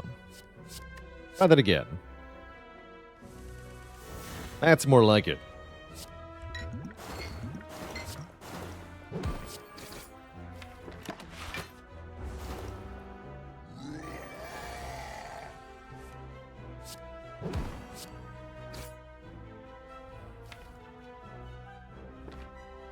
Better play this. It's only 2 health.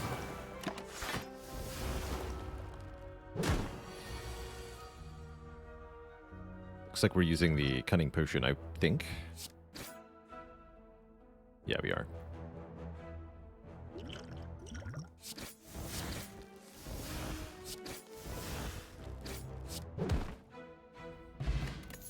Molten egg.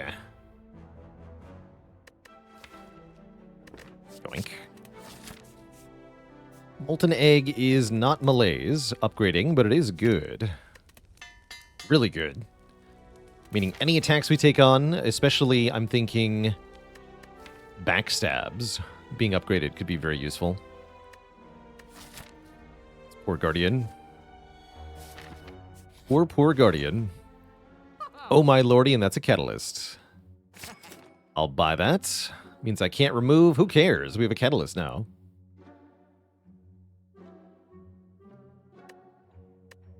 Who cares? Oh, it's a Catalyst Plus, by the way.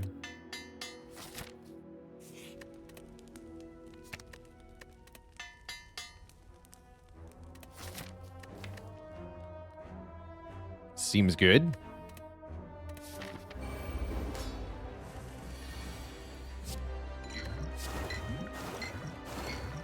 Yeah, game is saying sorry for last run.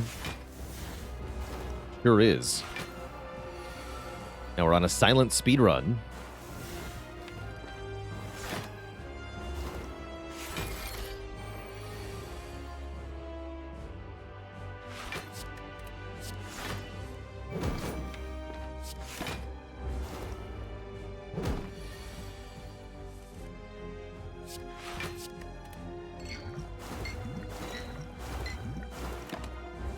Go next.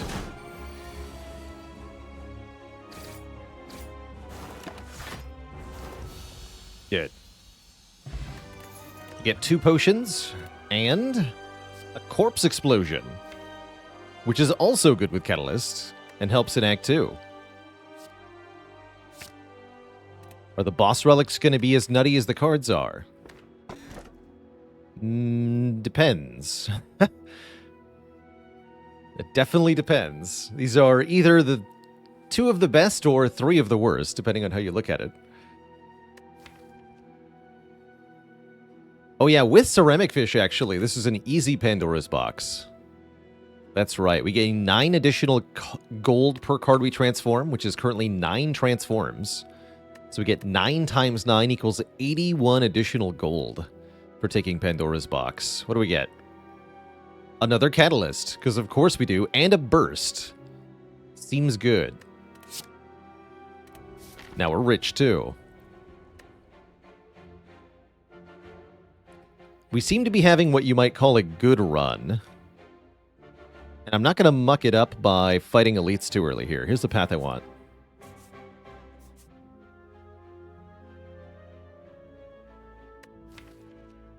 Upgrade the other catalyst. Upgrade corpse explosion. Probably we should upgrade tools to trade here. Do we have block? Hell yeah, we have block. Look at all this block.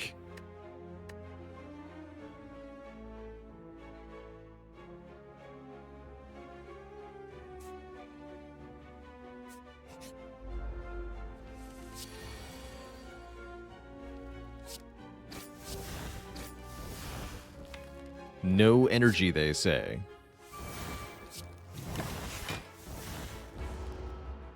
About 7. Is 7 energy good for you?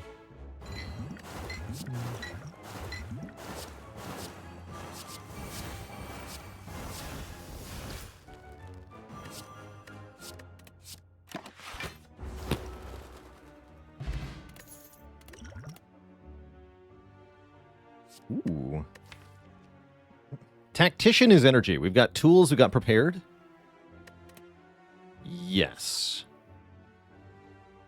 Yes, take that. Uh-oh. Bird nerds.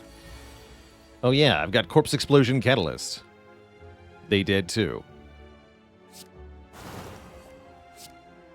Rip.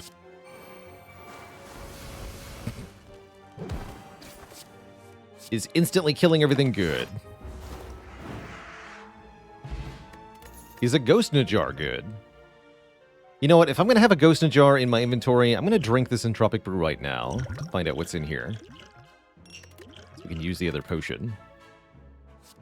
Dash is a block card, and it says plus on it. So, sure. I'm a Dragon Rar. Thanks for the Prime sub and the 5 months of support. Rar.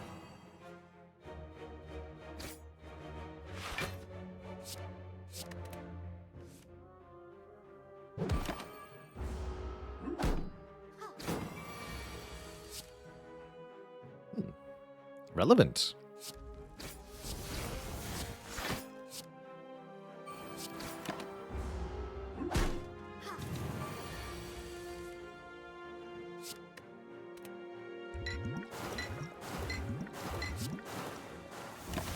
I think our first remove is probably this accuracy. It's a power I never want to play.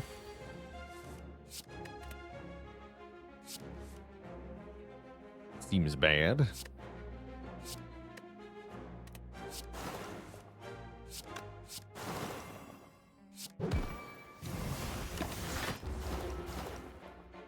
Ortimer, thanks for the Prime sub.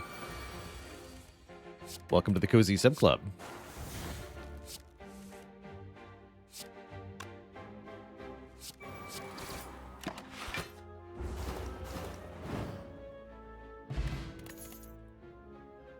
One of these is good. I don't need 2. Not until I get a reflex, maybe. What about a Toxic Egg? What about Kunai? Kunai seems bad, actually. I have 1, 2, 3, 4, 5, 6 attacks. Actually, not as bad as I thought. Also, don't have many things that actually say block. But yeah, with a Toxic Egg, we'd have 2 eggs. That's pretty spicy.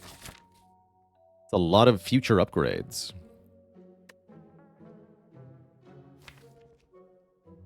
At this rate, we can make an omelet. And I don't have that many things I want to remove anyway, right? Yeah, give me that egg. Sounds good. Versus Zaishin, thank you so much for the insanely generous 25 gifted subs. Holy heck. Welcome, welcome everybody to the Cozy Sub Club. We're going to make it out of Act 2 with this one. I certainly hope so. Take some more fights now that I have everything that I have.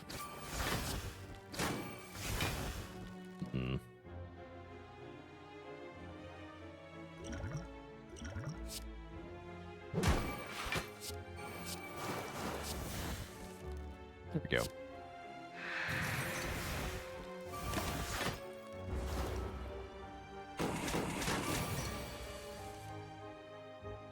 And thanks for gifting 6 months of sub to Shausen. Your extra special Shausen, enjoy it. Heck yeah. And Sanros also with 10 very generous gifted subs. Holy heck. Sheberm as well with a prime sub in 2 months. What is even happening?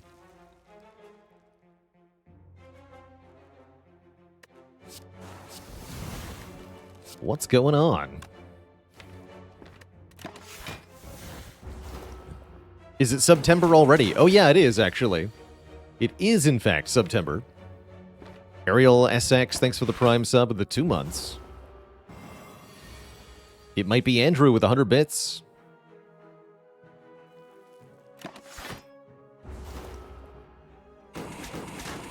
And Shausen officially continuing the gifted sub. The combo. Awesome Saucer with 5 gifted subs. Holy heck. Do I want an outmaneuver? Not really. I just want to draw and discard Tactician more easily.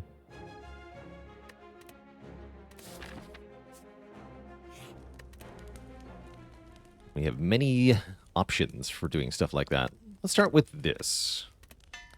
Nizdakoma with 2 gifted subs. TFT and Caligon with a full year of support. You know, maybe I take an elite, right? This is no consequence to fight the elite. I feel strong. Let's fight an elite. Tybalt with the prime sub in 27 months. Supports.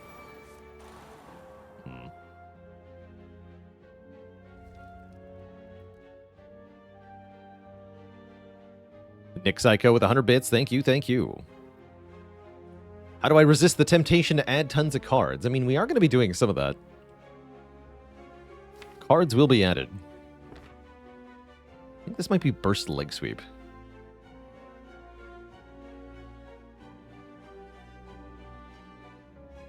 Start focusing you down for Corpse Explosion.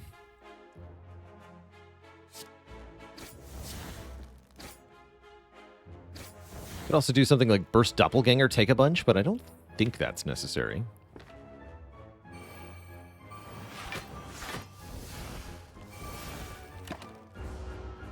Don't want to use this yet. Okay, looking good. Sort of.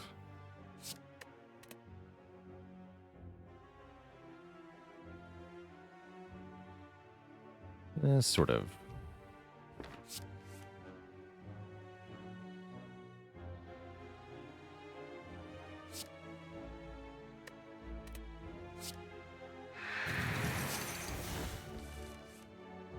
Sweet.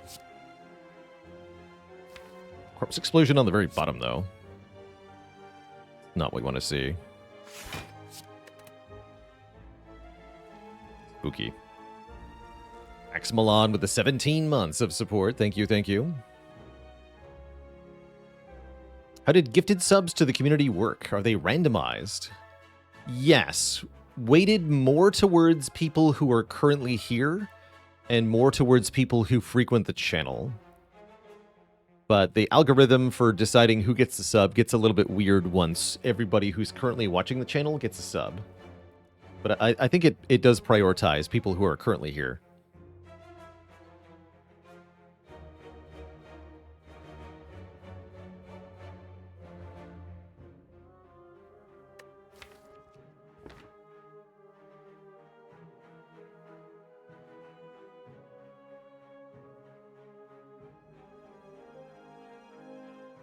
There might be other weightings to it.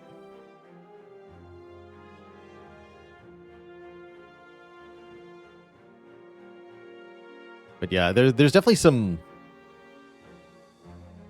preferentialness to the algorithm. I don't know how it works exactly, but yes. That is not enough to kill, concerningly.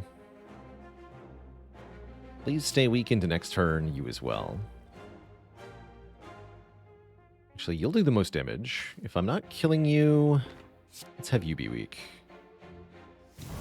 Luck to us.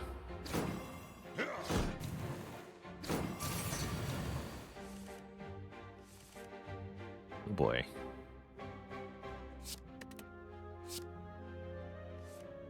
No. Terrible.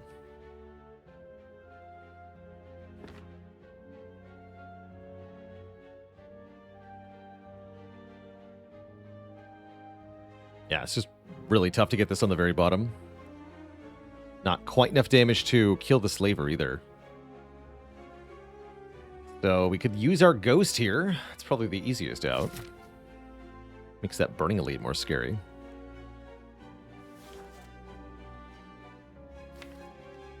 Or we could take a ton of damage to keep the ghost and then rest. Incoming damage is 40, so we would take 34 after Orichalcum. That's more than we get back from resting. But we keep the ghost, which is pretty important.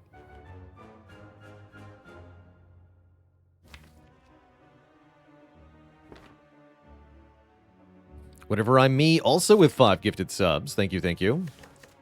What's important upgrade right now? Quite a few things, actually. Yeah, I'll use it. I'll use it. Get me out of here.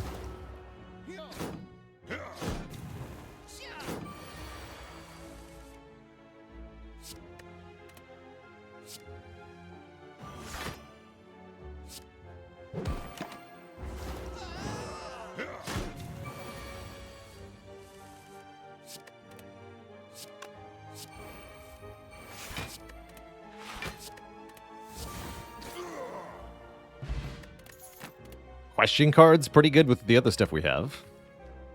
And I think so is setup, actually. Normally I wouldn't be very interested in setup, but I think here it's actually kind of hype. Quite a few things are hype here. Let's upgrade this. Need to get the draw working. Frozen egg. We have the full omelet. Every card is upgraded. Let's freaking go. So these are the only unupgraded cards we'll have for the rest of the run. We can just get to pick them off one at a time. Beautiful. Egg-tacular. Bane Curse. But no. Let's see. Book of Stabbing is free. Gremlin Leader is probably fine too. I'm going to fight this elite. There's a very small chance this goes badly.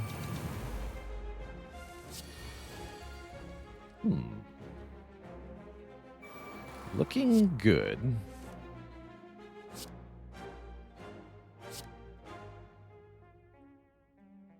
It might be Andrew with a very generous 7 gifted subs. Heck yeah.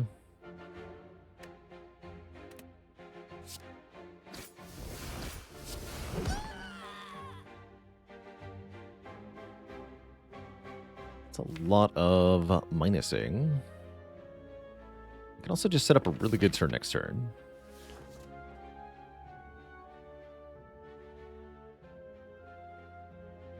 Eight weakens to 6. So I take 12 and I have a super duper turn.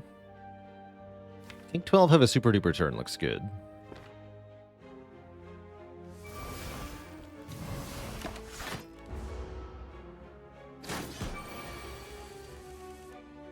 Now we're talking. Didn't get burst though. Did not get burst.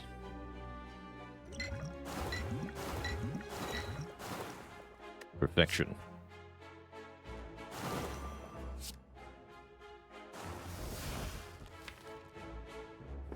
I can burst Piercing Wail next turn too. Just make sure the wizard is dead. Looks good. I should have killed the wizard before I played Bouncing Flask, though. What was I thinking there? Foolish. Foolishness.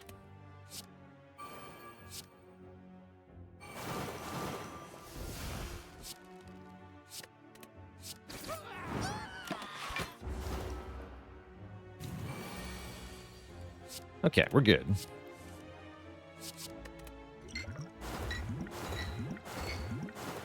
Thanks to the hype train, everybody. That was an absurd amount of support. Seemingly out of nowhere. You're all too kind. We're rich. Deflect Plus. That's a nice block addition.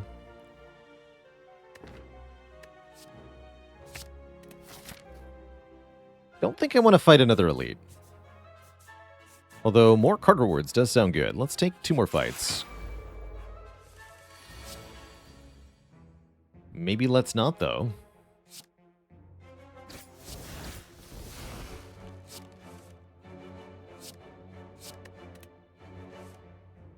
Oh.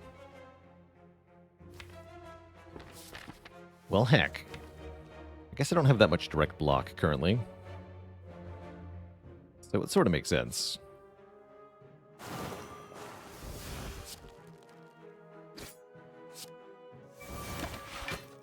21.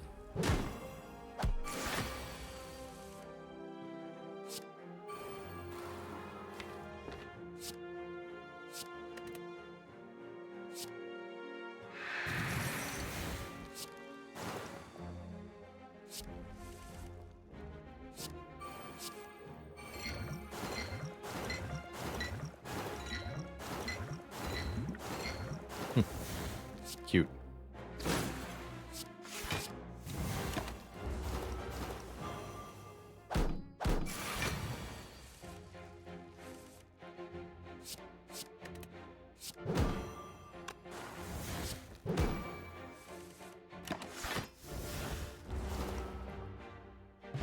Alright, with a block potion, we should be safe in the next fight. Another Piercing Wail.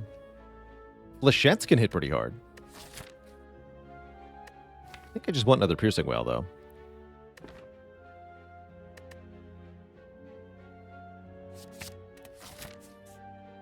Fight the elite. I should have fought the elite. Why are you guys so aggro? No, it's fine. If I Corpse Explosion Burst Catalyst, can I just kill you? We could do 6 times 3 is 18 times 3. 54. No. If I Burst Catalyst on the lady and then Burst Corpse Explosion, rather, on the lady, then Catalyst. Also no.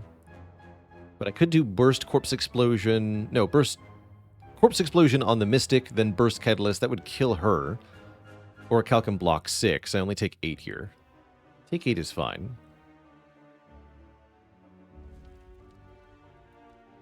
Only Burst were upgraded, though. We'd just be out of here for free.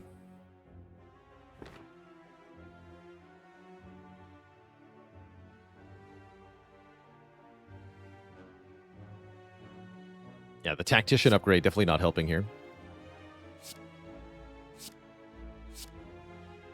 Let's see, we could Bouncing Flask instead.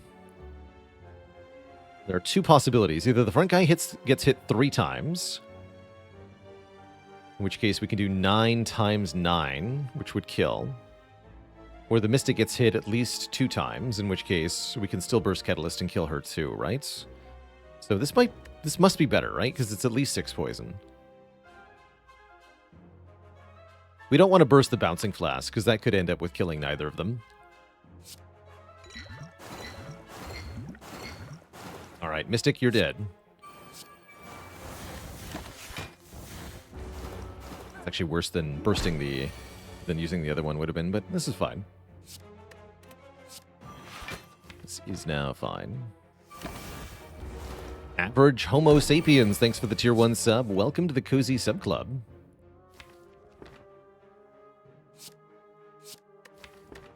Nothing wrong with being average.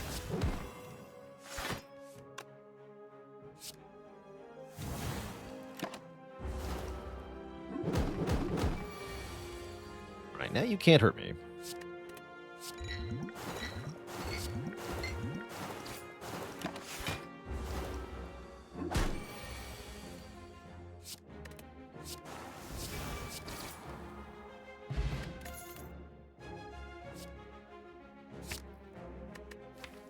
Okay, Acrobatics should make the Tactician upgrade feel better.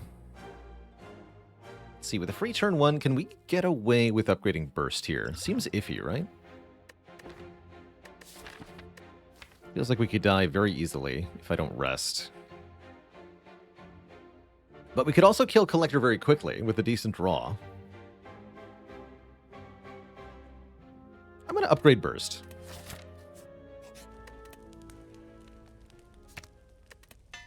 I'm sure we'll be fine. We got a free turn 1. That's all we need. That's all we need.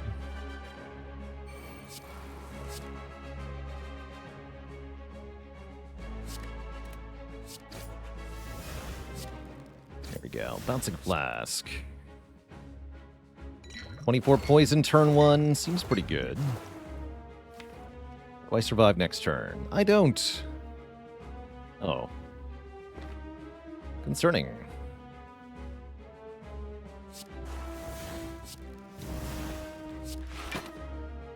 Very concerning. Oh, good. We're not getting attacked. Well, that makes it a lot easier then.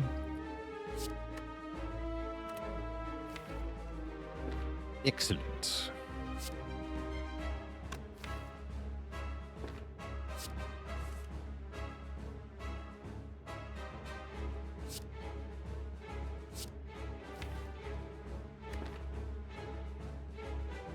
Okay, I'm going to draw lots of cards with expertise here.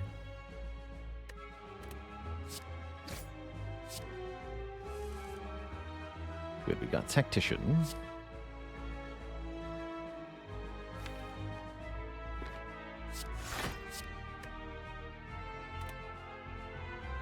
If I set up Corpse Explosion, I'll draw it immediately. Seems like the play. Draw 3 more next turn. Yeah, we're good here. Pretty sure. Collector does attack us on this turn, but we have a lot of answers here. Ideally, Collector is just dead. Can we actually do that? If I burst Corpse Explosion, burst Catalyst, we go to 40 poison times 9. Yeah, you're dead.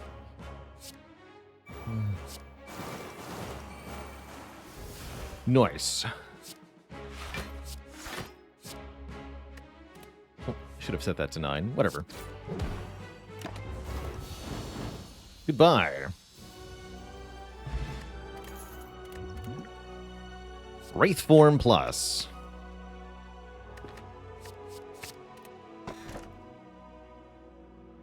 We got Collar, Secret Bark, or Wristblade. Collar's fine. Deck definitely wants more energy, especially during the hard fights.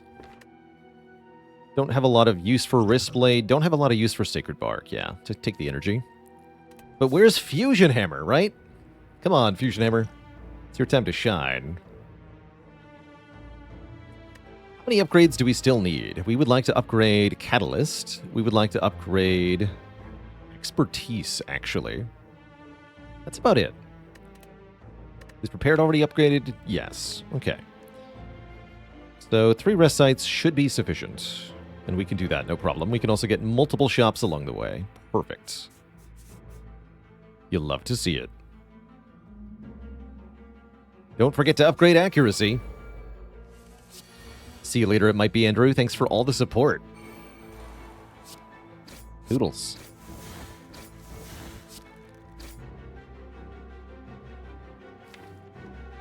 Noodles.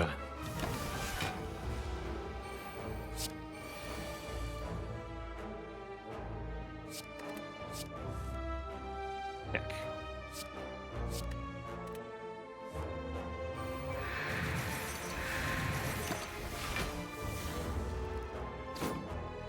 Could use one more poison starter card. Looks like.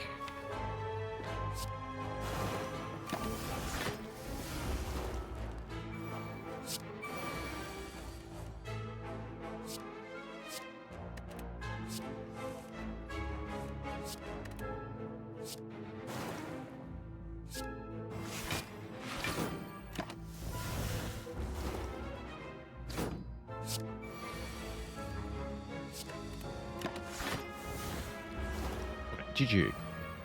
Keep the bottle on 9.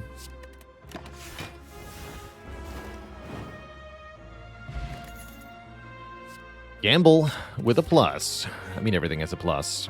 Upgrade a card with a plus. Convenience. Remove a card with a plus. Definitely like Souvenir. This can block the Dex down from Wraith form or stop Vuln from Heart. Seems good. What about Boot Thingy? Cloud is here, Fumes is here. Cloud seems okay too.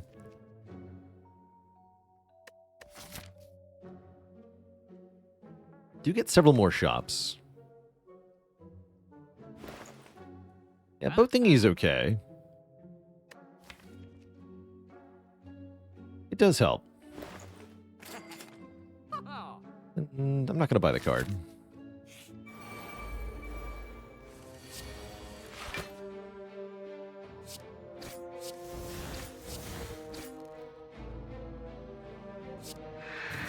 Aww.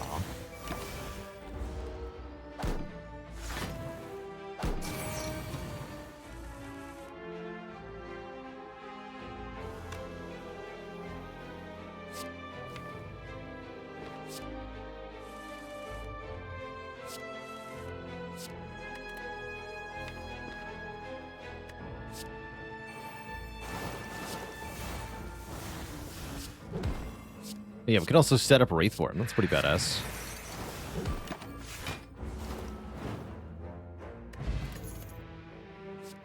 Well-laid plans plus. It's all coming together.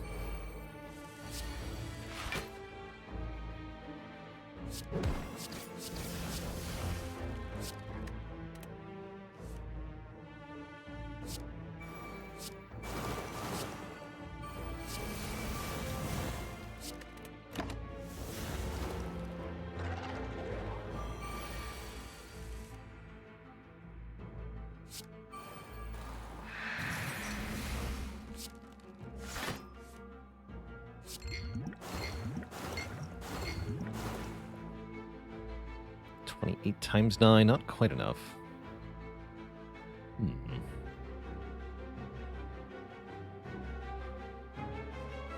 Maybe it is. Nope. Would have been with the flex pot. We're actually 1 short. Give me Slice. Slice is nice. There we are. There's another poison starter. Bouncing Flask. Let's go. I actually need 2 rest sites. I mean, sure, whatever. Fine.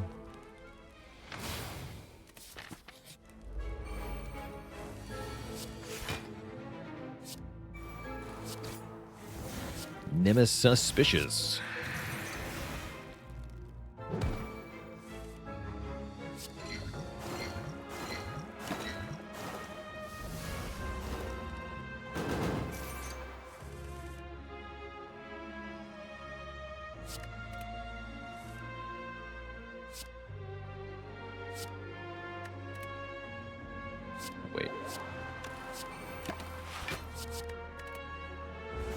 use setup, actually. It's fine, though.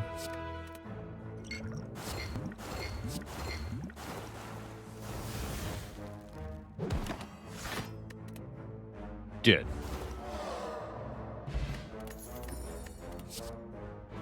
Blessing of the Forge is pretty garbage, unfortunately. Is backflip any good? I guess it's okay.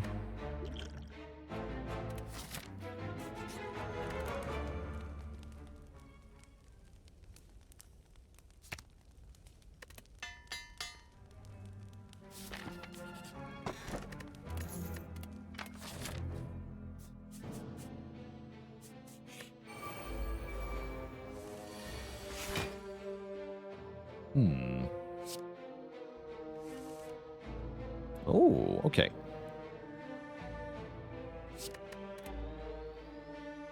Let's gain strength in this fight.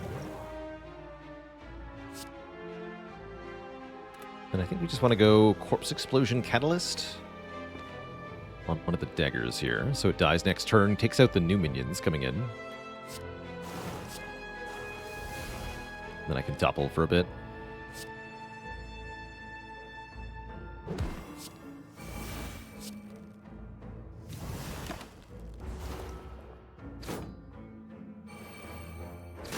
Those have 24 health, though. We can kill them with this.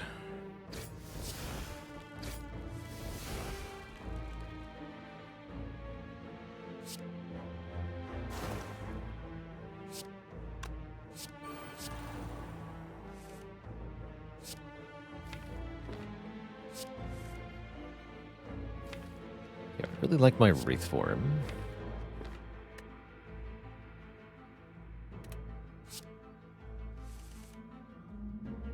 That'll have to do.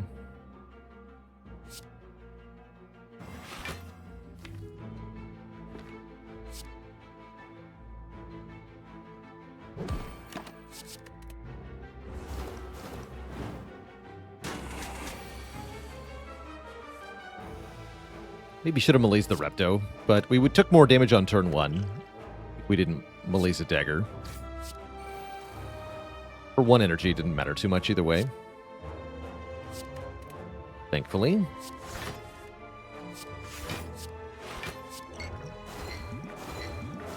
So nice to finally have Welly plans. Much safer now.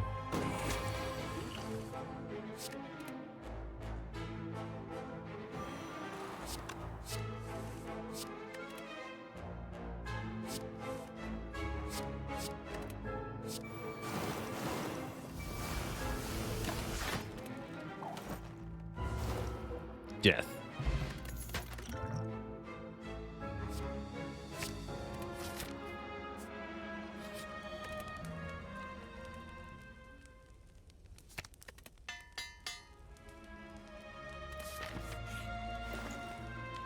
Funnel is cute. Second Tactician is interesting, actually. As we get more and more energy, more and more draw. Interesting. There's also footwork, although I'm not sure what we would use that for. Footwork seems completely superfluous here, if I'm being honest. Seems like hot garbage.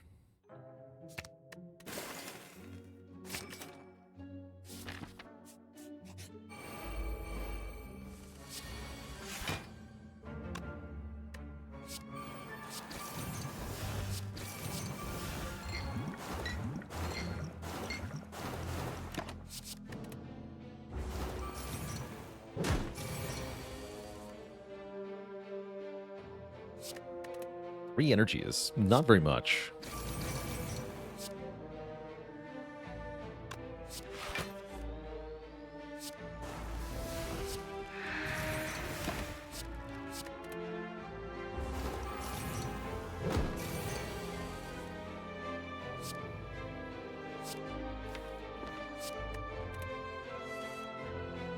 That said, this fool is dead.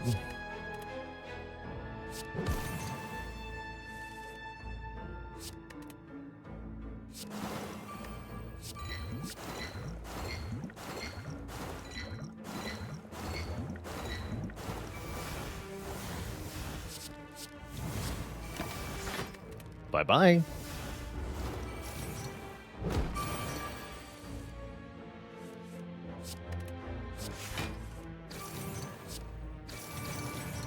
Set this up to 9.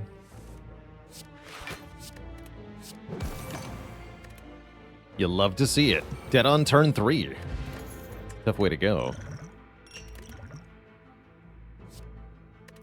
Second acro or second reflex? Second acro.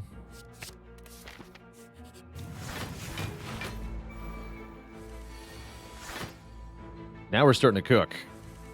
Properly.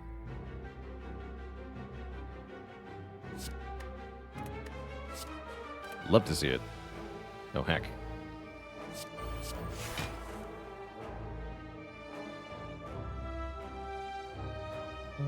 That's fine.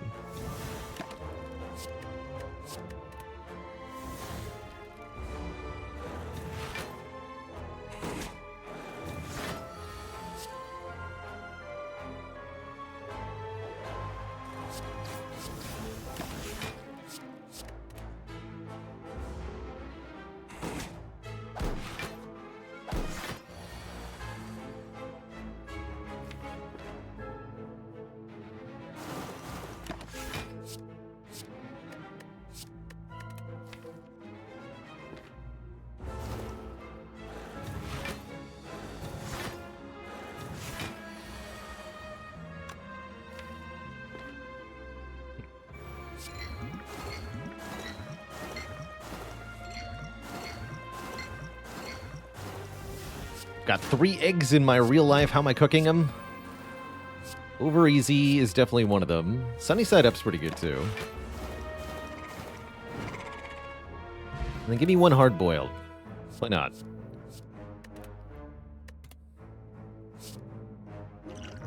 Put that one in my pocket for later. Delicious.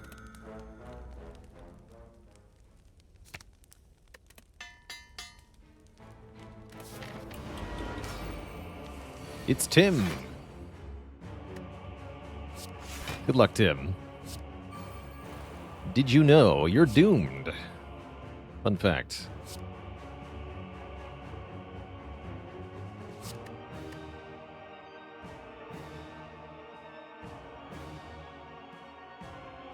I'm not sure how I want this to go. This is fine.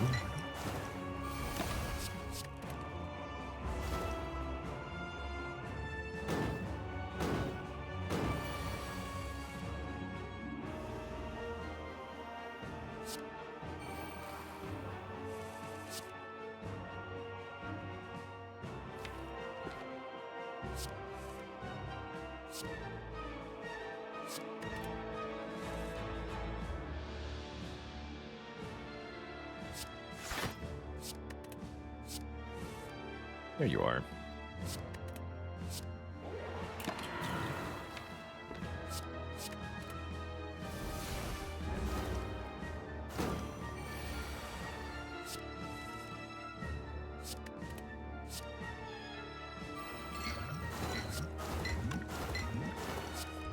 To shreds, you say?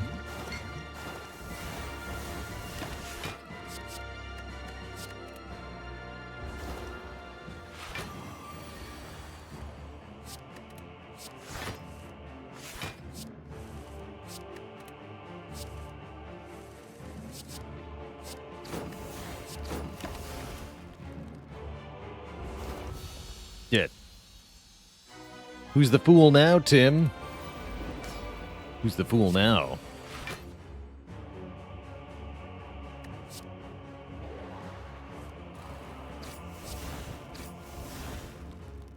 I'm just gonna double. Be back for corpse explosion.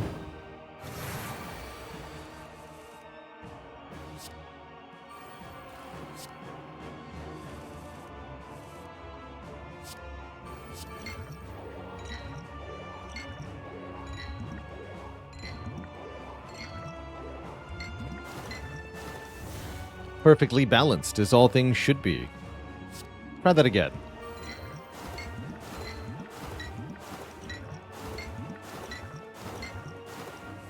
Alright. That's more like it.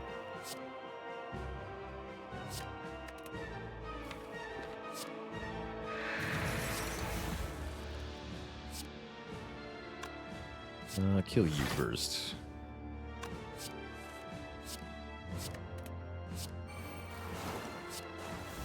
Here we go. Really good. Really, really good turn 2.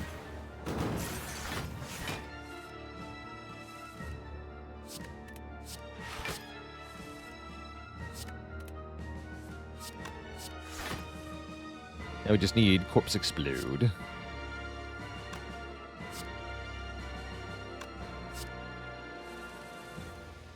There you are. Good fight. GG, nerds. Two thump, two thump, two thump. A deep pulsing dread can be felt throughout the room. Is this the heart of the Spire, the source of all these eggs? You prepare your eggs, dealing 2,390 damage. That's a lot of eggs. Egg-tacular. And sure. 33 cards, 29 of them have upgrades. That's pretty absurd. 1 gold short of a remove here. I guess I'll have to settle for another catalyst. Dang. What a shame.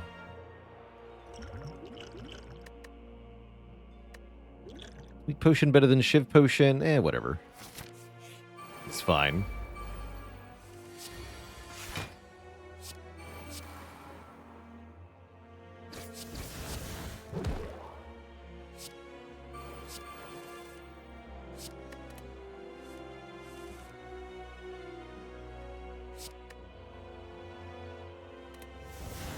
Setup.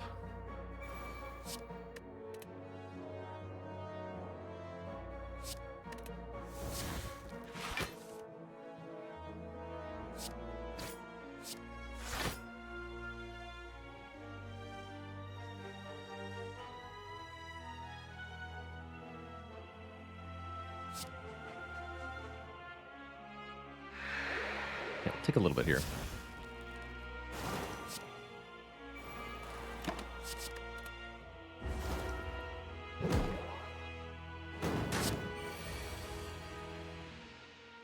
It's 4:30 a.m. What fast food am I picking? I'm taking Taco Bell at 4:30 a.m. for sure.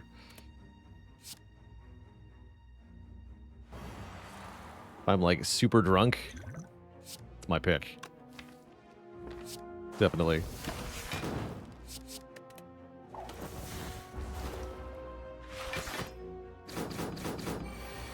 I've not personally experienced the late night White Castle runs, so I can't speak to those.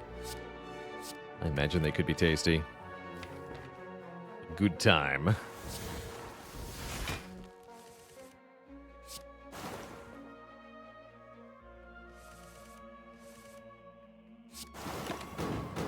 Explosion Town. Shawarma, that's good stuff. Ooh, bottled lightning. Can bottle our malaise. Can bottle calculated gamble. Can bottle acrobatics. Can bottle doppelganger. I'm gonna bottle doppelganger.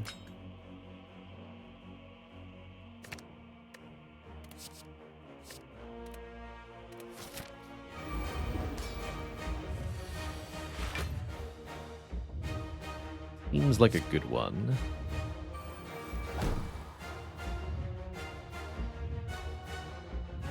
Honestly, Deadly Catalyst. Catalyst is already pretty much enough poison. We have one more Catalyst. We just play that. And we're there. Seems good. Yeah, 63 poison already. I'll take it. Seems like a free heart fight.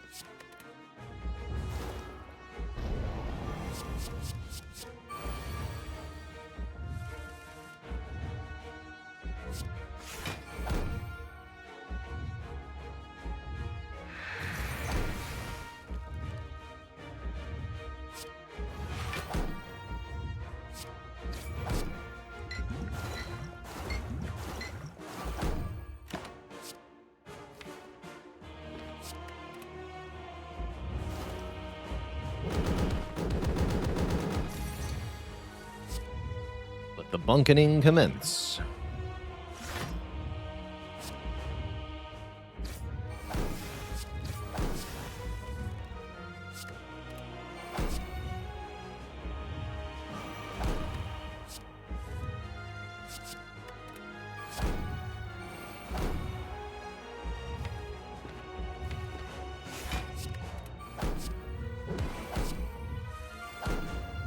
There we go.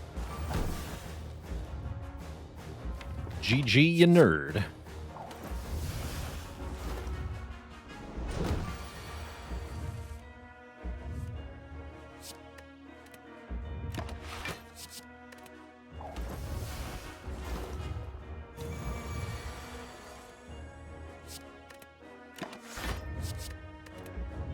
GG. Don't count your eggs before they hatch.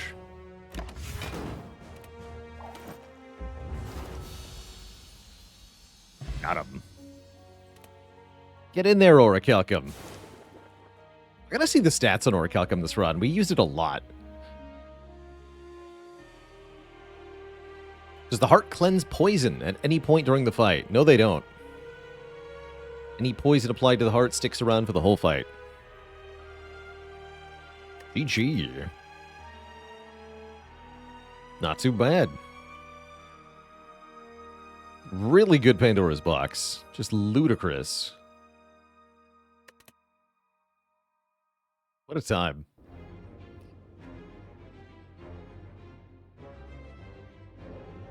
Yeah, what?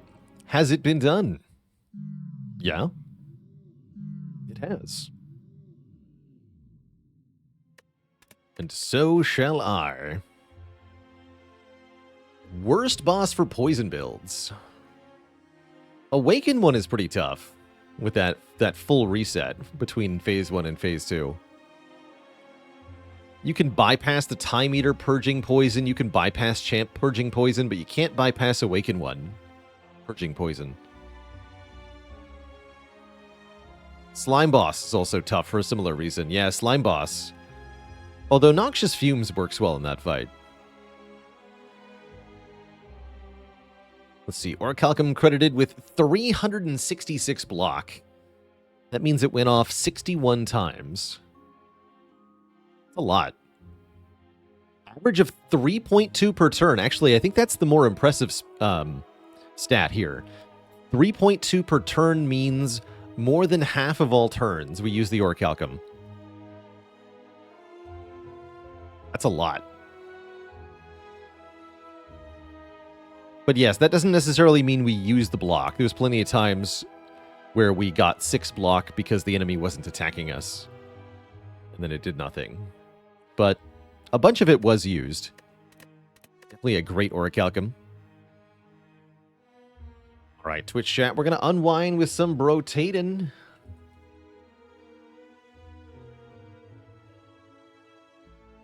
Play around with a beta patch of Brotato.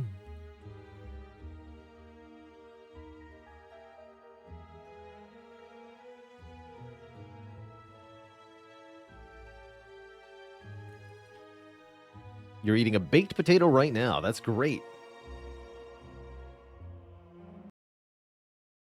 That's excellent. I wish I was eating a potato. But instead, I'm eating bullets. Many bullets. Is the potato patch just on PC? Yes, it's currently just a beta patch, so you have to opt into it on PC to be able to play. I think it will be coming to other platforms eventually, but has to be refined first. So we got our win with Vagabond and Baby. I want to try Technomage again, I think. Technomage starts with turrets. Gain structure attack speed for every permanent elemental damage we have. Gain elemental damage for every structure we have. No melee or range damage modifications allowed. Random weapon is going to be a pruner, apparently. Let's just see how that goes. Pruner's good. It's a structure, so we get another 2 elemental damage. Yeah, we have 6 elemental currently. Although no elemental weapons yet.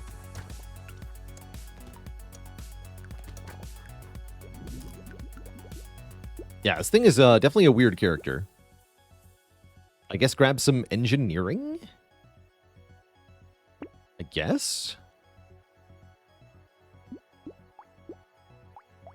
Could make this character use claws. Let's just try to find weapons that are good. More pruners, I guess, are fine.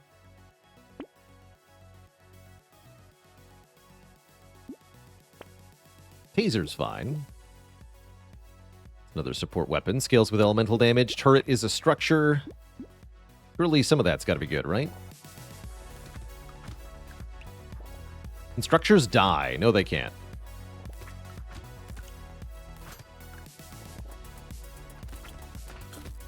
Sausage. Yeah, scared sausage would be good.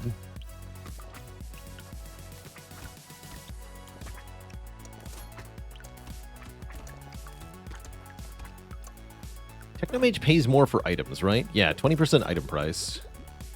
Spooky penalty. Flank is an explosive elemental weapon. You know, I don't hate that, actually. Flank is really good at keeping things away from us in melee.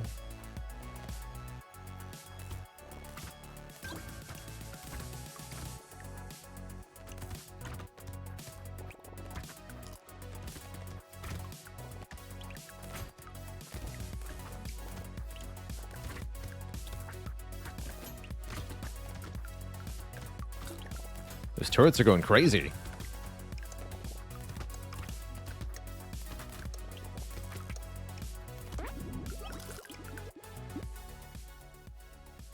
We're doing well on harvesting. Let's grab some more. Get over 20. And I'm not going to miss a chance for 2 armor here. Stuff like black belt and propeller hat, I can't imagine are worth it when we've got more item price.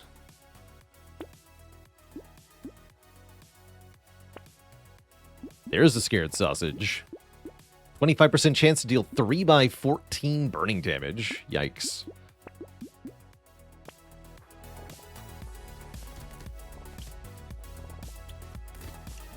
I believe our turrets can also inflict that burning.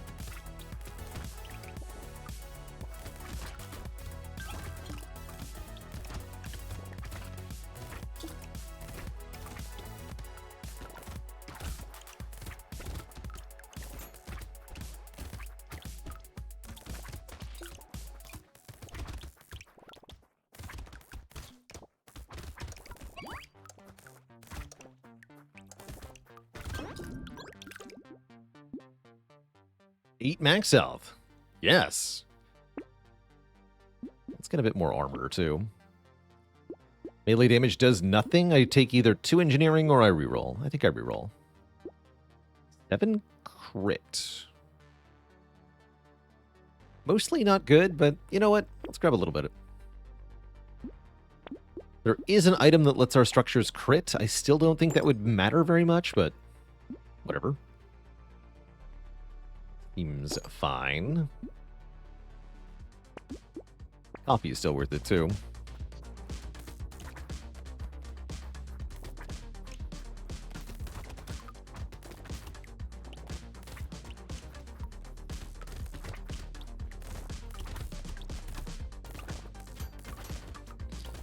Pretty sure any damage source can? No. I know for sure that the secondary projectiles created by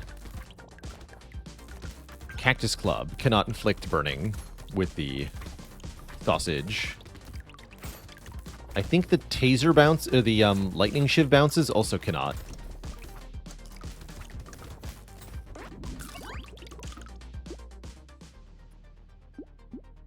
I don't think damage from luck items does either, like the Cyber Ball, nor Rip and Tear. And I know for sure that Baby with a Beard cannot proc ignite either. So you can't get self-perpetuating ignite into, shoot a bullet into ignite. So no, there are a lot of things that don't proc the burning. But turrets do, so they're good.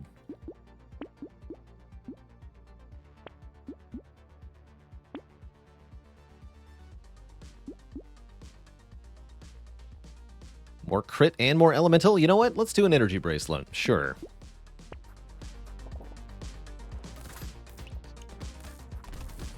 Something like 11 crit now. Yeah.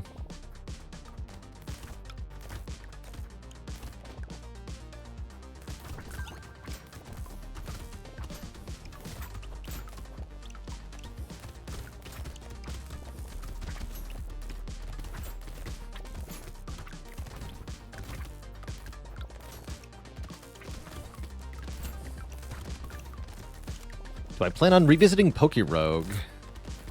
I'm a bit torn on Pokerogue. I really like what Pokerogue has going on, but it's a little bit too slow-paced for me. There's, I think, maybe twice as many floors as necessary per run, which causes the runs to drag on for far too long. And that makes me not want to stream Pokerogue that much.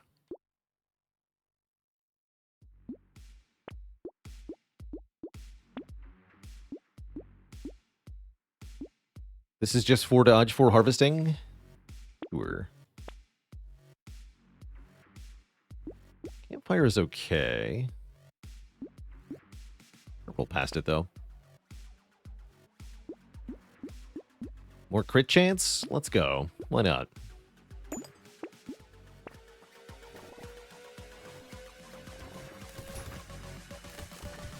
Too grindy? There's nothing grindy about Pokerogue, though. I mean, completing the Pokedex is grindy in a way, but...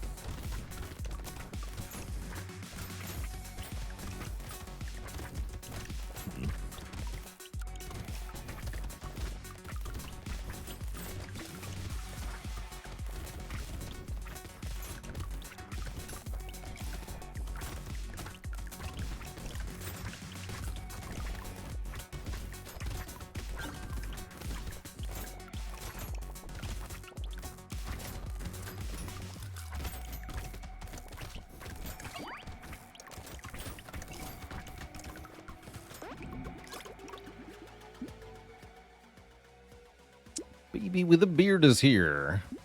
No thanks, you don't do anything. Be more harvesting. Give me more turrets. Give me more... Give me a snowball, hell yeah. +1 elemental damage every time we take something that gives elemental damage. Which includes Frozen Heart, 8 elemental damage, 5 crit chance, and weapon damage additionally scales with our elemental damage. You'd love to see it.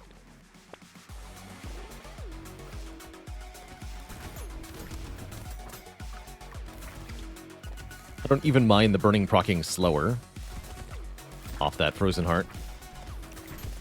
Seems fine.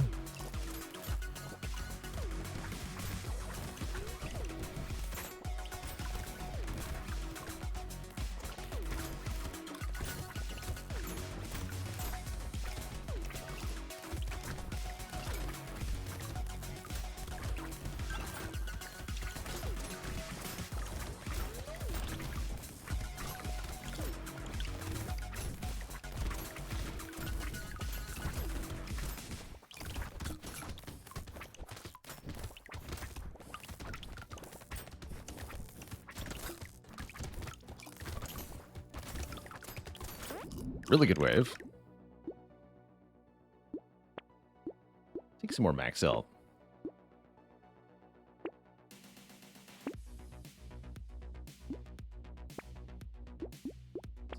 Structure. Wrench makes a structure. Meh.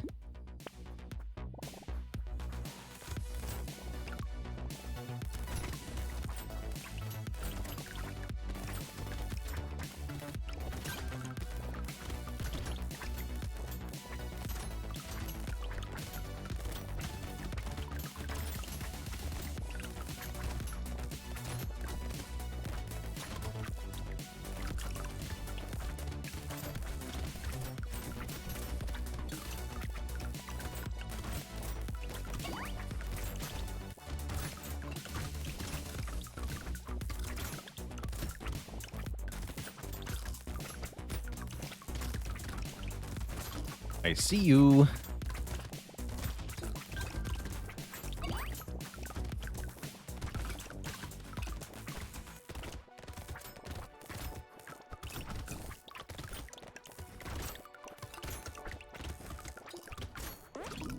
Alright, very, very good wave.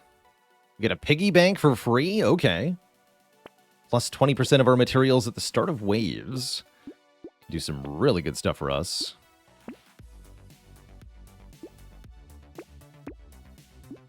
So let's just go to the next wave right away then. See, currently we're at 37 elemental damage stat, apparently. The tasers do quite a bit of damage. We have 95% additional structure attack speed. Those turrets are really going ham.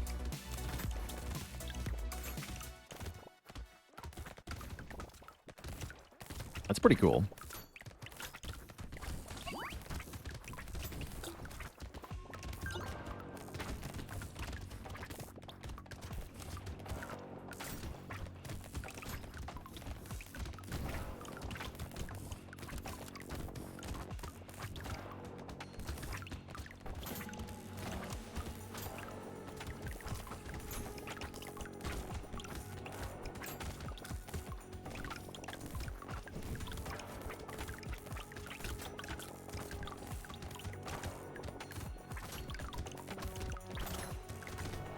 Satisfying sound.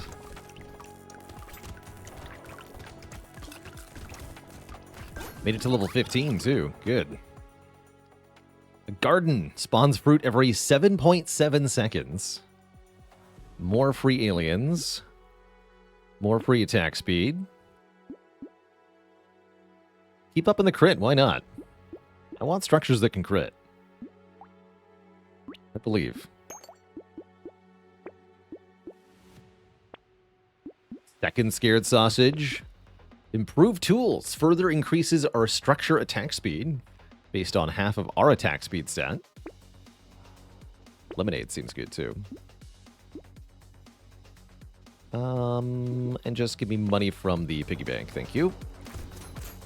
The structure attack speed buff also increased the landmine spawn speed. Yes, it does. Currently our landmines spawn every 5 seconds. Wow.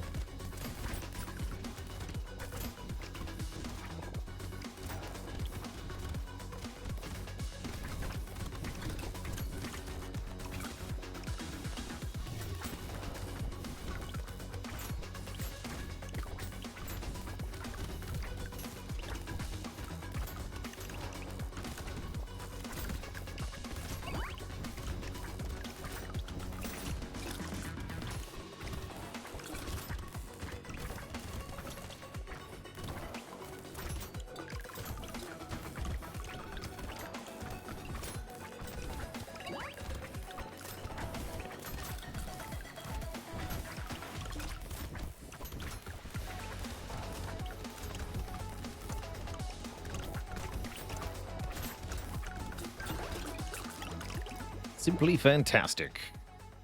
Oh, sure, I'll take a free campfire. Pick up range and harvesting sounds good, too. And I need more move speed. Sure. Fuel tank is very good. Also down for a wheelbarrow. Gonna take padding, although padding could be good here. With piggy bank, we could definitely get out of control with the padding. Actually, maybe let's do that.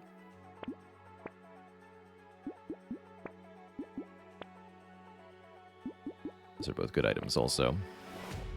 What's the sphere thing at +5? Is that the snowball or something else? Snowball gives us 1 elemental damage each time we gain elemental damage. From item.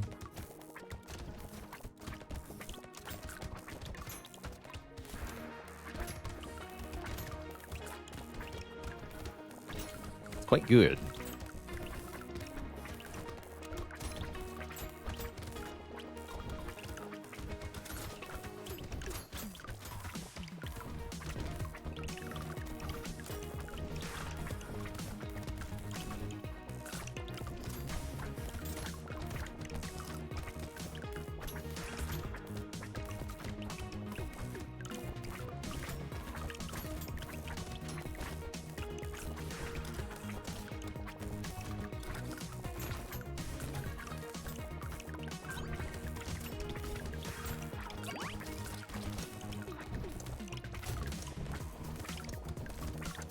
Kablam. 5.8 seconds on this garden. Again, each structure we take gives more elemental damage stat. Sure, let's take a damage upgrade. Purchase, purchase, purchase. You'd love to see it.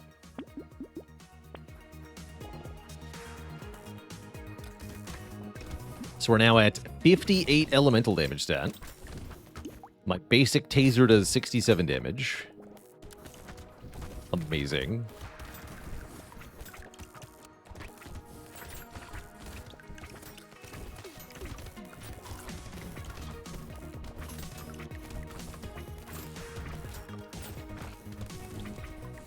Okay, don't be dumb.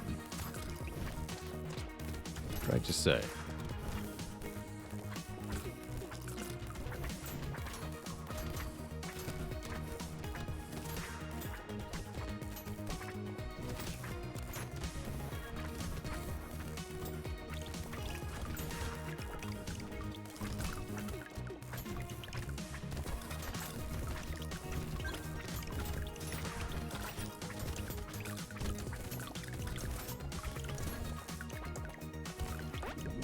Beautiful.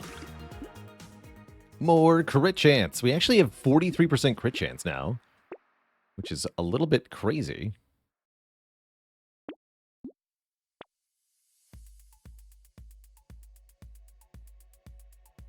Fireball. Projectiles explode on hit. I would like to try that.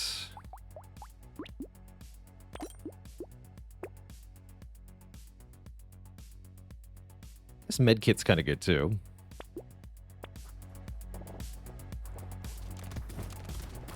Ooh, the fireball's fast. What is the base cooldown on this? 0.75 seconds currently. Deals 6 times 74 burning damage as well. Holy heck.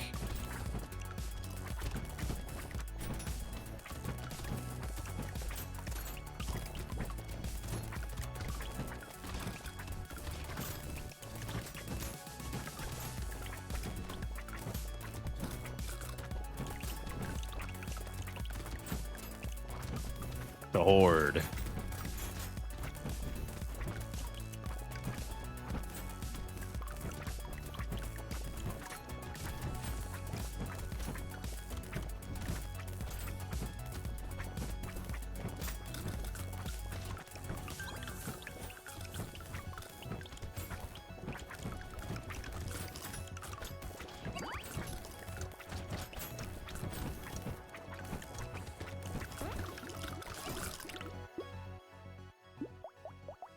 Don't have anything that pierces. No, so recycle this.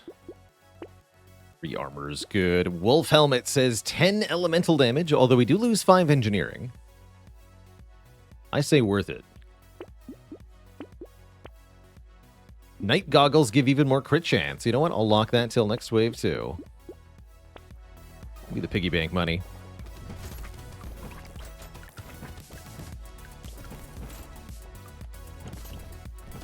Fireball does seem good.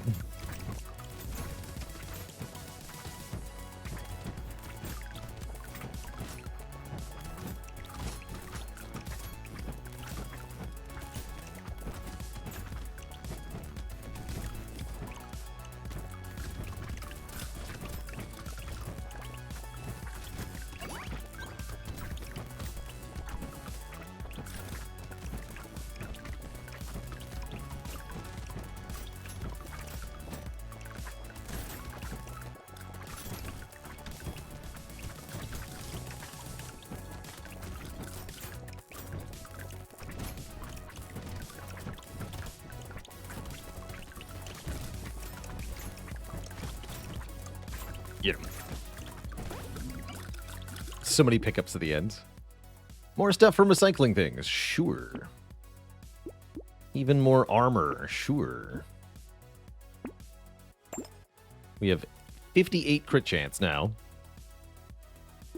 The double barrel shotgun does 19x4 damage just by virtue of scaling with 10% of our elemental damage. It's actually a lot.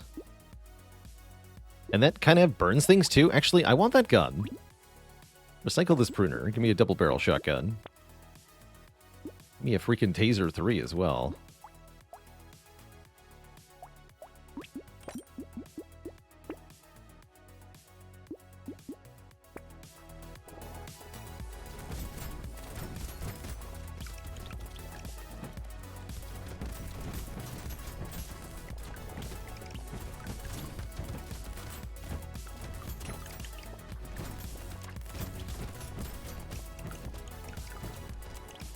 Techno wizard with a shotgun.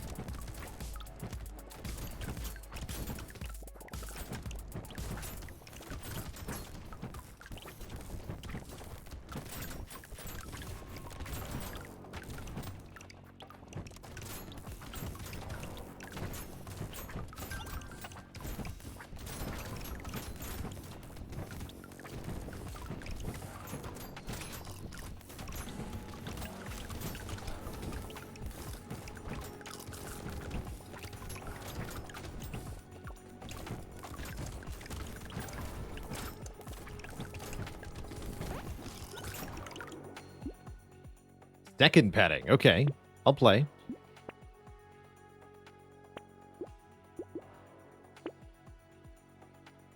Third scared sausage. Sure. Ape would give 20 dodge. Not worth it, though.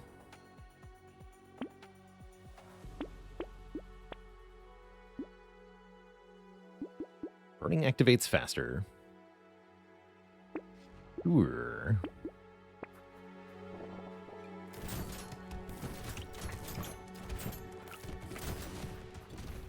Elemental damage now 75.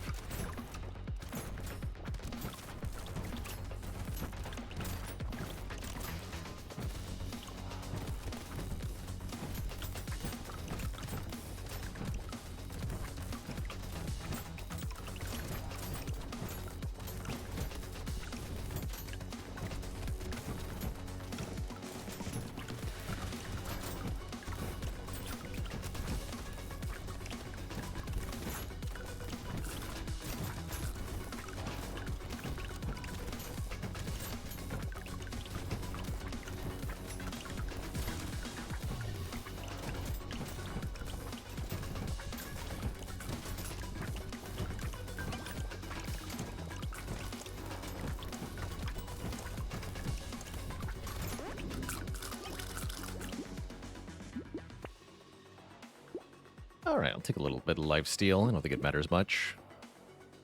Structure attack speed, you got it. We have an elite this wave. I imagine the elite is completely hosed.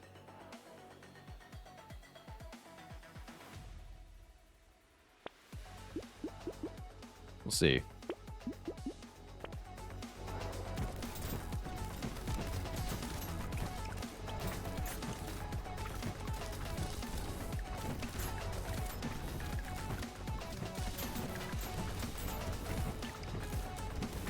Looks like yes.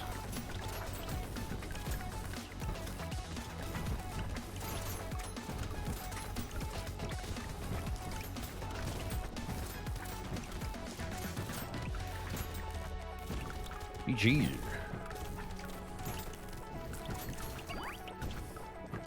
Seems like we've figured out how to Technomage. Like a strong run.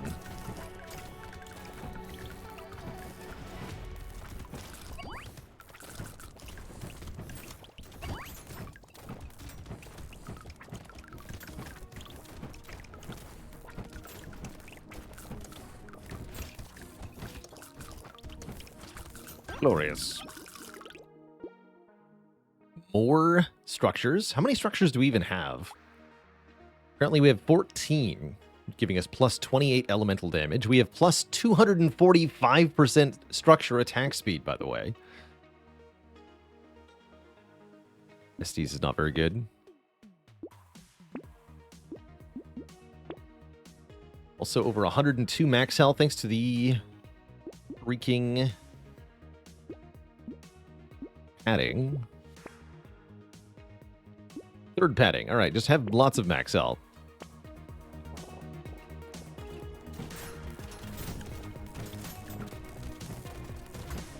Should be good.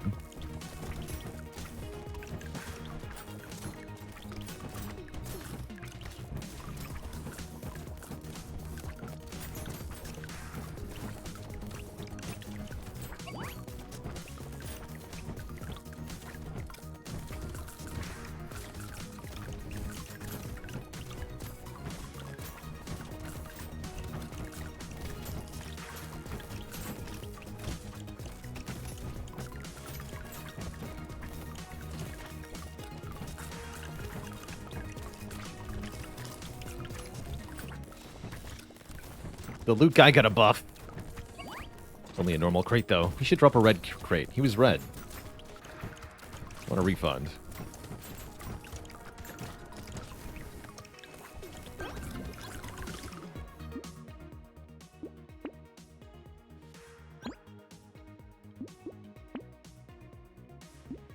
Giga Taser.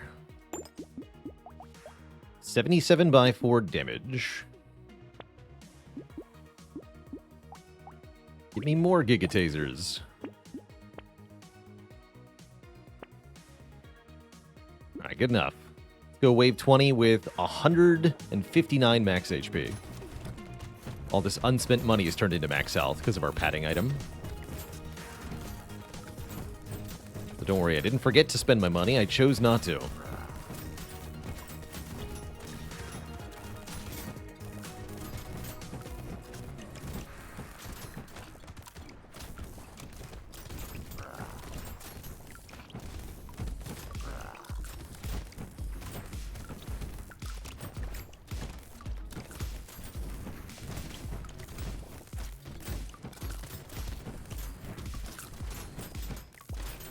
So much healing available. Absurd. GG. There's the W with the Techno Mage. We unlock another ridiculous weapon, Particle Accelerator, which is apparently only a tier 4 weapon. So this is higher tier than Nuke Launcher. Has a base 120 damage, scales with 100% of your elemental weapon and engineering, has 800 range, piercing 99, deals burning, slows enemies by 2% on hit for every 1 engineering you have as well. What a weird weapon. Seems crazy. Let's try a run with Vampire. Vampire has half max health and minus damage, but gets bonuses the lower his health is. And apparently this vampire has a gun, so look out.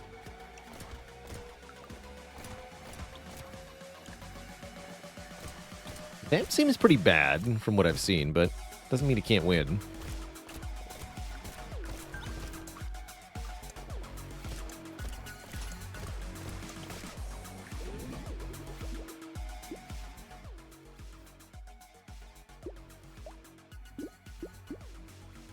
Range damage might be it, but I'm going to grab some early harvesting here. Let's see if we can do guns build. Probably 1 medical gun is a good idea.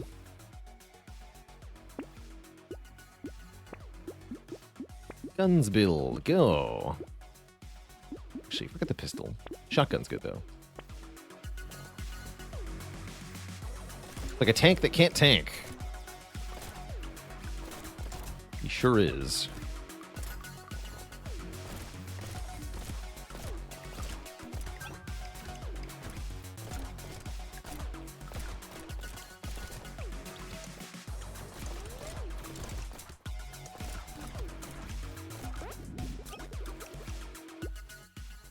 What are the upsides? None. Okay. I have no upsides at all.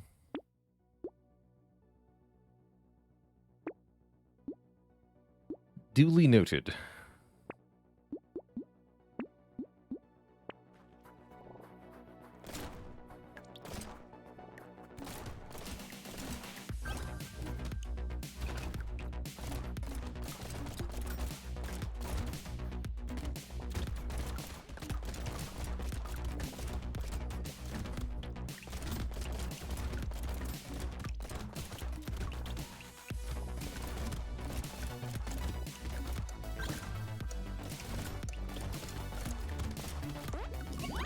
What do we got here? A snake? Minus max health. No way. Give me plus max health. Actually, give me some range damage. 9 dodge. I won't say no to, I suppose. Though perhaps I should. This is just 3 max health. Both the regen and the consumables don't matter. But 3 max health for 22, that's worth it. I'll take it.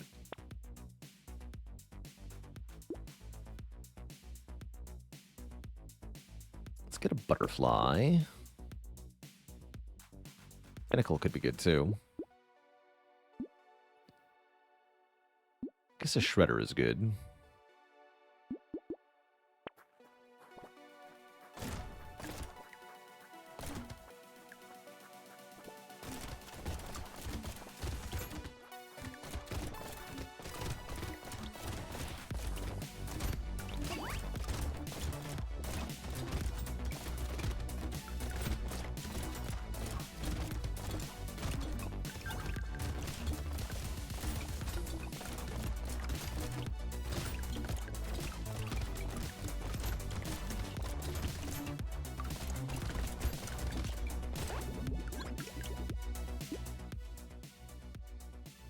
Remax health. Alright, we really do need some more damage, though. I'll take +2 here.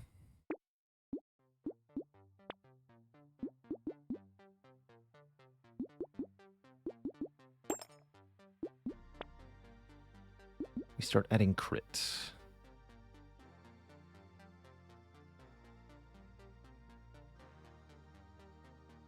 Sure.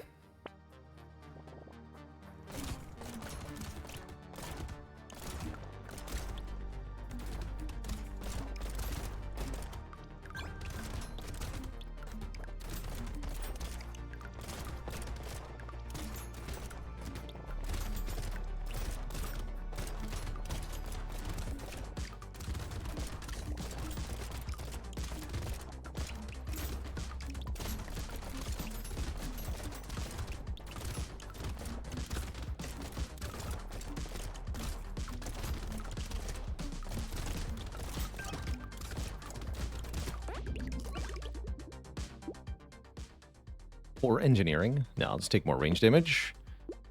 And yeah, I'll start getting crit. Laser gun is also not bad for damage. That can help us deal with chunky stuff.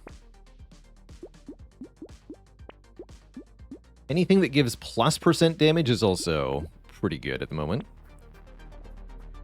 We have a big penalty for that.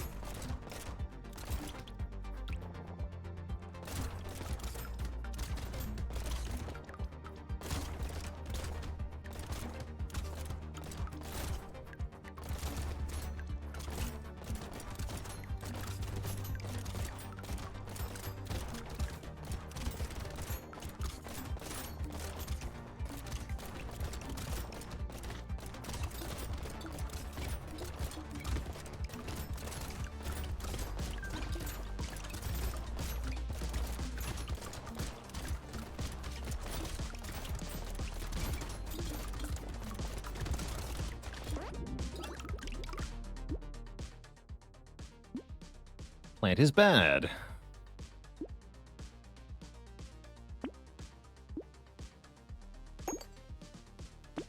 Weird Ghost seems good. Perfect. Starting at 1 health is arguably a good thing for this character.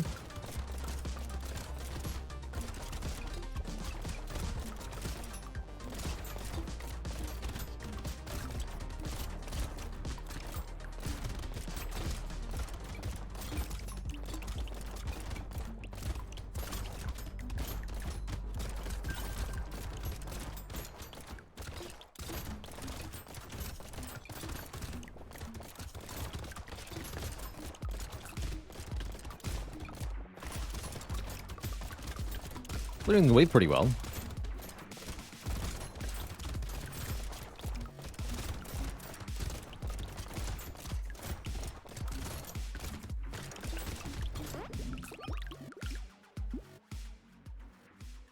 little bit of extra knockback can be quite good with guns. Blood donation, we get 40 harvesting and take 1 damage per second. That seems good. That seems really good. That's going to mean we're able to passively benefit from our passive, and we get a bunch of free harvesting. I like it. I like it a lot. I'm going to take the damage up. % damage is pretty good at the moment.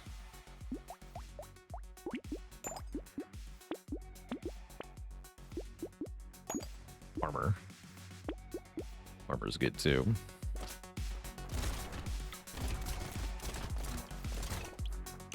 Yeah, we don't have that much max health, which means we could bleed out pretty quickly. Especially if the enemies don't spawn. Hello, enemies. With the medical gun, I think we're okay, though. But yes, I can see why this is terrifying.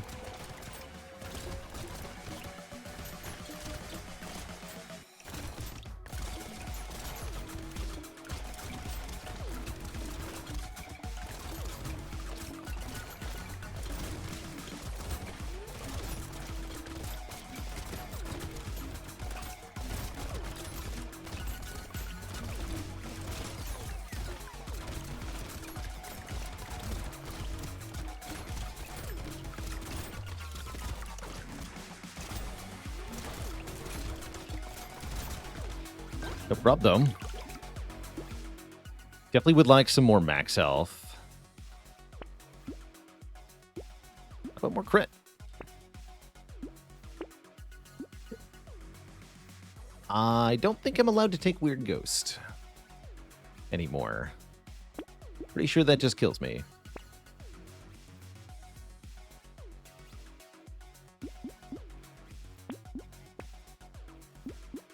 Raptor. Now we're talking.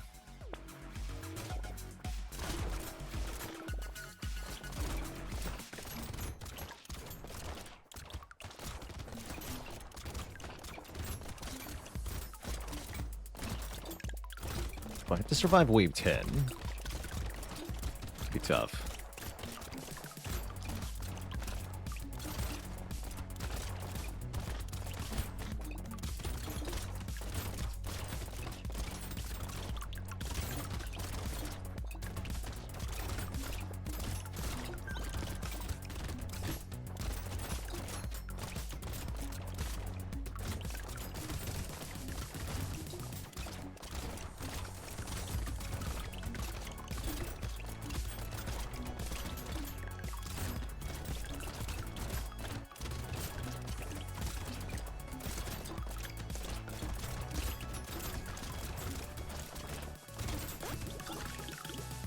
Very good wave.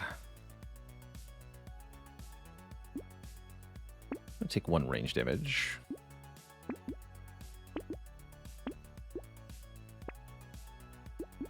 Eight max health. Good.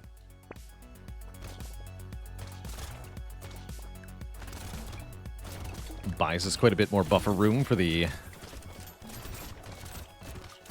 blood donation.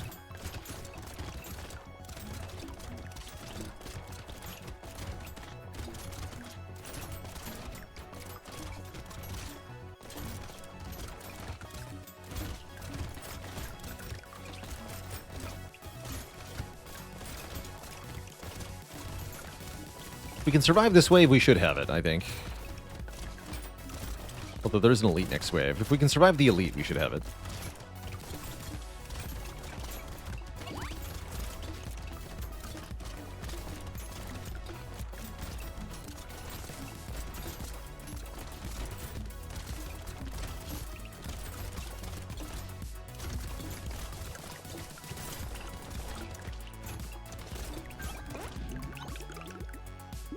We get tons. We have 102 harvesting, so we get 100 materials at the end of each wave.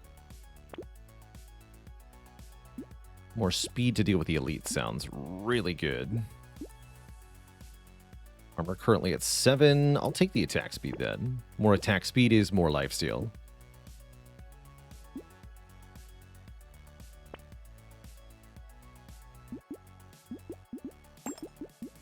It's not horrible.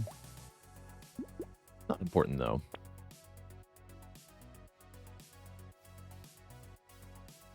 Shackle's not very good.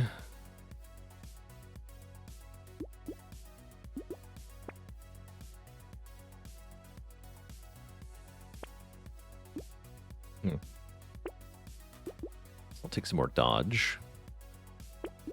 Not happy with that shop overall. Tough enemy, too. Okay. Try to stay away. Whoa. Only alive because I dodged. Should be dead right now.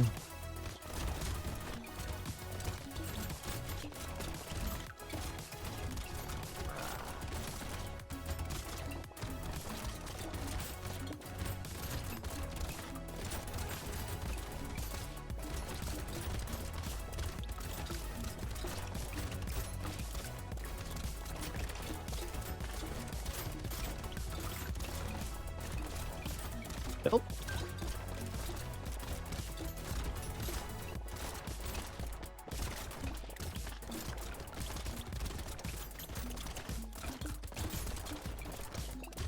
Still alive. Okay, I think we're good then. If that didn't kill me, surely nothing will.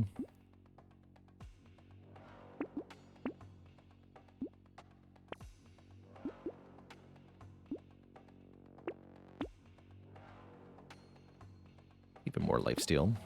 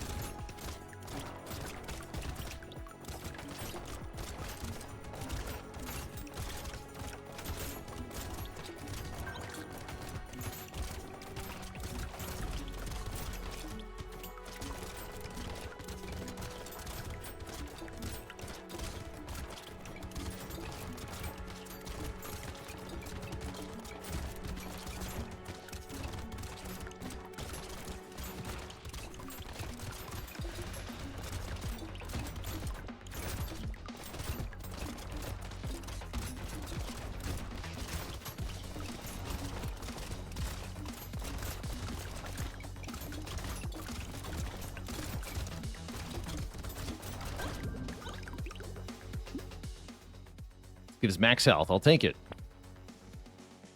Sure. Yes. More dodge. More dodge looks good. Kind of done for white flag. You know what? Less enemies sounds helpful. Got tons of harvesting anyway. Also got tons of speed, so let's gain more armor. Become tanky. 4 guns, that's interesting. Guess I'll take the revolver too.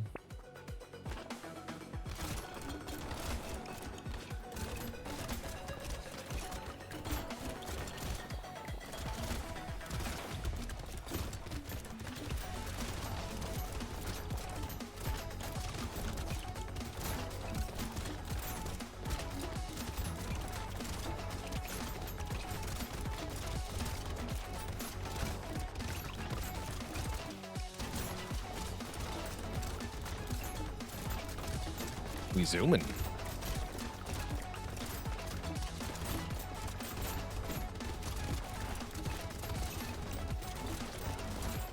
Guess we're starting to fall behind in damage.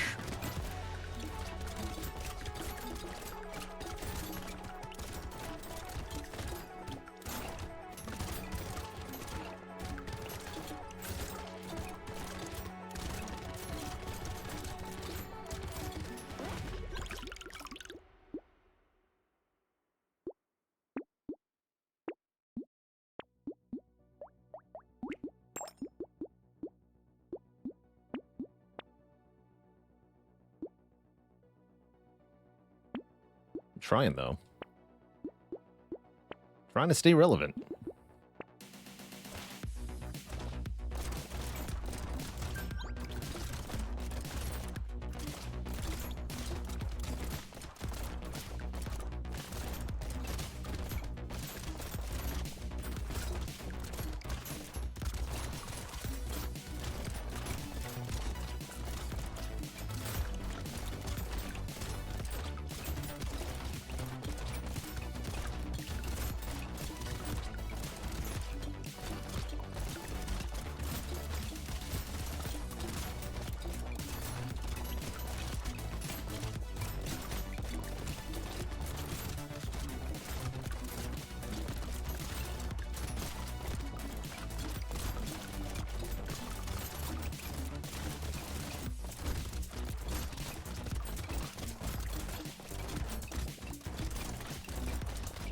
Wow, out of control.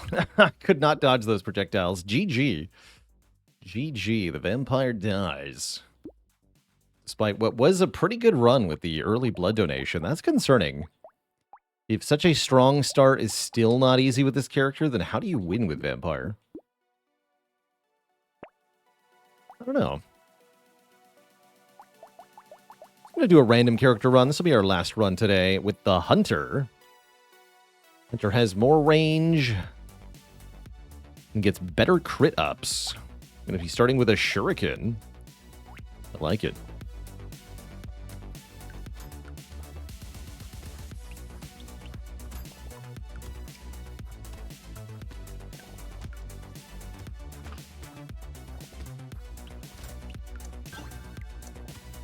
Yeah, Hunter's a fun character. Very good at crit building. And with a ton of range is also very fun.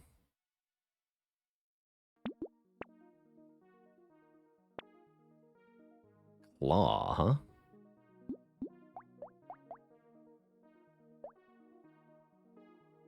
Yeah, claws and shurikens sound really fun.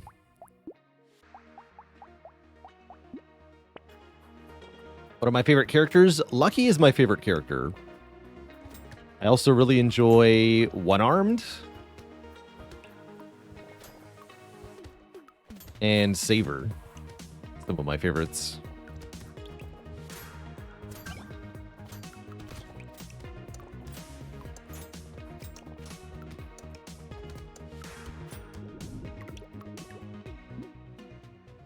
Claw and Shuriken, you heard it. You heard me.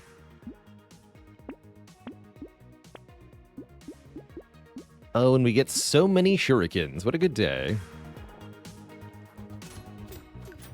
Weapon that's good for one arm. I like starting with Hatchet on one arm.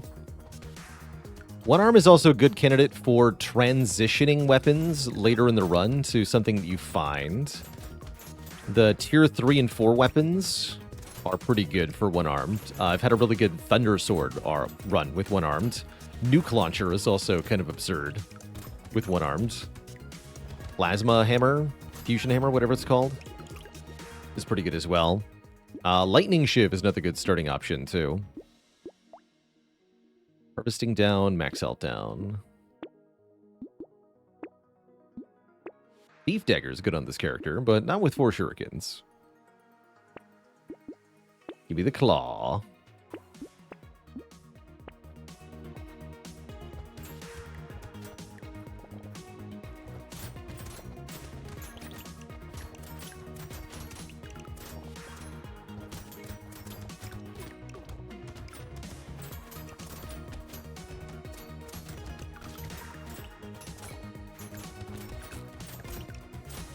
Yeah, one-armed with the Ethereal Axe is pretty funny. I recommend swapping after wave 9, if you do that.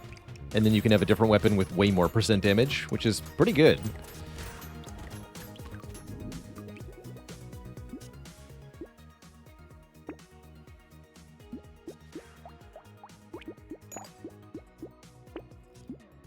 I'll take an experience up. I'll do it.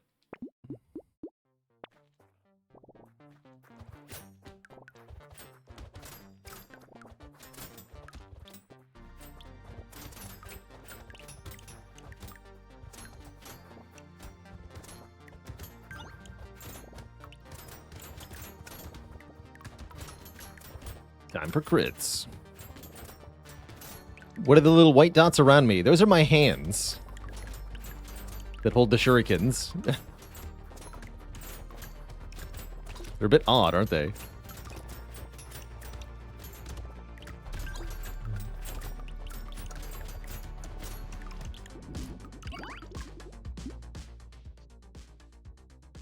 No, because we don't get harvesting. I was almost fooled there. Let's grab a 5 damage up.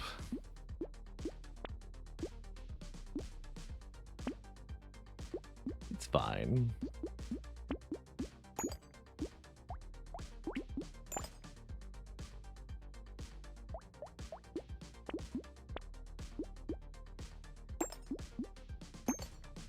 Crossbow, also decent with this character. Decent.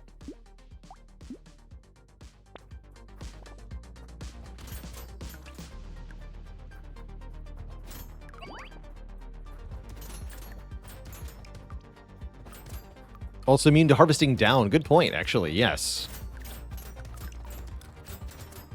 No harvesting up also means no harvesting down. Ow. I'm not a vampire anymore. Careful.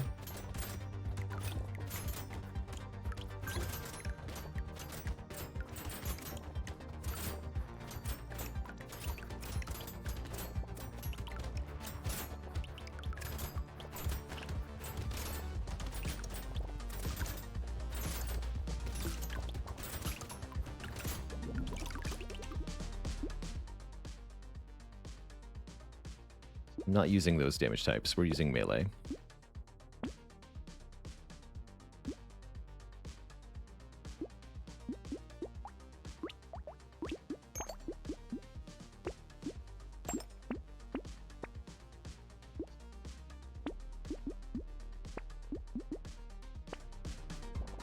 Please don't kill me.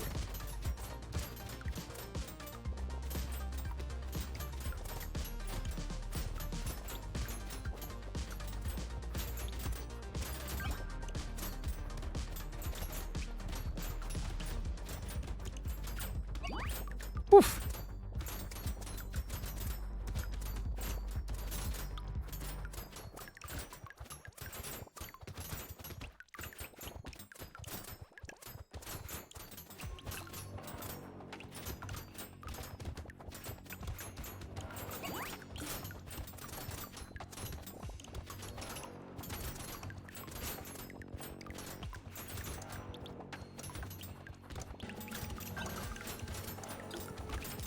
Wave. Did Vampire lose? Sure did. Sure did. How's our crit looking? Take the range up. I imagine we're going to cap on crit anyway. We could add pile of books and then our structures can crit too, but it's not very good otherwise. I'm not going to bother. No thanks.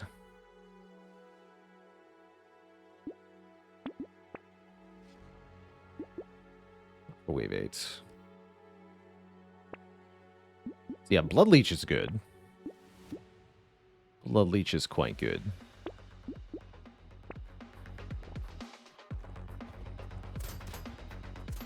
Hey, nice chaotic. Danger 5, 391 bait. That's a lot of bait for a fisherman. Do I dislike the dodge stat? Yes. Yes, I do. You can't rely on it.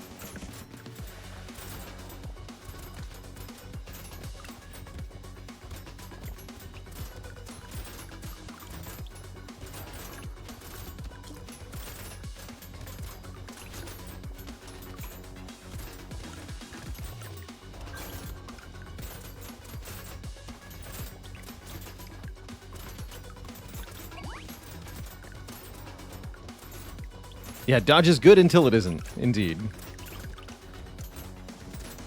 Indeed.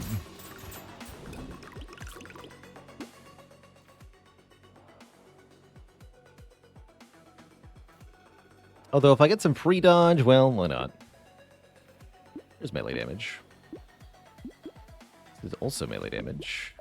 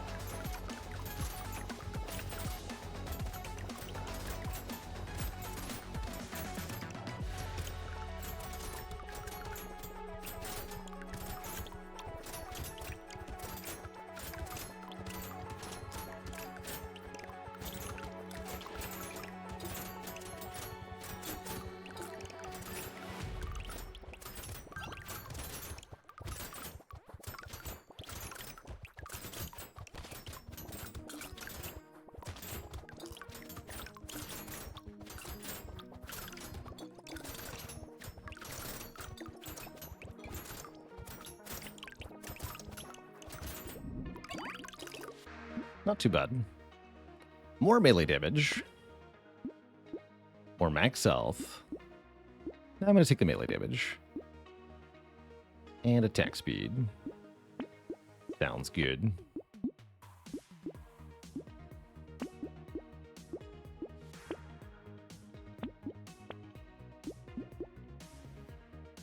Take a buffed Gummy Berserker. Those seem kind of cool, actually. I'll take everything here.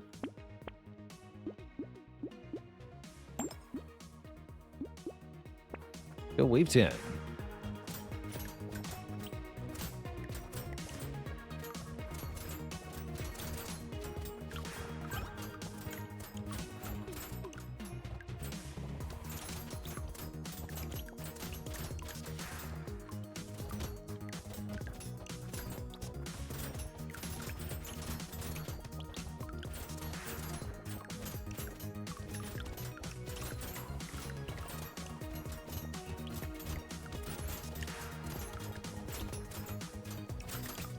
Playing Ghost must have been torture? Yeah, it kind of is. Playing Ghost is definitely a good reminder of why dodge is not the most desirable way to mitigate damage, usually.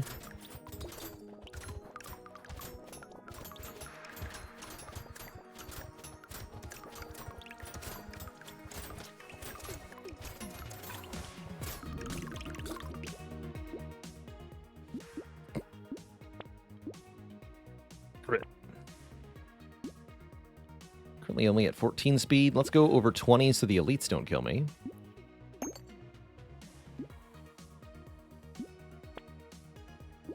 For chance and dodge. Alright, alright. What's our crit now? 77 or 98.5 on the shurikens. That's absurd.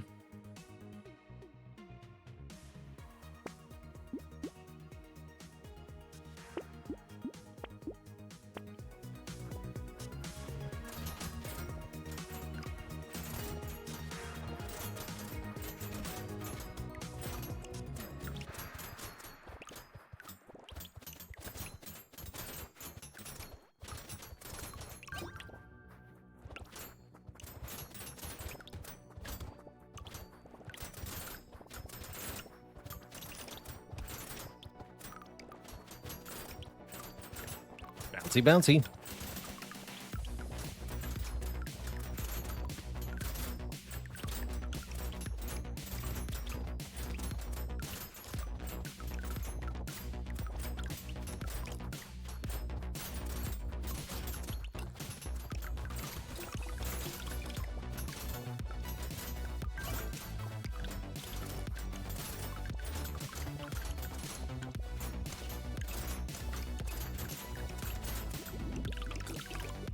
Very comfy wave 11.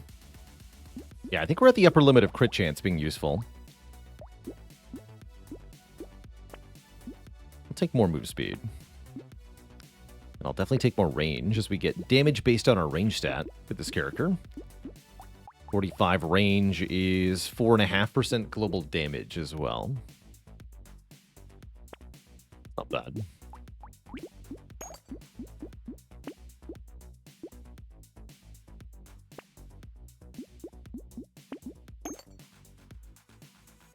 I'll take some luck.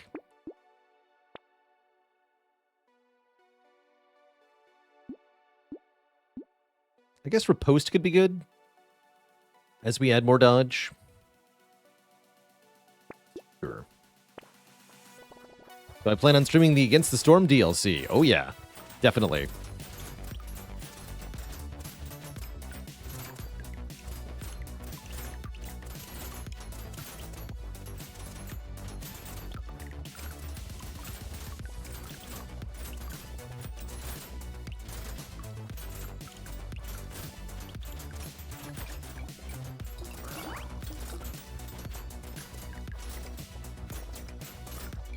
Oh.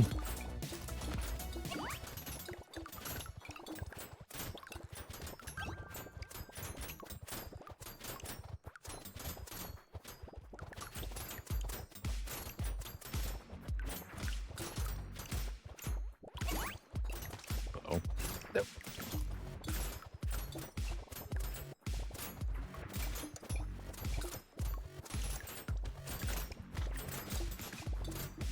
Woof. That's close. Sure. Sure. Warrior helmet seems good. We could definitely use that armor. I don't mind the speed down for once. Muscly dude looks good too. Let's lock him in. And a second riposte even, sure. Stop having babies. I'm trying to kill you. True.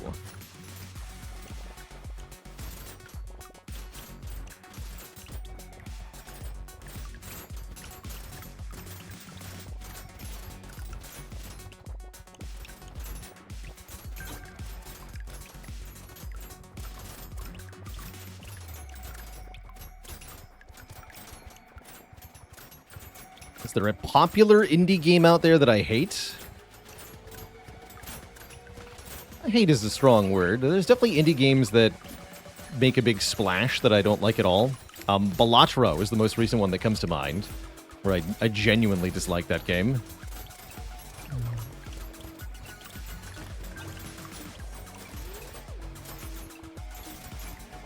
But I mean, yeah, there's a lot of indie games, and I would say I dislike probably 95% of games. Quite picky, actually. There's just tons and tons of games on Steam.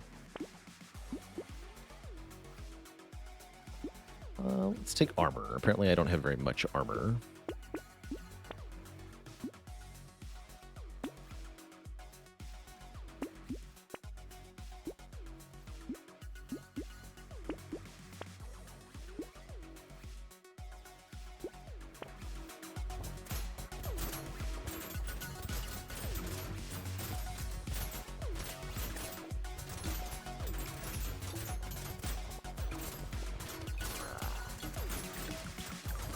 Kill the little shooty guys.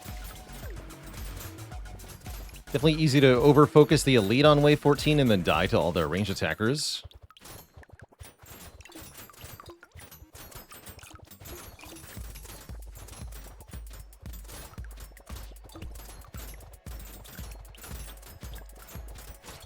Oh, don't run straight into the elite. Heck. Okay, kill it because I need the health. Goodness, okay.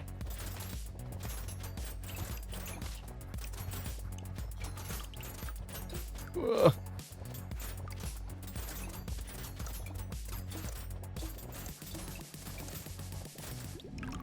Didn't die. Projectiles gain 1 bounce. Yes? Because I think that means the shurikens bounce 1 more time. I have to see that.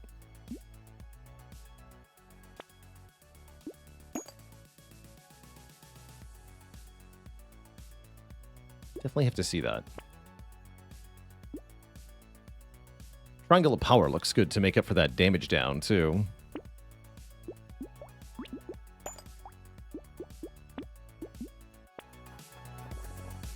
Ever been into Metroidvanias? Not really.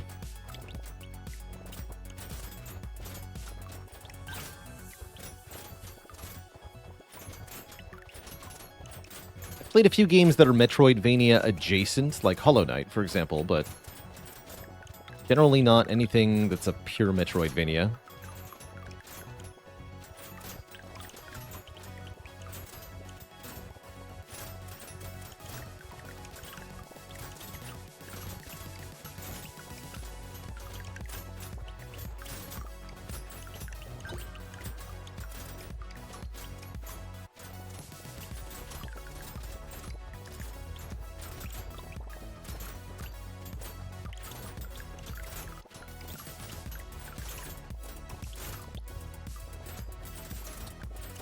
Terraria and Dredge I can't speak to. Stardew Valley I've enjoyed quite a lot of.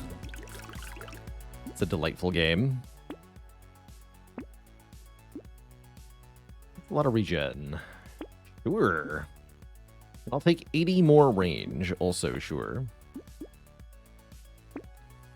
Give me the damage up then.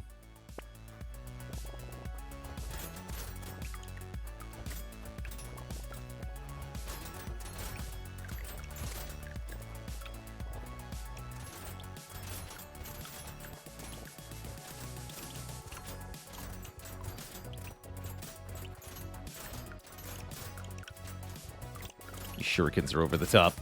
Love it.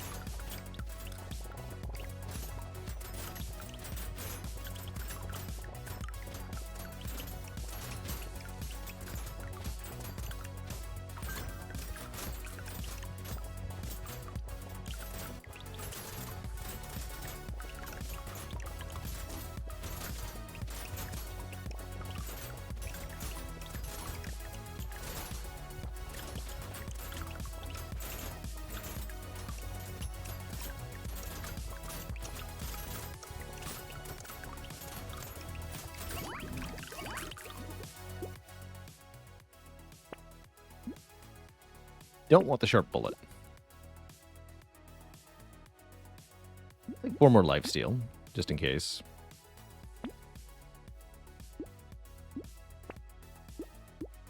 Second glass cannon? I'm in. That's just cute.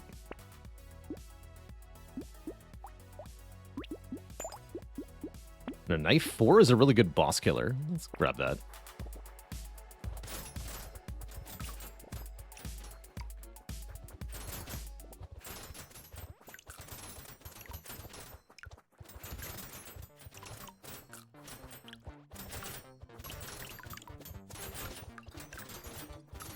Oh. Thoughts on Skyrim? I've played Morrowind, or I've played Bethesda's open RPGs since Morrowind, basically. Morrowind, Oblivion, and Skyrim. And they are all pretty delightful experiences in their own way. Really good at being a huge open world that's fun to explore, with lots of directions you can take your character. I've enjoyed all of those games a lot. Fallout 3 as well, in the same vein. Didn't like Fallout 4 quite as much. And I haven't played anything they've made recently, because it seems like Starfield is a huge pile of stink, mainly.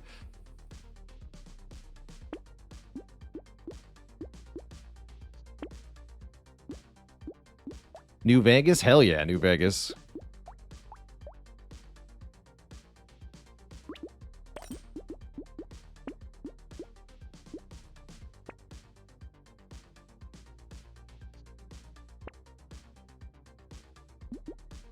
Let's kill the elite with this dagger.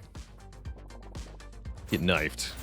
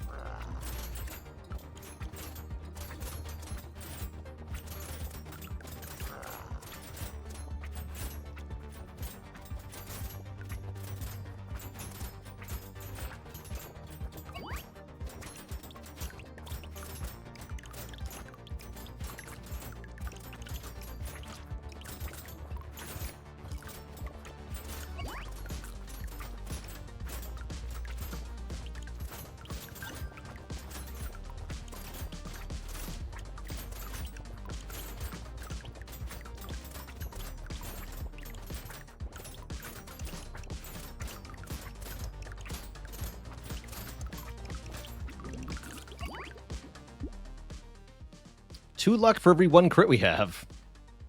Sure, I'll go down to 1 armor. Why not? Even more crit.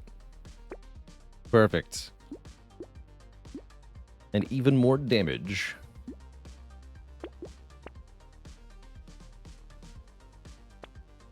Have I played Enderal? Yes, actually. I have. Thought Enderal was very well done. I've also, for some deeper nerd cred, I've played Narum too. The precursor to that for Oblivion. That was less well put together, but still very cool.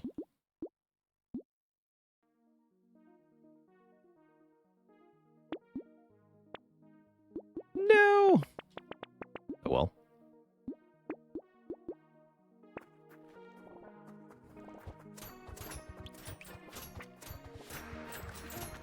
Might have overdone it on the last cannon. Oh, I should have locked that. I didn't realize we had 1 more wave. All good.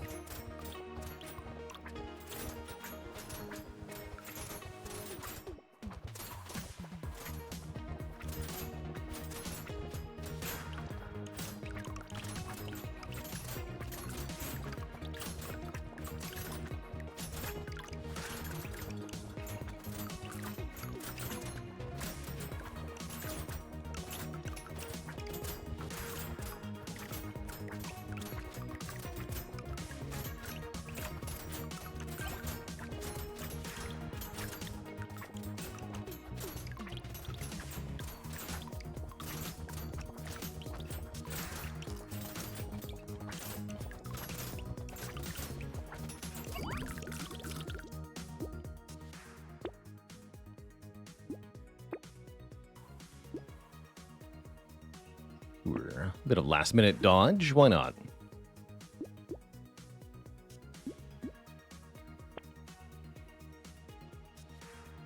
$86, a lot of damage. Oh yeah, I have lots of luck from the thingy. Plus 100% enemy health during the next wave. No thanks. Make the enemies slower. Go wave 20.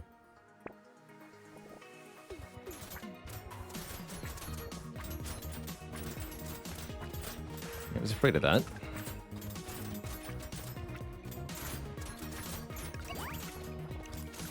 Alright, we're good.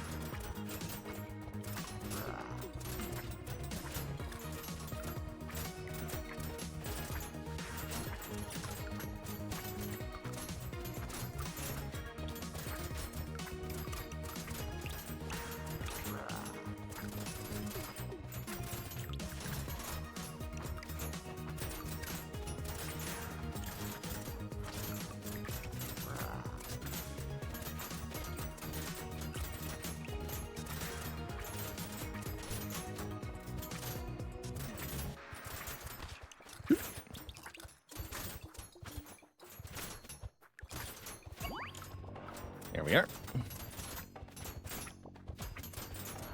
GG. Hunted to death. Clean win for the hunter. I'll take it. GG. Unfortunately, Twitch chat, that's where I've got to leave you all today. I've got to get out of here, but it's been a fun one. Some great Defect runs. Some great Brotato runs. Got our Technomancer win. We'll be back tomorrow, not later than noon Eastern time. Maybe some Peglin to start out the game, start out the day, and then we'll be doing some more Ace Attorney Chronicles tomorrow. Should be a fun time. Till then, my friends, see you later. Oddity, Just Blake, Dark Twinge, Coco Frio, Arthurius, Shrieking Eels, Nanohash, Mamorin, Tasmidar, Chaotic Vice, and everybody else. Thank you so much for watching. Until next time, my friends, stay cozy and have a good one. Toodaloo.